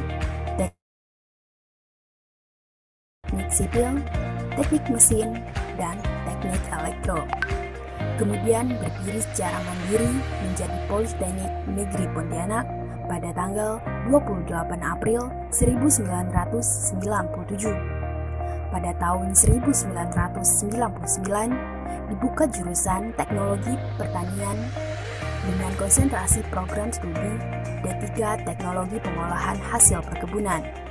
Jurusan Teknologi Pertanian Politeknik Negeri Pontianak memiliki 3 program studi pertanian, yaitu D3 Teknologi Pengolahan Hasil Perkebunan, D4 Budidaya Tanaman Perkebunan, dan D4 Manajemen Perkebunan. Program studi D3 Teknologi Pengolahan Hasil Perkebunan menghasilkan lulusan yang berkualitas dan profesional di bidang pengolahan hasil perkebunan dengan kompetensi sebagai supervisor, teknisi laboratorium, wirausaha perkebunan, dan administrator. Menciptakan iklim penelitian terapan di bidang teknologi pengolahan hasil perkebunan yang diaplikasikan dalam pengabdian pada masyarakat dan stakeholder guna meningkatkan produktivitas dan daya saing regional, membangun kerjasama di bidang teknologi pengolahan hasil perkebunan terapan, dan terciptanya jiwa kewirausahaan melalui unit pengolahan hasil perkebunan. Program studi D4 Budidaya Tanaman Perkebunan menghasilkan lulusan yang profesional sesuai dengan kebutuhan masyarakat, menyelenggarakan yang mengembangkan penelitian terapan yang dapat menunjang pembangunan, baik lokal maupun nasional, dan menumbuh kembangkan jiwa kewirausahaan berbasis pembudidaya tanaman perkebunan. Mahasiswa Prodi Budidaya Tanaman Perkebunan mampu mengelola penyiapan lahan, mengelola peremajaan tanaman dengan metode mekanis maupun kimia, mengelola panen, dan merencanakan usaha perkebunan dari menyusun instrumen kelayakan, identifikasi aspek-aspek kelayakan, dan menganalisis kelayakan usaha. Prodi D4 Manajemen Perkebunan yang berfokus kepada perencanaan dan mengelola operasional harian perusahaan. Pertanian terpadu yang dapat diandalkan sebagai basis bisnis mampu mengaplikasikan metode pertanian terpadu antara subsektor pertanian dan peternakan, mampu menilai agroekoguna lahan untuk usaha pertanian terpadu, dan mampu mengoperasikan dan mengelola unit bisnis pertanian terpadu, lembaga mikro agribisnis dan koperasi secara efektif dan efisien. Jurusan Teknologi Pertanian memiliki laboratorium dan kebun pendidikan sebagai penunjang akademik mahasiswa, sehingga mahasiswa bisa melakukan praktikum dan penelitian dengan fasilitas yang memadai. Politeknik Negeri Pontianak memiliki bentuk kerjasama dengan beberapa mitra untuk menciptakan lulusan dan memberikan pengalaman untuk meningkatkan kualitas pada bidang teknologi pertanian. Sebagai generasi penerus dan calon pemimpin di masa depan, mahasiswa dilibatkan secara aktif organisasi kemahasiswaan melalui Himpunan Mahasiswa Jurusan. Mahasiswa jurusan Teknologi Pertanian berada di dalam bimbingan dosen-dosen yang telah teruji kemampuannya dan unggul dalam penelitian ilmiah. Dianugerahi sebagai negara agraris, sektor pertanian masih memegang peran penting terhadap kontribusi pertumbuhan dan pembangunan ekonomi bangsa Indonesia. Dari sektor pertanian, devisa negara meningkat naik seiring meningkatnya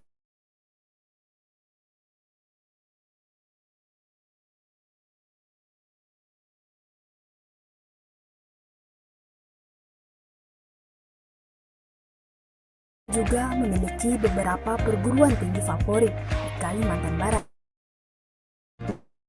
yaitu Politeknik Negeri Pontianak. Politeknik Negeri Pontianak pada 1987 dengan nama Politeknik Universitas dengan 3 jurusan, Teknik Sipil, Teknik Mesin, Elektro. Kemudian berdiri secara mandiri menjadi Politeknik Negeri Pontianak pada tanggal 28 April 1909. Pada tahun 1999 dibuka jurusan Teknologi Pertanian dengan konsentrasi program studi D3 Teknologi Pengolahan Hasil Perkebunan. Jurusan Teknologi Pertanian Politeknik Negeri Pontianak memiliki 3 program studi pertanian, yaitu D3 Teknologi Pengolahan Hasil Perkebunan, D4 Budidaya Tanaman Perkebunan, dan D4 Manajemen. Program studi D3 Teknologi Pengolahan Hasil Perkebunan menghasilkan lulusan yang berkualitas dan profesional di bidang pengolahan hasil perkebunan dengan kompetensi sebagai supervisor laboratorium, wirausaha perkebunan, dan administrator. Menciptakan iklim penelitian terapan di bidang teknologi pengolahan hasil perkebunan yang diaplikasikan dalam pengabdian pada masyarakat dan stakeholder guna meningkatkan produktivitas dan daya saing regional, membangun kerjasama di bidang teknologi pengolahan hasil perkebunan terapan, dan terciptanya jiwa kewirausahaan melalui unit pengolahan hasil perkebunan. Program studi D4 Budidaya Tanaman Perkebunan menghasilkan lulusan yang profesional sesuai dengan kebutuhan masyarakat, menyelenggarakan dan mengembangkan penelitian terapan yang dapat menunjang pembangunan, baik lokal maupun nasional, dan menumbuh kembangkan jiwa kewirausahaan berbasis pembudidaya tanaman perkebunan. Mahasiswa Prodi Budidaya Tanaman Perkebunan mampu mengelola penyiapan lahan, mengelola peremajaan tanaman dengan metode mekanis maupun kimia, mengelola panen, dan merencanakan usaha perkebunan dari menyusun instrumen kelayakan, identifikasi aspek-aspek kelayakan, dan menganalisis kelayakan usaha. Prodi D4 Manajemen Perkebunan yang berfokus kepada perencanaan dan mengelola operasional harian perusahaan.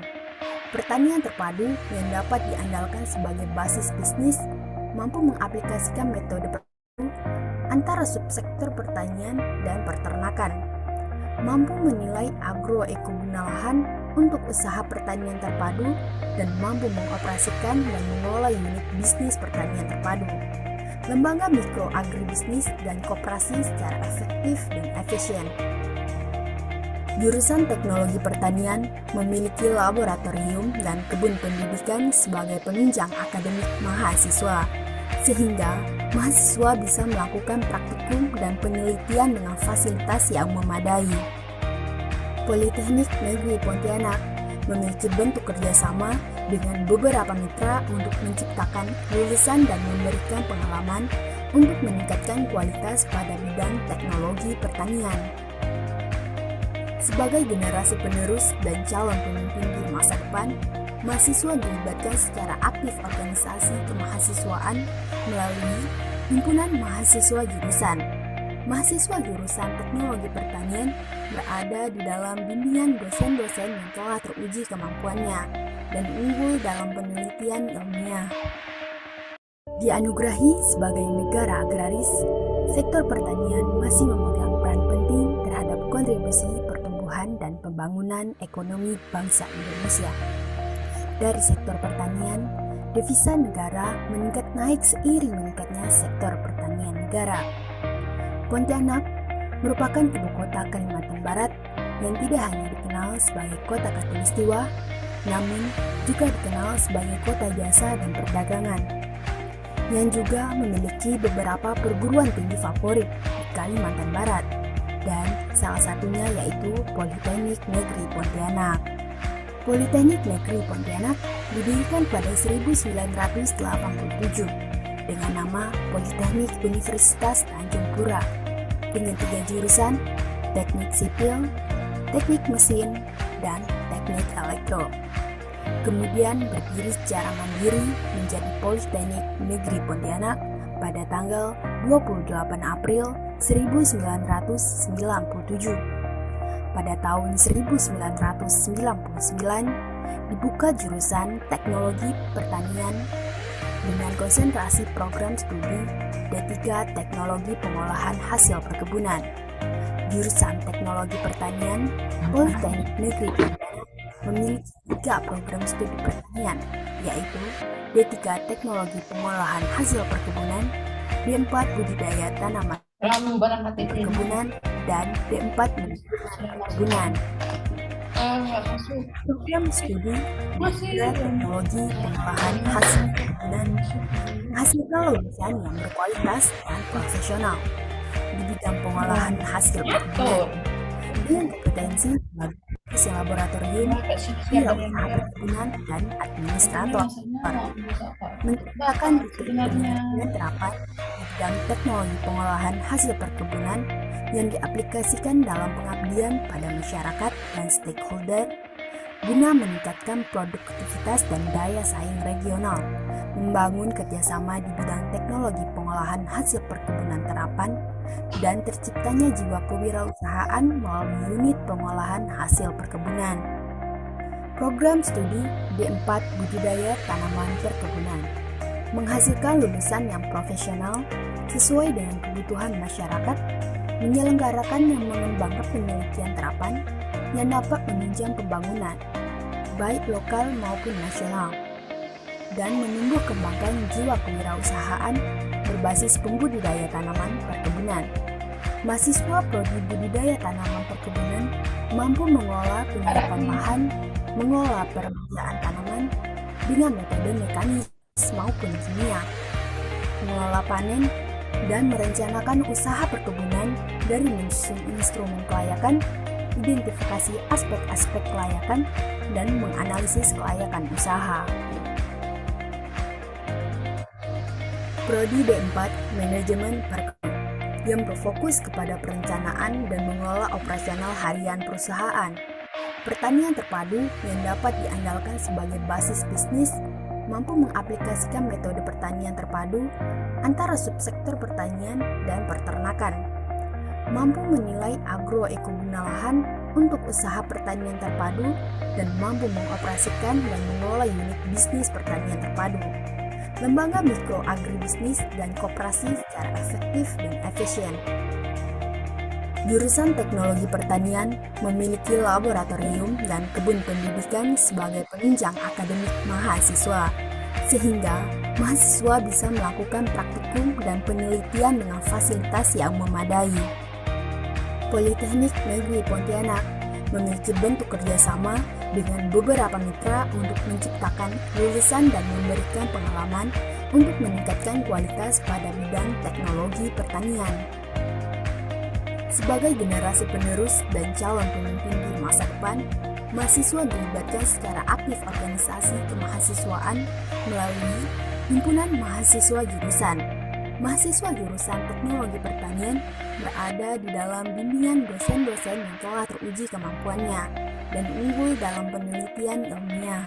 Dianugerahi sebagai negara agraris, sektor pertanian masih memegang peran penting terhadap kontribusi pertumbuhan dan pembangunan ekonomi bangsa Indonesia.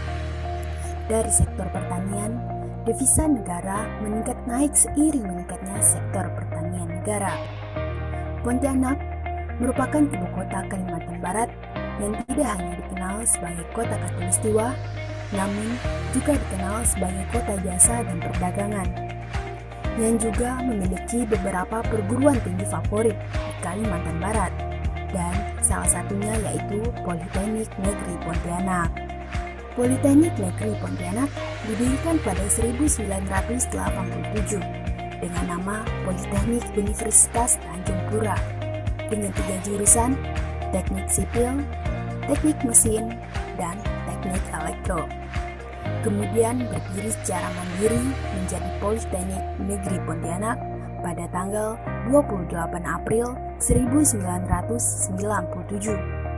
Pada tahun 1999 dibuka jurusan Teknologi Pertanian dengan konsentrasi program studi D3 Teknologi Pengolahan Hasil Perkebunan. Jurusan Teknologi Pertanian Politeknik Negeri Pontianak memiliki 3 program studi pertanian, yaitu D3 Teknologi Pengolahan Hasil Perkebunan, D4 Budidaya Tanaman Perkebunan, dan D4 Manajemen Perkebunan.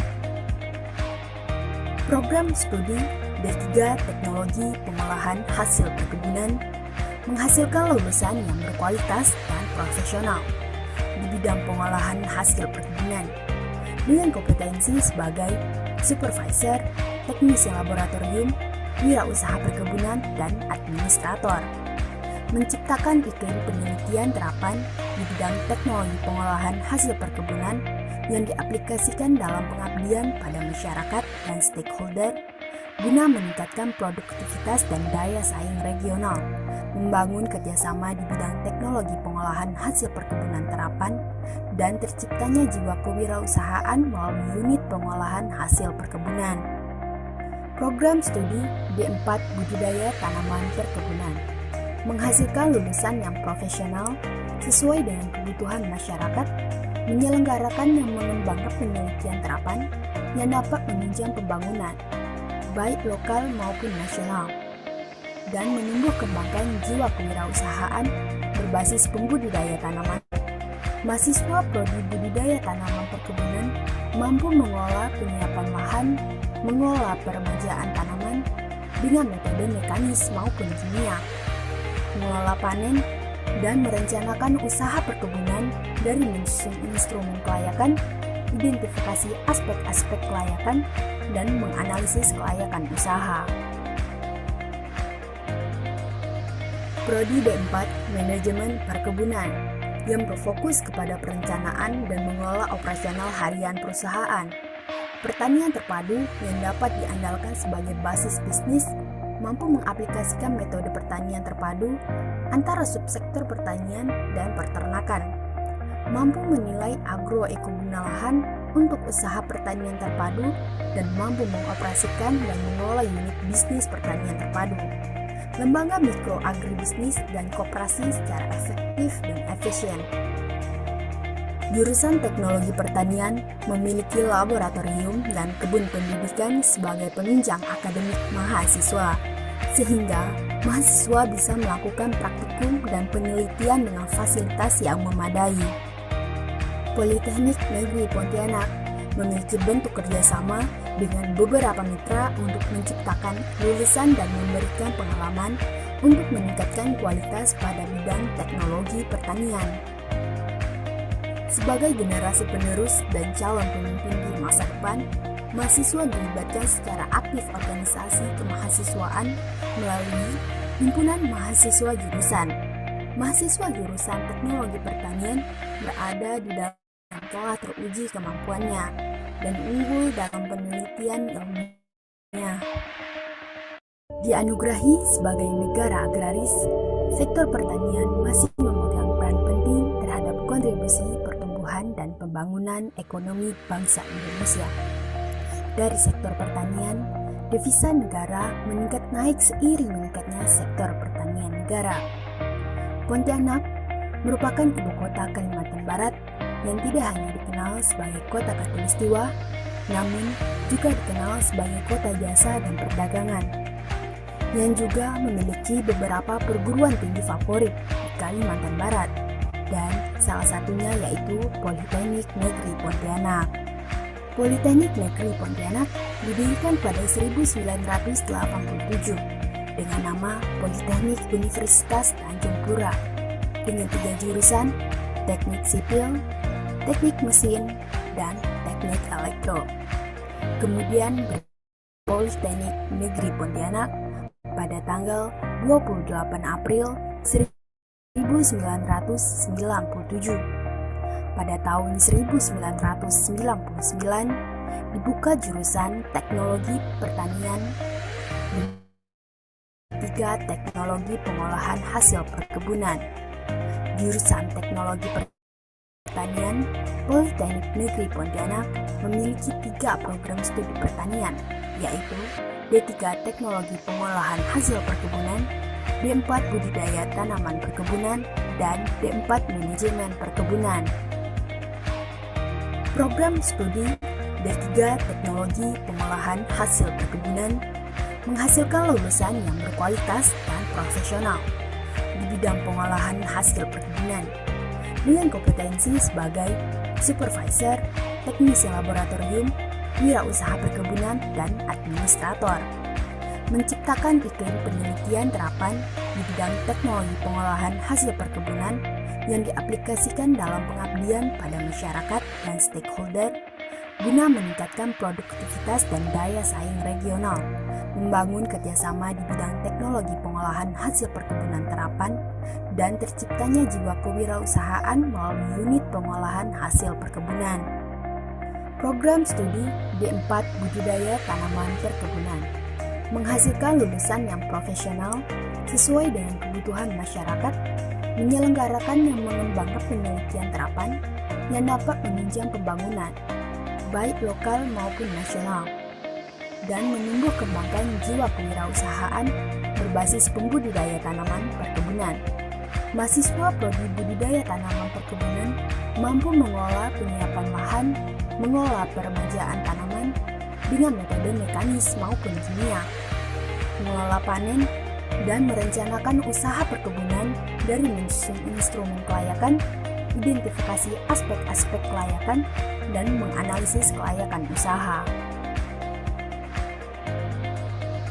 Prodi D4 Manajemen Perkebunan yang berfokus kepada perencanaan dan mengelola operasional harian perusahaan.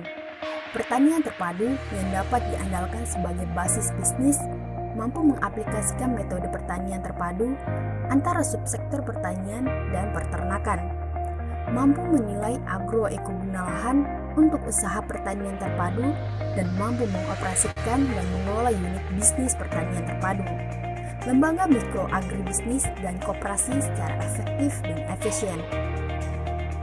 Jurusan Teknologi Pertanian memiliki laboratorium dan kebun pendidikan sebagai penunjang akademik mahasiswa, sehingga bisa melakukan praktikum dan penelitian dengan fasilitas yang memadai.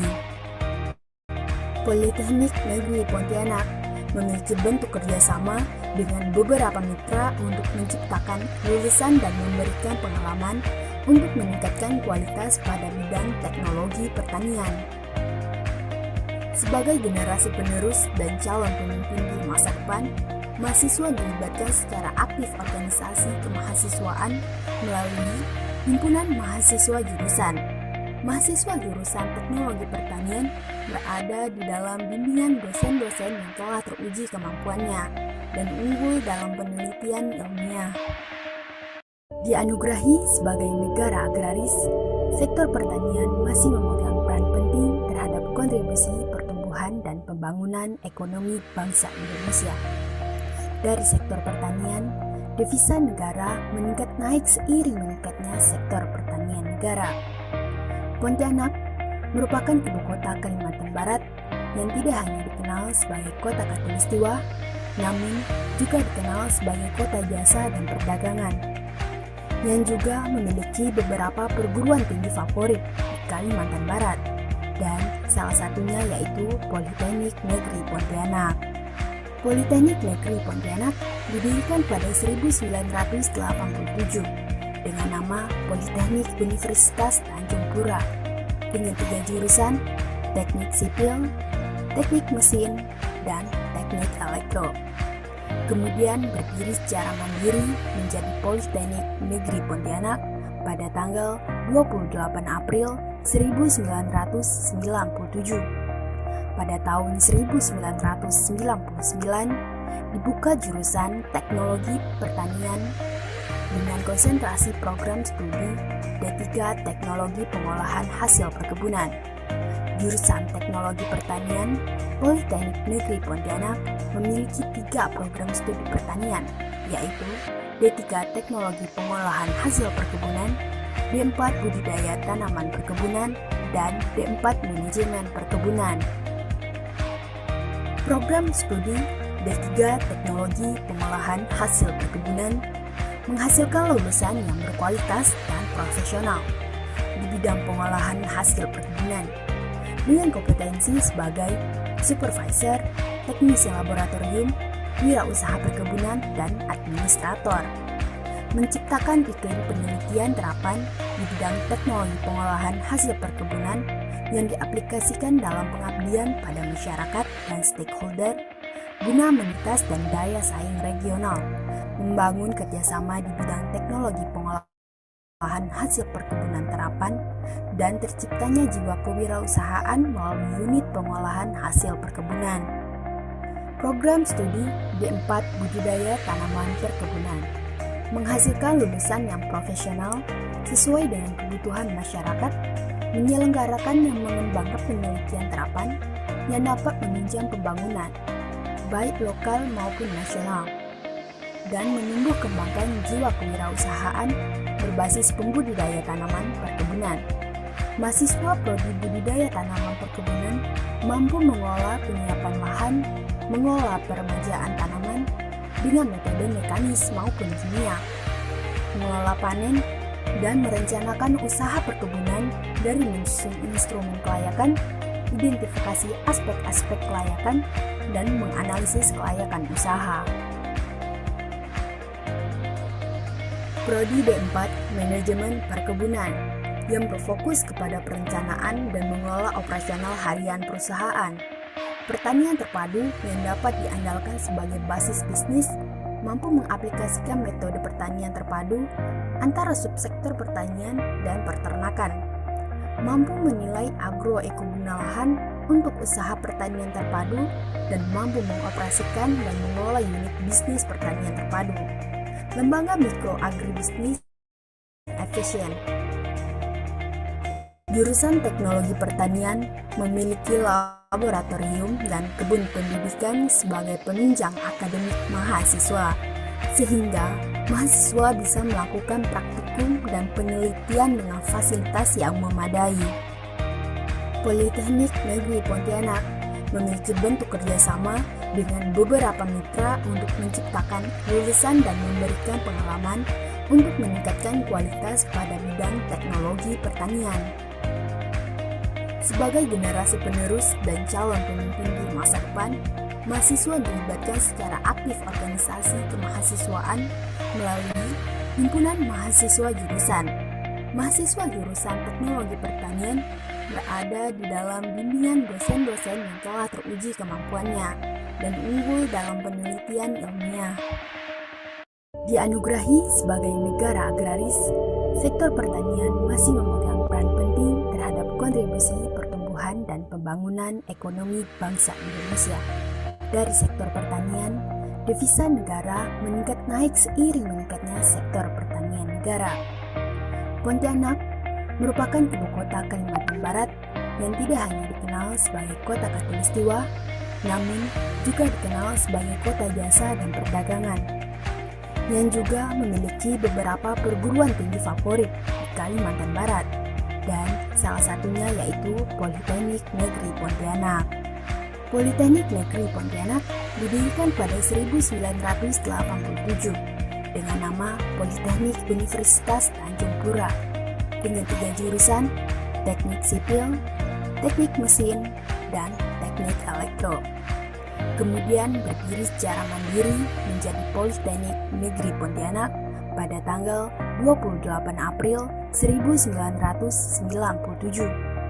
Pada tahun 1999 dibuka jurusan Teknologi Pertanian dengan konsentrasi program studi D3 Teknologi Pengolahan Hasil Perkebunan. Jurusan Teknologi Pertanian Politeknik Negeri Pontianak memiliki 3 program studi pertanian, yaitu D3 Teknologi Pengolahan Hasil Perkebunan, D4 Budidaya Tanaman Perkebunan, dan D4 Manajemen Perkebunan.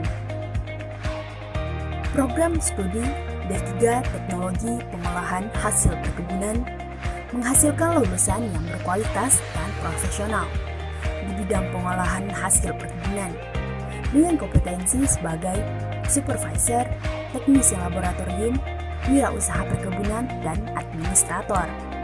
Menciptakan iklim penelitian terapan di bidang teknologi pengolahan hasil perkebunan yang diaplikasikan dalam pengabdian pada masyarakat dan stakeholder guna meningkatkan produktivitas dan daya saing regional, membangun kerjasama di bidang teknologi pengolahan hasil perkebunan terapan, dan terciptanya jiwa kewirausahaan melalui unit pengolahan hasil perkebunan. Program studi D4 Budidaya Tanaman Perkebunan menghasilkan lulusan yang profesional sesuai dengan kebutuhan masyarakat, menyelenggarakan yang mengembangkan penelitian terapan yang dapat menunjang pembangunan, baik lokal maupun nasional, dan menumbuh kembangkan jiwa kewirausahaan berbasis pembudidaya tanaman perkebunan. Mahasiswa Prodi Budidaya Tanaman Perkebunan mampu mengelola penyiapan lahan, mengelola peremajaan tanaman dengan metode mekanis maupun kimia, mengelola panen, dan merencanakan usaha perkebunan dari menyusun kelayakan, identifikasi aspek-aspek kelayakan, dan menganalisis kelayakan usaha. Prodi D4 Manajemen Perkebunan yang berfokus kepada perencanaan dan mengelola operasional harian perusahaan. Pertanian terpadu yang dapat diandalkan sebagai basis bisnis mampu mengaplikasikan metode pertanian terpadu antara subsektor pertanian dan peternakan, mampu menilai agroekoguna lahan untuk usaha pertanian terpadu, dan mampu mengoperasikan dan mengelola unit bisnis pertanian terpadu, lembaga mikro agribisnis dan koperasi secara efektif dan efisien.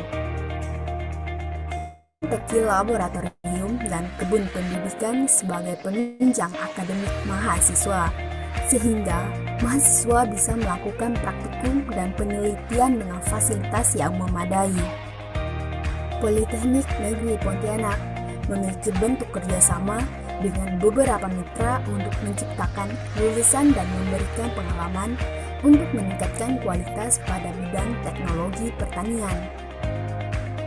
Sebagai generasi penerus dan calon pemimpin di masa depan, mahasiswa dilibatkan secara aktif organisasi kemahasiswaan melalui Himpunan Mahasiswa Jurusan. Mahasiswa jurusan Teknologi Pertanian berada di dalam bimbingan dosen-dosen yang telah teruji kemampuannya dan unggul dalam penelitian ilmiah.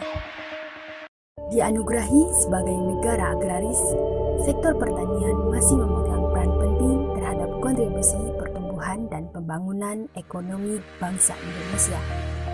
Dari sektor pertanian, devisa negara meningkat naik seiring meningkatnya sektor pertanian negara. Pontianak merupakan ibu kota Kalimantan Barat yang tidak hanya dikenal sebagai kota khatulistiwa, namun juga dikenal sebagai kota jasa dan perdagangan, yang juga memiliki beberapa perguruan tinggi favorit di Kalimantan Barat, dan salah satunya yaitu Politeknik Negeri Pontianak. Politeknik Negeri Pontianak didirikan pada 1987 dengan nama Politeknik Universitas Tanjung Pura dengan 3 jurusan, Teknik Sipil, Teknik Mesin, dan Teknik Elektro. Kemudian berdiri secara mandiri menjadi Politeknik Negeri Pontianak pada tanggal 28 April 1997. Pada tahun 1999 dibuka jurusan Teknologi Pertanian dengan konsentrasi program studi D3 Teknologi Pengolahan Hasil Perkebunan. Jurusan Teknologi Pertanian Politeknik Negeri Pontianak memiliki 3 program studi pertanian, yaitu D3 Teknologi Pengolahan Hasil Perkebunan, D4 Budidaya Tanaman Perkebunan, dan D4 Manajemen Perkebunan. Program studi D3 Teknologi Pengolahan Hasil Perkebunan menghasilkan lulusan yang berkualitas dan profesional di bidang pengolahan hasil perkebunan dengan kompetensi sebagai supervisor, teknisi laboratorium, wirausaha perkebunan, dan administrator. Menciptakan iklim penelitian terapan di bidang teknologi pengolahan hasil perkebunan yang diaplikasikan dalam pengabdian pada masyarakat dan stakeholder guna meningkatkan produktivitas dan daya saing regional, membangun kerjasama di bidang teknologi pengolahan hasil perkebunan terapan, dan terciptanya jiwa kewirausahaan melalui unit pengolahan hasil perkebunan. Program studi D4 Budidaya Tanaman Perkebunan menghasilkan lulusan yang profesional sesuai dengan kebutuhan masyarakat, menyelenggarakan yang mengembangkan penelitian terapan yang dapat menunjang pembangunan, baik lokal maupun nasional, dan jiwa kewirausahaan berbasis pembudidaya tanaman perkebunan.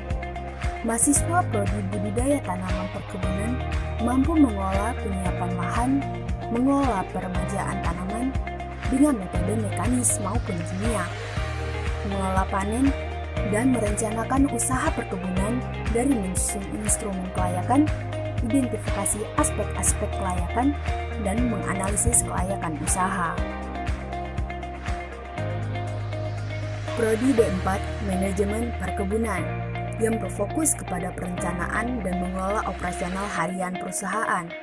Pertanian terpadu yang dapat diandalkan sebagai basis bisnis mampu mengaplikasikan metode pertanian terpadu antara subsektor pertanian dan perikanan, mampu menilai agroekoguna lahan untuk usaha pertanian terpadu, dan mampu mengoperasikan dan mengelola unit bisnis pertanian terpadu, lembaga mikro agribisnis dan koperasi secara efektif dan efisien.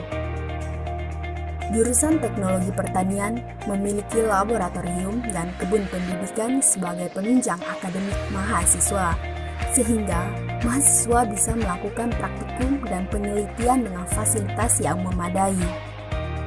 Politeknik Negeri Pontianak memiliki bentuk kerjasama dengan beberapa mitra untuk menciptakan lulusan dan memberikan pengalaman untuk meningkatkan kualitas pada bidang teknologi pertanian.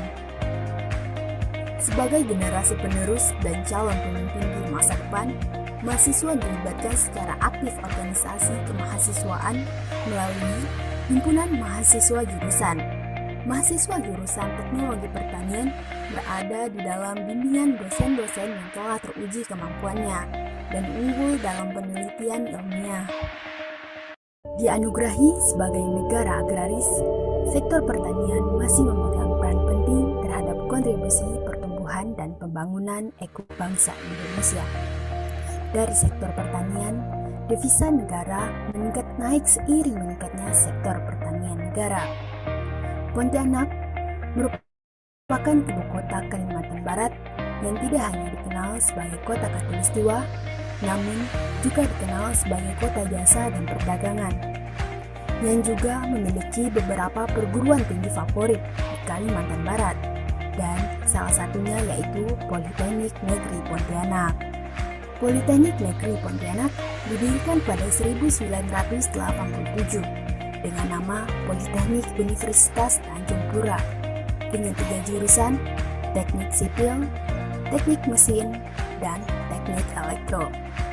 Kemudian berdiri secara mandiri menjadi Politeknik Negeri Pontianak pada tanggal 28 April 1990. Pada tahun 1999 dibuka jurusan Teknologi Pertanian dengan konsentrasi program studi D3 Teknologi Pengolahan Hasil Perkebunan. Jurusan Teknologi Pertanian Politeknik Negeri Pontianak memiliki 3 program studi pertanian, yaitu Teknologi Pengolahan Hasil Perkebunan, D4 Budidaya Tanaman Perkebunan, dan D4 Manajemen Perkebunan. Program studi D3 Teknologi Pengolahan Hasil Perkebunan menghasilkan lulusan yang berkualitas dan profesional di bidang pengolahan hasil perkebunan dengan kompetensi sebagai supervisor, teknisi laboratorium, wirausaha perkebunan, dan administrator. Menciptakan iklim penelitian terapan di bidang teknologi pengolahan hasil perkebunan yang diaplikasikan dalam pengabdian pada masyarakat dan stakeholder guna meningkatkan produktivitas dan daya saing regional, membangun kerjasama di bidang teknologi pengolahan hasil perkebunan terapan, dan terciptanya jiwa kewirausahaan melalui unit pengolahan hasil perkebunan. Program studi D4 Budidaya Tanaman Perkebunan menghasilkan lulusan yang profesional sesuai dengan kebutuhan masyarakat, menyelenggarakan dan mengembangkan penelitian terapan yang dapat menunjang pembangunan, baik lokal maupun nasional, dan menumbuh kembangkan jiwa kewirausahaan berbasis pembudidaya tanaman perkebunan. Mahasiswa Prodi Budidaya Tanaman Perkebunan mampu mengelola penyiapan lahan, mengelola peremajaan tanaman dengan metode mekanis maupun kimia, mengelola panen, dan merencanakan usaha perkebunan dari menyusun instrumen kelayakan, identifikasi aspek-aspek kelayakan, dan menganalisis kelayakan usaha. Prodi D4 Manajemen Perkebunan yang berfokus kepada perencanaan dan mengelola operasional harian perusahaan. Pertanian terpadu yang dapat diandalkan sebagai basis bisnis mampu mengaplikasikan metode pertanian terpadu antara subsektor pertanian dan peternakan, mampu menilai agroekoguna lahan untuk usaha pertanian terpadu, dan mampu mengoperasikan dan mengelola unit bisnis pertanian terpadu. Lembaga mikro agribisnis dan koperasi secara efektif dan efisien. Jurusan Teknologi Pertanian memiliki laboratorium dan kebun pendidikan sebagai penunjang akademik mahasiswa, sehingga mahasiswa bisa melakukan praktikum dan penelitian dengan fasilitas yang memadai. Politeknik Negeri Pontianak memiliki bentuk kerjasama dengan beberapa mitra untuk menciptakan lulusan dan memberikan pengalaman untuk meningkatkan kualitas pada bidang teknologi pertanian. Sebagai generasi penerus dan calon pemimpin di masa depan, mahasiswa dilibatkan secara aktif organisasi kemahasiswaan melalui Himpunan Mahasiswa Jurusan. Mahasiswa jurusan Teknologi Pertanian berada di dalam bimbingan dosen-dosen yang telah teruji kemampuannya dan unggul dalam penelitian ilmiah. Dianugerahi sebagai negara agraris, sektor pertanian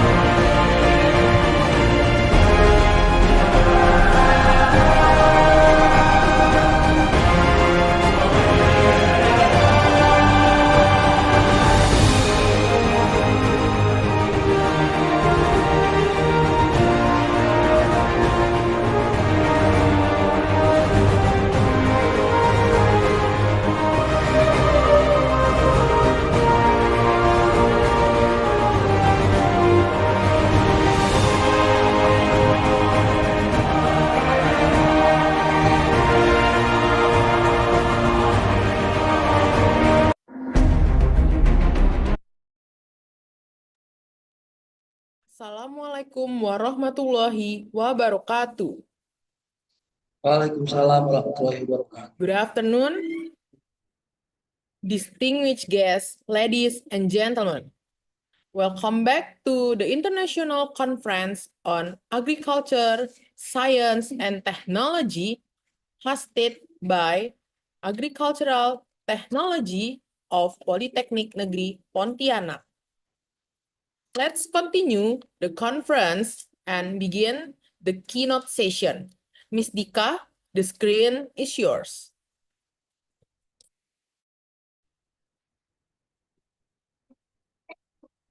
Okay, Assalamualaikum warahmatullahi wabarakatuh. Good afternoon, everyone, and welcome back to our keynote session. Our final keynote speaker is Associate Professor Dr. Muhammad Effendi bin Wasli from the Faculty of Resource Science and Technology, University Malaysia, Sarawak. He is a distinguished expert in tropical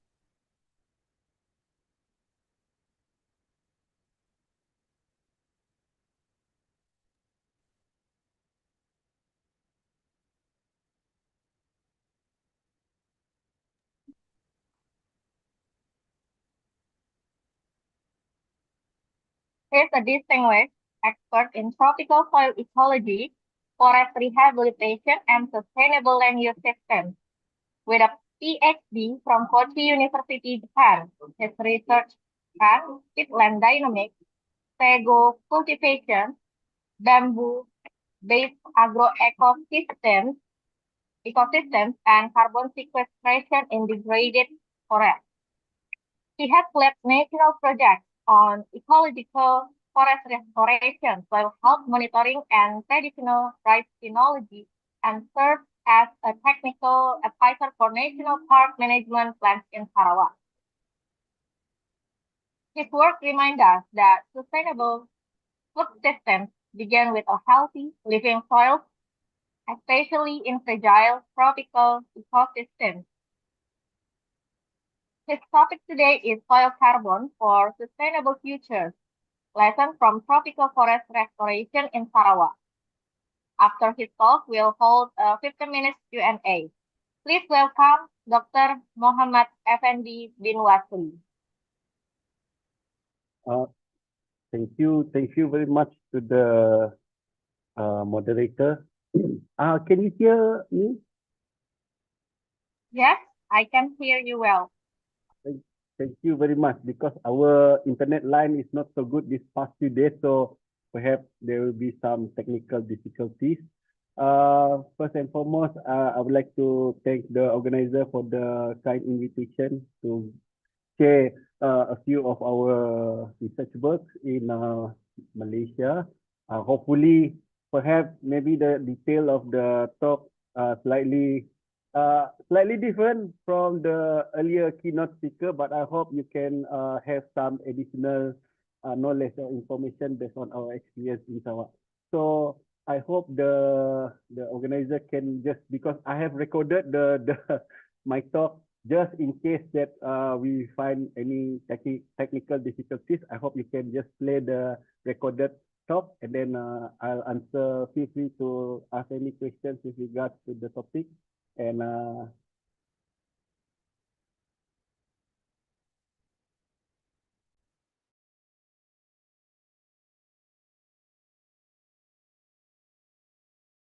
Good morning, everyone.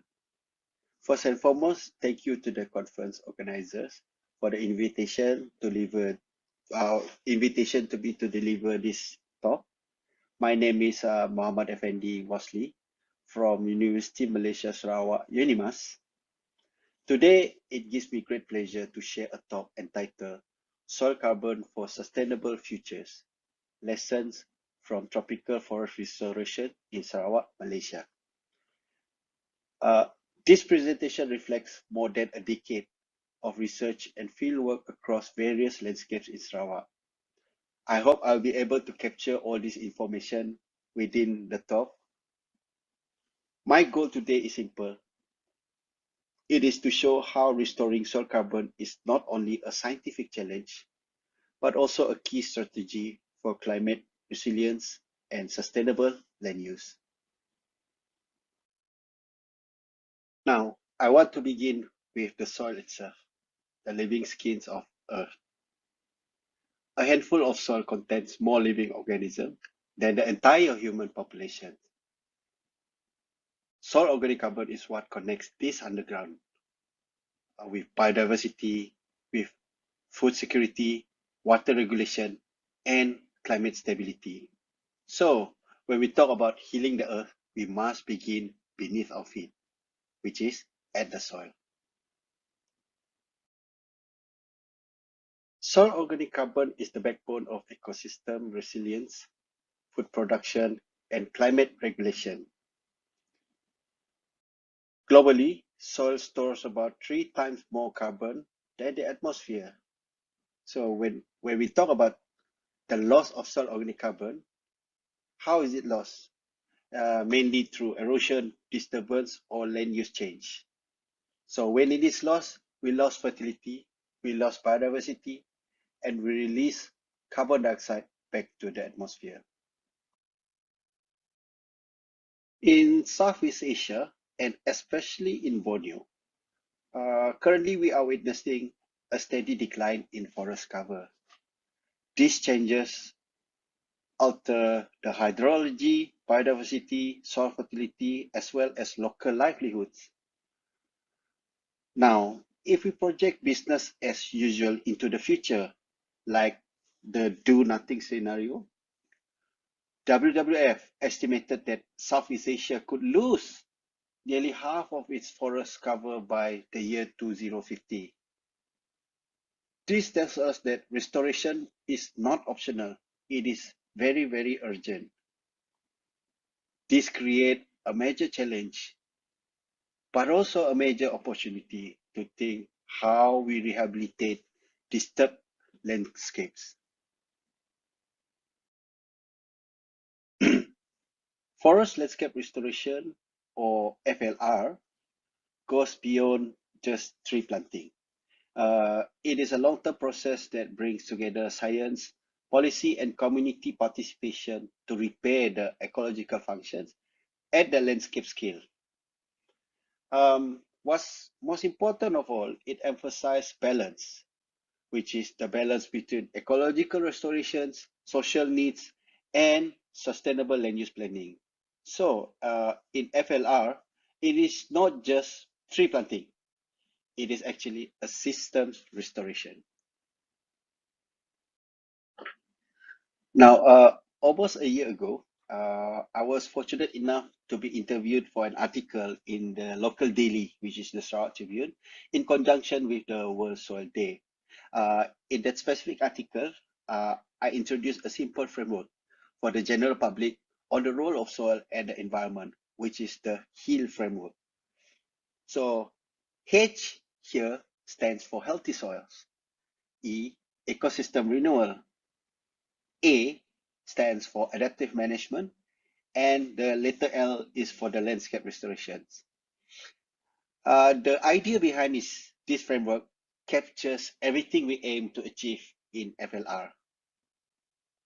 So when we heal the soil, we restore the ecosystem, and it builds resilience and finally secure the future of our landscapes. So this is the idea behind this HEAL framework. So from this talk onwards, I'll be sharing how does this framework fits into the general topics that I'm going to share with all of you this morning. Now, learning from the land, restoration experience from Sarawak. Sarawak provides us with diverse restoration conditions. It provides us with log over forests, various kind of forest ecosystems, even compacted construction sites, and even former shifting cultivation areas. Along with our collaborators, we use these landscapes as opportunities to test species response, soil recovery, and carbon accumulation. Our main research and restoration sites includes various nature reserves, forest reserves, and landscapes. even within our own university campus as well. So for this morning talk, I will highlight two contrasting examples. The first one is our experience in Gunung Apeng National Park, an intact but previously a log forest, and currently being restored through FLR initiatives. And another side is within my university campus, which includes post-construction reclaimed land when this campus was established. Our goal by selecting all these various drastic kind of environment is to understand how enrichment planting through FLR initiatives helps enhance soil health and soil carbon across different landscape conditions. So before I go into the details, let me just share with all of the audience the soil classification as these two areas. Gunung Apeng sits on sedimentary rocks, shale and sandstones, producing sandy, acidic soils typical of lowland, low hills. Meanwhile, Unimas area includes post-construction soil, severely disturbed, compacted, as shown on the screen, and mixed with concrete to add some area. This constructing soils allows us to examine how soil organic carbon recovers under very different drastic conditions. Furthermore, that is why understanding soil classification is crucial actually, because by knowing what type of soil exists in that specific area, it guides species selection and restoration strategy. So now let us move to our first detailed case study, which is on Shorea microphylla or Engkabang Jantung in enrichment planting sites of Sarawak. So why Shorea microphylla? So Shorea microphylla or Engkabang Jantung is a high-value dipterocarp species. It supports biodiversity, provides food for wildlife and local communities. Strong long-term carbon storage potential. In terms of the tree property itself, it's a dense wood, long lifespan, and slow decomposition, making it an ideal tree for enrichment planting. View on our study area. Our Shorea study was conducted at Gunung Apeng National Park, where the climate is humid tropical, which resembles the area we are now, whereby it received around 4,000 millimeter of annual rainfall. The landscape within this area carries a history of selective logging and shifting cultivation prior to its gazettement as a totally protected area. And with regards to the forest landscape restoration program, it began in the year 2005, where various indigenous species were planted for the purpose of enrichment planting.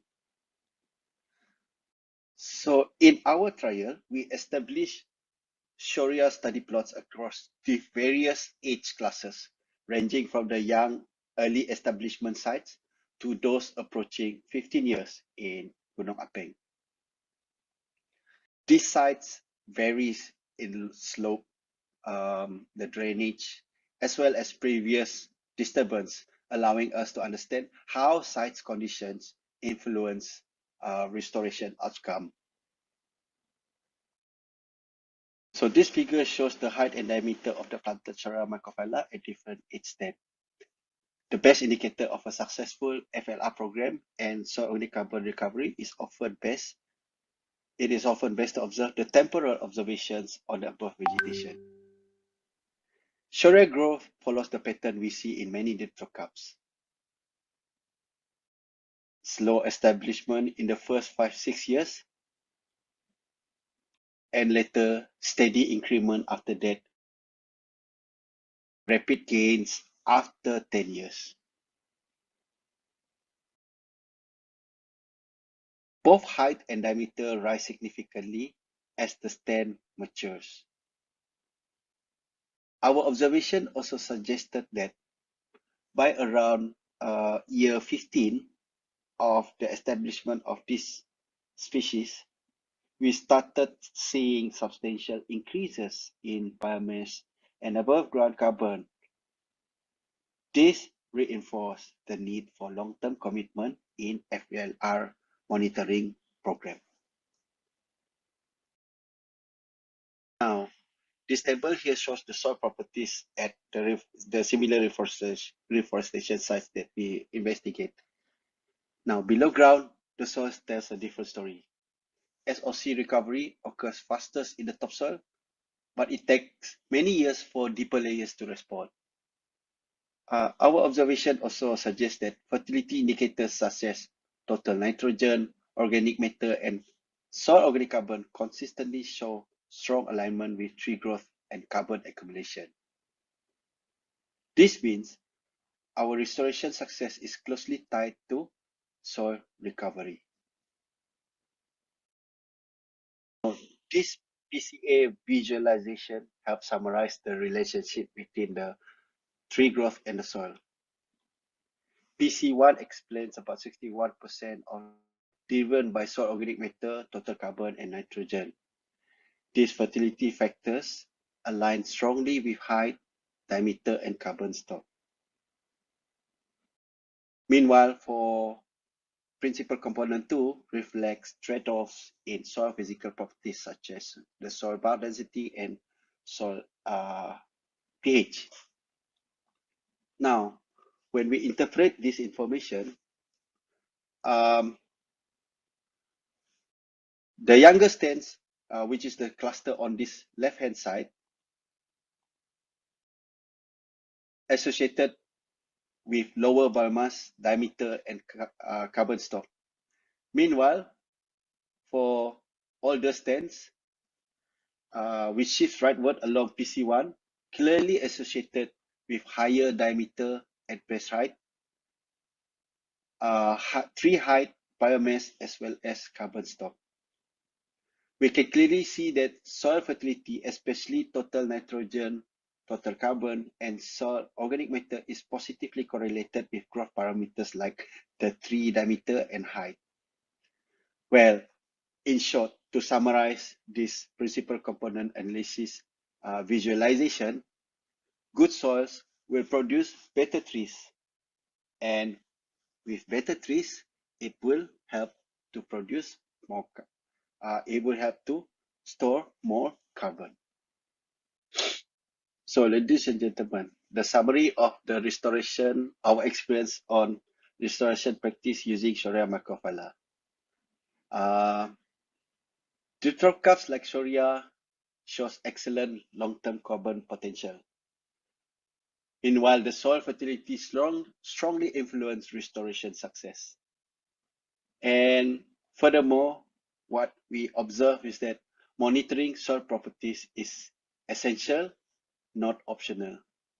Now, this is based on our experience in FLR sites within the intact forest, as shown on the screen now. This is some example of the image of the study area. Now, how about the soil organic carbon recovery in extreme sites? Now, ladies and gentlemen, when we talk about extreme site, not all degraded sites are suitable for dipterocarps, especially areas with severe soil compaction or exposed subsoils. Mainly, for example, like post-construction presents various limitations. So among the three major limitations are such as severe compactions, very shallow soil layers, as well as exposure of subsoils and construction debris. This image here shows an example of debris left over after construction in my campus here. For sure, these conditions are not suitable for reforestation, or especially for dithrocarps. Considering that, looking at this situation, this leads us to the second case studies which I want to share with all of you this morning. So next, I would like to share with all of you the restoration in practice using nursing trees, which is Pongamia pinnata, as shown in the image here. Okay, for soil carbon recovery in post-construction site. For your information, these are the trees that are used as a nursing tree in our post-construction sites for our educational forest in Unimas campus. So what is a nursing tree concept? The nursing tree concept is simple. Certain species can create microclimates, enrich the soil, and improve conditions for targeted species. For our purpose, Pongamia pinnata is a hardy species capable of establishing in extreme conditions, especially compacted soils, shallow soils, and post-construction landscapes. It is known as a nitrogen-fixing trees, adds organic matter, and improves microclimate conditions. Essentially, Pongamia, which is planted in this post-construction area, is a nurse species that prepares the land for dithrocarps. So, ladies and gentlemen, this is the kind of harsh environment we are working with. A compacted, rocky, polydrain soil with very low organic carbon. The image on the right here shows a satellite imagery of the land use changes within our campus, and this is the location within our campus from here 2003 up until 2021. As you can see, at this part of the area is where the testing were conducted. Now, planting dithrocarps directly into this subset often results poor survival. So, for that specific reason, it is essential why we need to adapt this nursing tree concept so that the soil will heal, recover, and preparing the land suitable for the next step of FLR program within this post-construction area affected by post-construction site.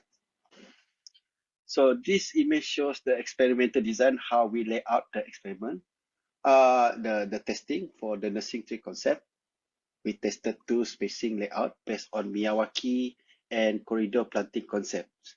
So we have two plots, plot A and B, plot A and B, whereby plot A represents a much wider spacing and B a much denser spacing. The wider spacing allow better root spread and reduce competition. So all this area was established in 2019 and still existing up until present. So based on this trial, let's see whether this kind of approach managed to show some significant recovery in terms of the soil organic carbon. So this overall table figures and image shows the growth performance of the tested Pongamia pinnata. So I will just summarize the important essence of all this information for better clarity to the viewer. With regards to the survival rate, in plot A was higher as compared to the much more closer, denser, close planting plots. This is largely due to competition and certain waterlogging condition in the plot B. But interestingly, what we observed was that the trees in plot B were much higher, taller, which is a classic example of how to respond to light competition that allow better development of tree canopies. So based on all this observation that we see, of course, for further information later on, this study is still work in progress and will be published soon. If any one of you, those who are interested to read further more about the details, can contact later. You can share it with all the general public. But the important message that I would like to inform all of, which I would like to share to all of you this morning is that these findings that we see with regards to the different planting spacing, they enforce a very important message, that is soil preparation matters. Throughout the observation, we did also observe the degree of soil compaction within all the whole study plots. Compaction was measured using a standard still weight drop method. So what we observed was that surface compaction varied due to moisture differences and surface debris. Of course, as general understanding is that the variability of the land is high, especially under this area affected by post-construction. However, the most important information that I would want you to send, the most important message that I would like to share with all of you is that lower compaction consistently corresponds with better growth. So meaning to say that inside, there are several micro locations within the site where the soil has much lower degree of compaction. It seems that the tree itself, Pongamia pinnata, able to develop much better as compared to those area with highly severely compacted soil. So this is the principal component analysis visualization, this case study 2, whereby PC1 reflects the fertility and texture, while PC2 reflects the structure and nutrient variability. Optimal growth occurs where high organic carbon and organic matter align with moderate compaction and good drainage. By looking at this relationship, this helps to validate that the role of Pongamia pinnata as a facilitator of early soil improvement is inevitable. Based on our experience during the field planting trial and so forth, Pongamia pinnata has potential beyond post-construction sites. It can be used along roadsides, highland slopes, and restoration corridors, especially where soil is shallow and disturbed. Now, the nursing tree approach supports degraded land rehabilitation by improving microclimate, stabilizing soils, as well as accelerating nutrient cycling. This approach is suitable not only in post-construction sites, but also in highland corridors, especially in areas affected by road constructions and steep slope disturbance.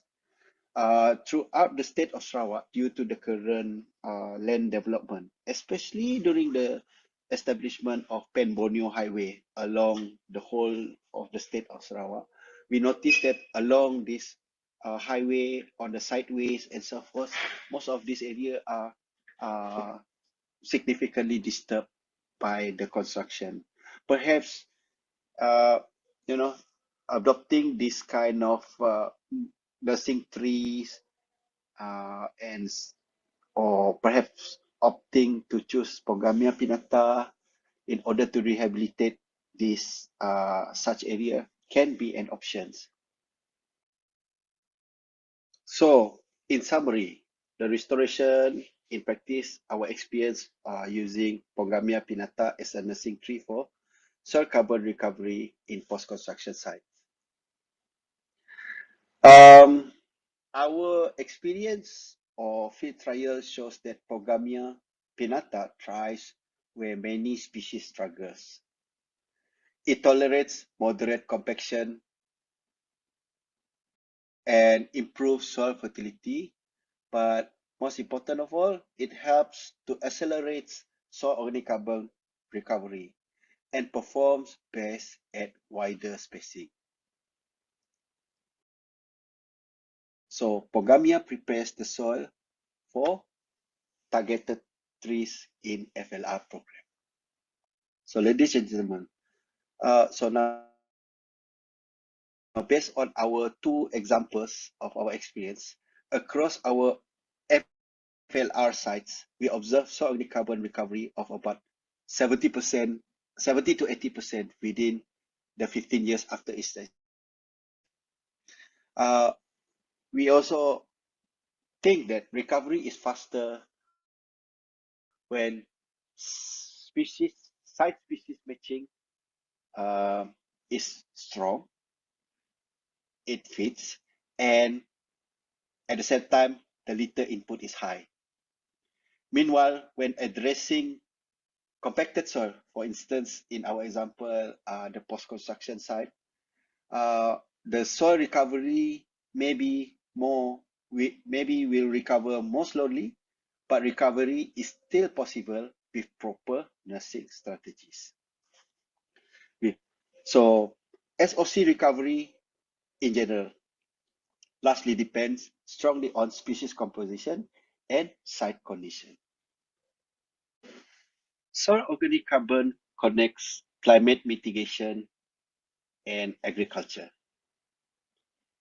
Soil carbon plays various multiple roles. It contributes to climate mitigation, improves soil structure, supports agriculture, as well as enhances water regulation. So for the case in Malaysia, especially in Malaysia's nationally determined contributions, soil carbon offers an important opportunity to strengthen land-based climate strategies. We need to elevate soil organic carbon monitoring in policy, agriculture, and restoration, and such step is currently being aggressively conducted throughout various countries around the world. Soil organic carbon links climate actions and agricultural responsibility through one essential resource, which is healthy soil. So ladies and gentlemen, looking at the human dimension of all the experiences that our team have done so far, one thing we've learned is that restoration is not only about trees and soil. It is actually also about people. Our work so far involves students, researchers, communities, and partners, may it from the local partners as well as international partners working together in order to fulfill our responsibility. This collaboration actually builds stewardship and ensure long-term sustainability. I would like to take your attention to return to the HEAL framework as a reminder of the broader objective, healing Earth from the ground up. When we heal the soil, we actually facilitate ecosystem renewal. With adaptive management, we ensure resilience. And through landscape restoration, we secure ecological and social benefits. So to tie up all these concepts, bridging science with economy allows these frameworks to work and sustain for a much longer period of time. Because when we heal the soil, we heal the landscape and the future. So, ladies and gentlemen, to conclude my talk this morning, here are my 4 key messages to all of you. First, soil carbon is the foundation. Healthy soils drive ecosystem resilience, productivity, and climate stability. Next, restoration success is actually both above and below ground. Next messages is indigenous species paired with nursing species strengthen outcomes. And last but not least, monitoring soil organic carbon is crucial for climate and land management. Soil carbon, it guides adaptive management and measures the restoration success. With that, that's all for I would like to take this opportunity first and foremost to thank the organizer for the invitation and allow me and providing me the platform to share our experience. And also not to forget, I would like to take this opportunity to thank all the organizations as shown on the screen here for their continuous and long-term commitment and support, especially the many students and communities who contributed to these efforts. I hope the insights that I share with all of you, based on our experience in Sarawak, can contribute to a broader discussions on soils, forests, and climate resilience. With that, thank you very much for your attention.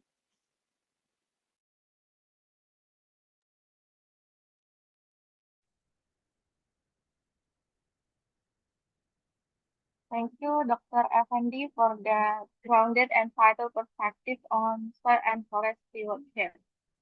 To summarize this session, the key message we learned is that the essential role of SOC not only in ecosystem resilience and climate mitigation, but also in supporting sustainable agriculture and community livelihood. Let's now open the floor for questions. 15 minutes of Q&A begins now. Participants, you may use the chat box or raise your hand. Okay.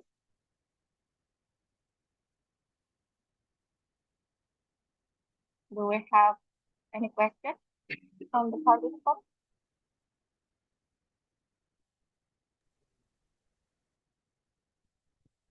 Okay. Okay. Thank you very much for giving me the opportunity, our moderator, Miss Dika. First, let me know if my audio here clear. Can you hear my audio, my voice? Yes. Yes. Yes. Yes. I can hear you. Okay. Good afternoon, Mr. Muhammad Effendi. Thank you for your presentation. My name is Maidia Salvianti from the Department of Agricultural Technology, Polytechnic Negeri Pontianak. In this occasion, I have a simple question.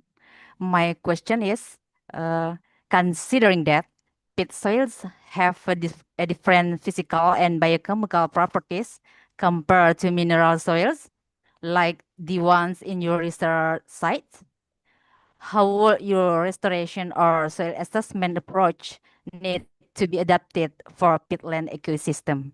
Thank you very much. Thank you very much for the question, Miss Maidia. Right? If I say it right. Yeah, thank you. With regard to peat soil, tanah gambut, tanah gambut, peat soil, right? So yeah, thank you for the question. So addressing the issue with regards to peat soil restoration, yeah, I think globally we do understand that there is a very significant challenges with regards to rehabilitating peat soil. But when we talk about restoration of peat and mineral soil, it is another two different subjects because of the substrate itself. Because the properties of peat soil itself wouldn't be easily resembled with the mineral soil, as the physical structure of peat soil itself is totally different. So usually when we go and approach for rehabilitation or restoration of peat soil, the first option that most scientists would opt for is usually the physical, the engineering aspect of the peat soil. For instance, like maintaining water table, And then once the soil, peat soil is stabilized, then later you opt for a very specific site species matching in order to regenerate the vegetation again. However, having said that, based on some of the past experience that I've seen here in Sarawak, restoration of peat soil is a very daunting task. I mean, it is very, very challenging because of what is the most challenging factor is actually time. We don't have sufficient time in order to allow it to grow at the pace that we would anticipate. So yeah, pit soil is a very challenging task. Usually when people ask me, how would you rehabilitate pit soil? I would say if you have, especially tropical peat, if you know there's a tropical peat area, to me it is an area of, you better don't disturb it because in order you, pit soil is, to me, is like a non-renewable resources. If you utilize it, you have to ensure that you are fully committed to use it and ensure that you have figured out the idea of sustainability. For instance, like if you want to use it for agriculture, ensure that you have prepared yourself with a proper systematic plan, long-term plan, so that you would just utilize this pit soil area. And the expansion of pit area would be a very challenging task if you change the dimension and then you want to restore it, it may take time. So the biggest challenges with pit soil is actually time. So I hope I answer your question. Yeah. Okay, it is Okay, thank you very much for your explanation, Mr. Muhammad Effendi.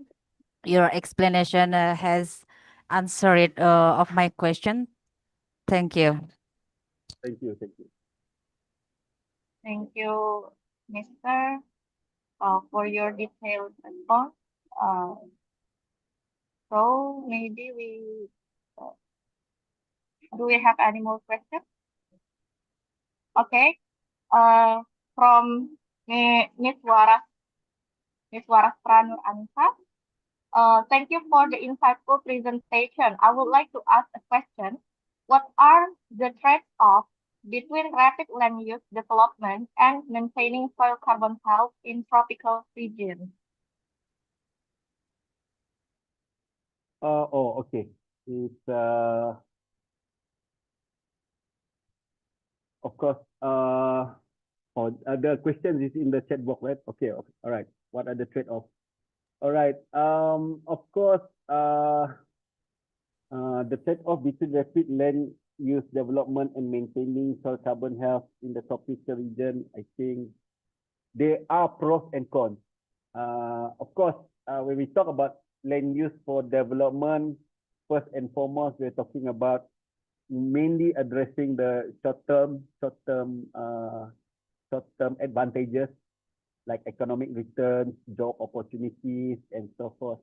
But then again, when we discuss it on a long-term perspective, okay, like how would we assimilate the idea, the best balance of land development, and at the same time, when we say maintaining soil carbon health is equals of maintaining an healthy soil as well as a healthy environment.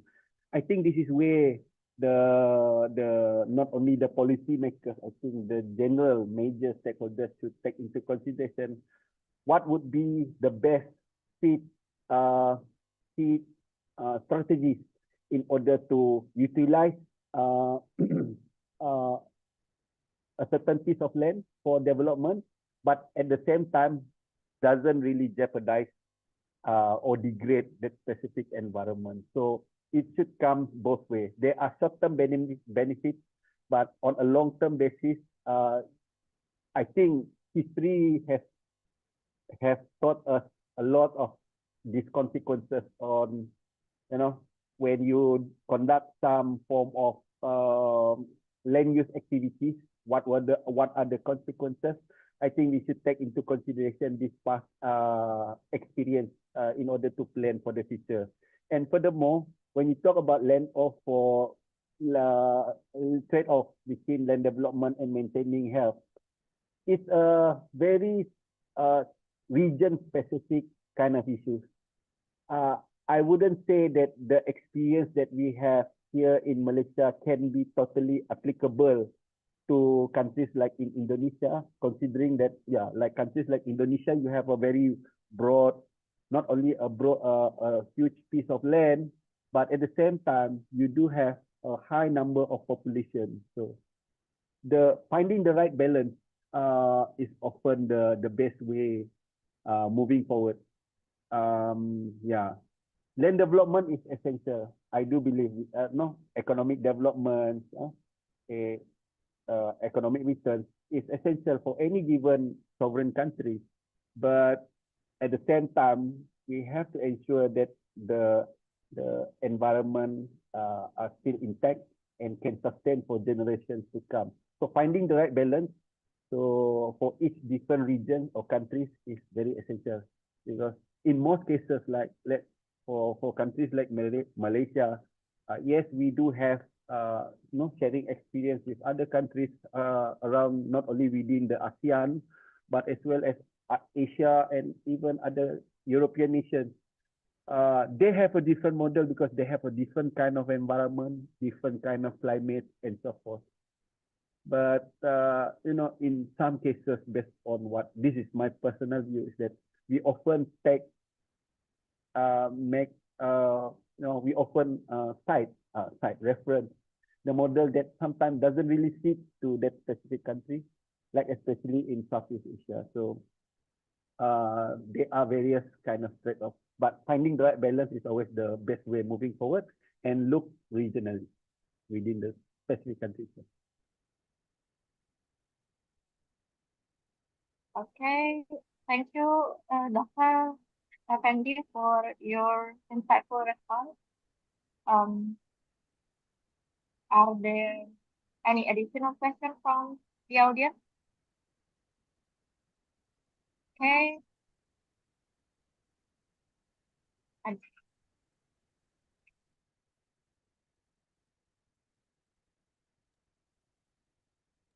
Okay, so that question and our keynote session today, Dr. Effendi.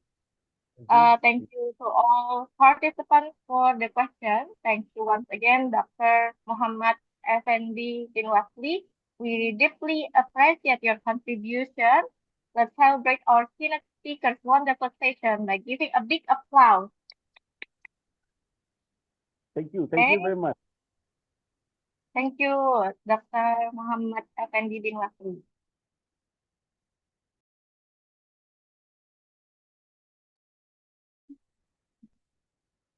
Okay, thank you once again to our three outstanding speakers, Professor Nurliza, Dr. Muhammad Effendi bin Wasli, and Dr. Cesario, for showing us how digital innovation, ecological wisdom, and community values can converge to build a more just and sustainable agricultural future.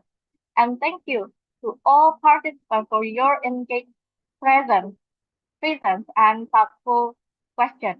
This concludes our keynote session. I now hand it back to our Master of Ceremonies for the next part of the program. Have a productive and inspiring rest of Icon Fest 2025.